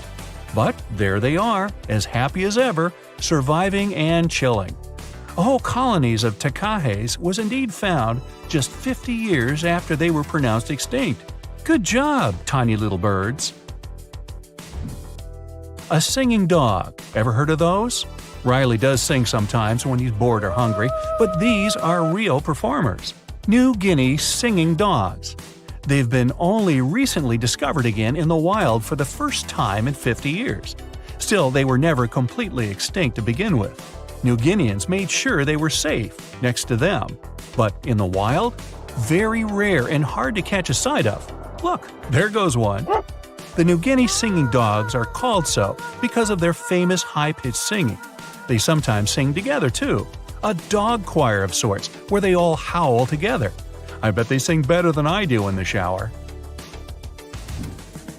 Not going far from this area, we have bats, but these ones are sort of different. You see, their ears are enormous.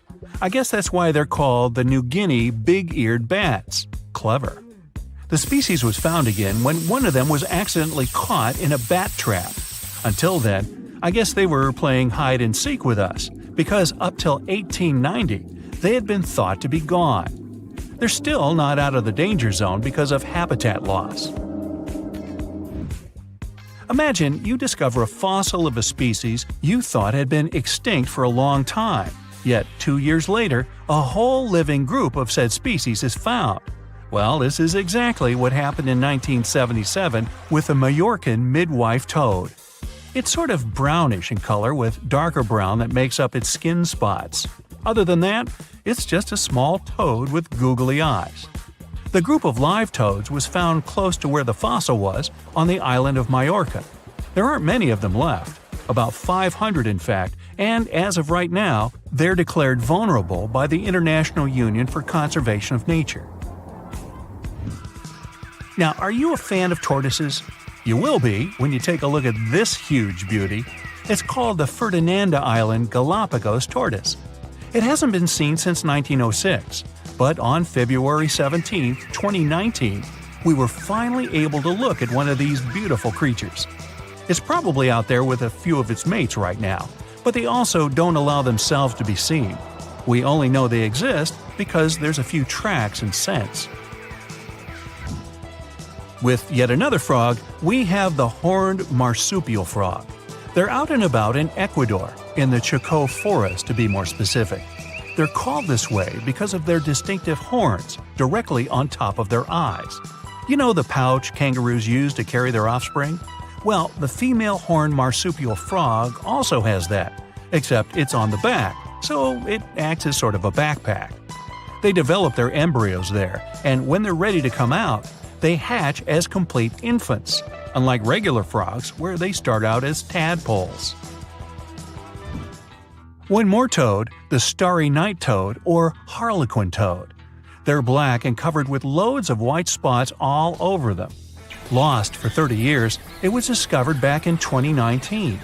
Picture them as big bodyguards, water bodyguards to be exact. Oh, that's a very big toad on your screen. Well, for the Arhuaco people, that's exactly what they are, guardians of water. They also have their own name for them, Guna. Sounds like a cheese. When scientists found them yet again, they came across 30 of these little creatures, but initially, they were expecting only one. Well, what a nice surprise. Here's a tiger for you, although it doesn't quite look like your typical tiger. It's called the Tasmanian tiger, and it seemingly disappeared since 1936. But then, out of nowhere, people started seeing them out there in the wild just 5 years ago in 2016. They sort of resemble dogs more than tigers, or a fox maybe. Just take a look at its muzzle. Maybe even a mix of both. Then, a few others started popping up too. And if you happen to think you're seeing one right in front of you, but you're not quite sure, check if they've got stripes on their back. They're definitely out there, but still technically marked as extinct by the IUCN. Okay, picture a horse that looks straight out of a movie scene. Tiny, gorgeous fur, very well behaved. It's tiny, but it's not a pony. It's a Caspian horse. They have an interesting backstory to them. They were discovered by Louise Leyland, who got married to an aristocrat in 1957. Having moved to Tehran, Iran, she didn't quite like how the horses behaved there, so she took matters into her own hands.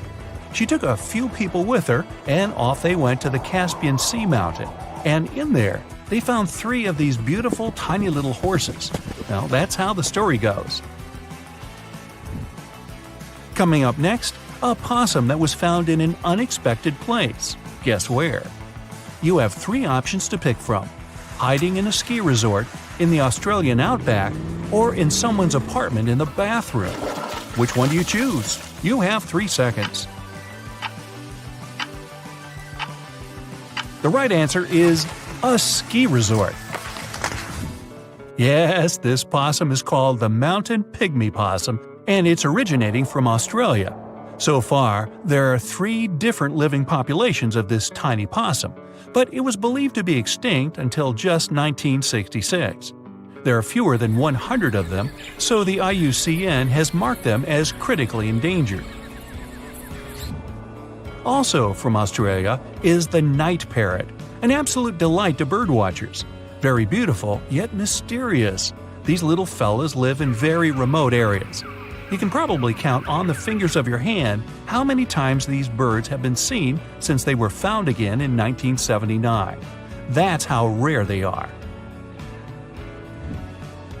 Have you ever seen a pygmy tarsier? Neither have I. It was only in 2008 that 3 of them were caught.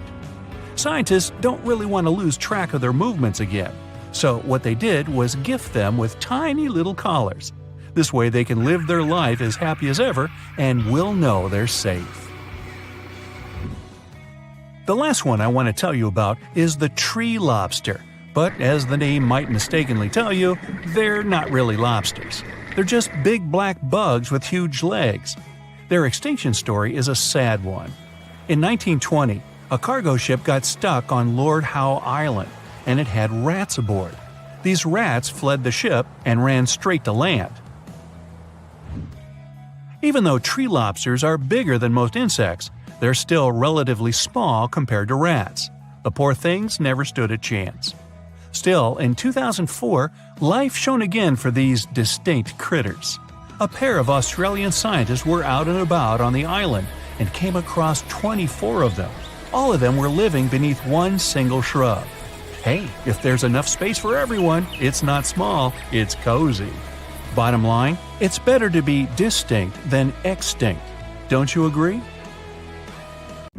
You decided to go scuba diving for the first time. The water is clear and the sun.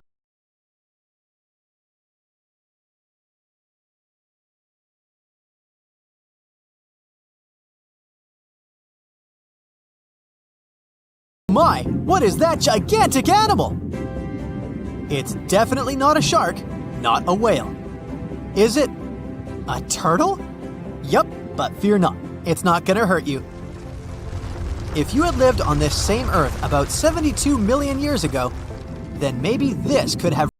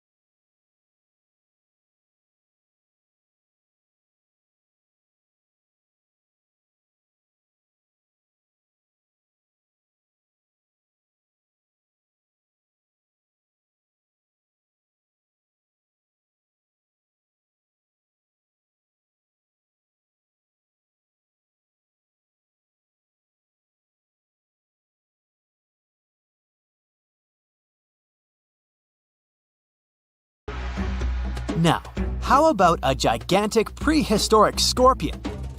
I bet most people here are not huge fans of these creatures, especially since they're poisonous. Which is why the thought of a 9-foot-long aquatic scorpion might be the stuff of nightmares. Let's just say that if they hadn't gone extinct some 400 million years ago, lakes and rivers would be much more dangerous places for humans today. These gigantic insects were considered to be apex predators in their time, hunting everything from fish to other animals, even of their own kind. Yikes! I got goosebumps just imagining these creatures. Should we thank the asteroid that hit our planet now or later on in this video? Another prehistoric animal that would shock humans if it were still alive is the so-called Megatherium, a gigantic sloth. This huge sloth is believed to have grown up to 20 feet long, and its weight could be up to 8,000 pounds. It was found in the woodlands and grasslands of South America. The creature used to stand on its 2 feet in order to reach leaves on high branches. These giant sloths had huge claws. They helped them climb trees. I gotta say, I feel uncomfortable imagining these elephant-sized sloths climbing trees. Oh, of course, some dinosaurs will make our super-sized creatures list. But before that, here's a fun fact. Did you know some dinosaurs are still alive today? Scientists have proven that birds are classified as theropod dinosaurs. Such infamous creatures as the T-Rex and Velociraptor belonged to this group. I'm sure you've heard these names even before you watched Jurassic Park. The Velociraptor is that scary dino that breaks into the kitchen. Well, they evolved, gained some feathers, and turned into various species of birds we know today. That means that any bird from chickens to those little blue ones is a direct descendant of dinosaurs. Now, does the name Spinosaurus ring a bell? You can see this huge dinosaur in some museums today. Its fossils, I mean. The Spinosaurus was one of the biggest land predators to walk Earth. Actually, to walk its land and water, since scientists believe that this dino was semi-aquatic. It fed mostly on meat, which means humans would be its natural prey if it lived today.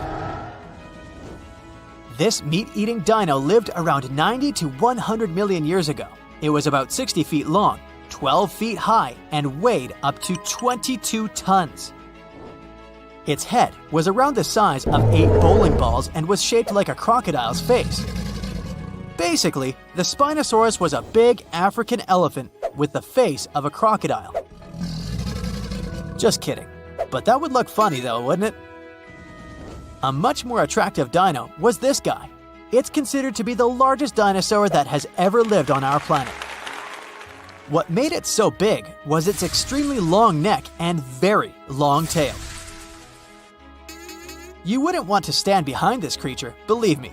If it decided to swish its tail, you'd get catapulted very far away. This creature lived around 100 million years ago, and its fossils were first found in Argentina around 2012. The dino measured 120 feet from head to tail, which made it almost as big as an American football field in width. And have I mentioned it weighed almost as much as a space shuttle? A staggering 75 tons. If it had been a carnivore, it would have probably been the greatest predator. But this big guy was a peaceful herbivore that had such a long neck that it could eat leaves from high trees. Cute, right? We must also talk about the Shastasaurus. As the name suggests, this animal is popularly known as the Mount Shasta lizard. Even though it was a marine reptile and probably never set foot on the mountain itself, this dino was usually around 23 feet long, but there was a specific strand of this species that could get as big as 69 feet long, about the size of the great blue whale. This made it the biggest marine reptile to have ever lived. A fun fact about the Shastasaurus is that scientists believe it didn't even have teeth, which means it could only feed on soft-bodied prey, such as squid, for example. The next animal on our list is the blue whale.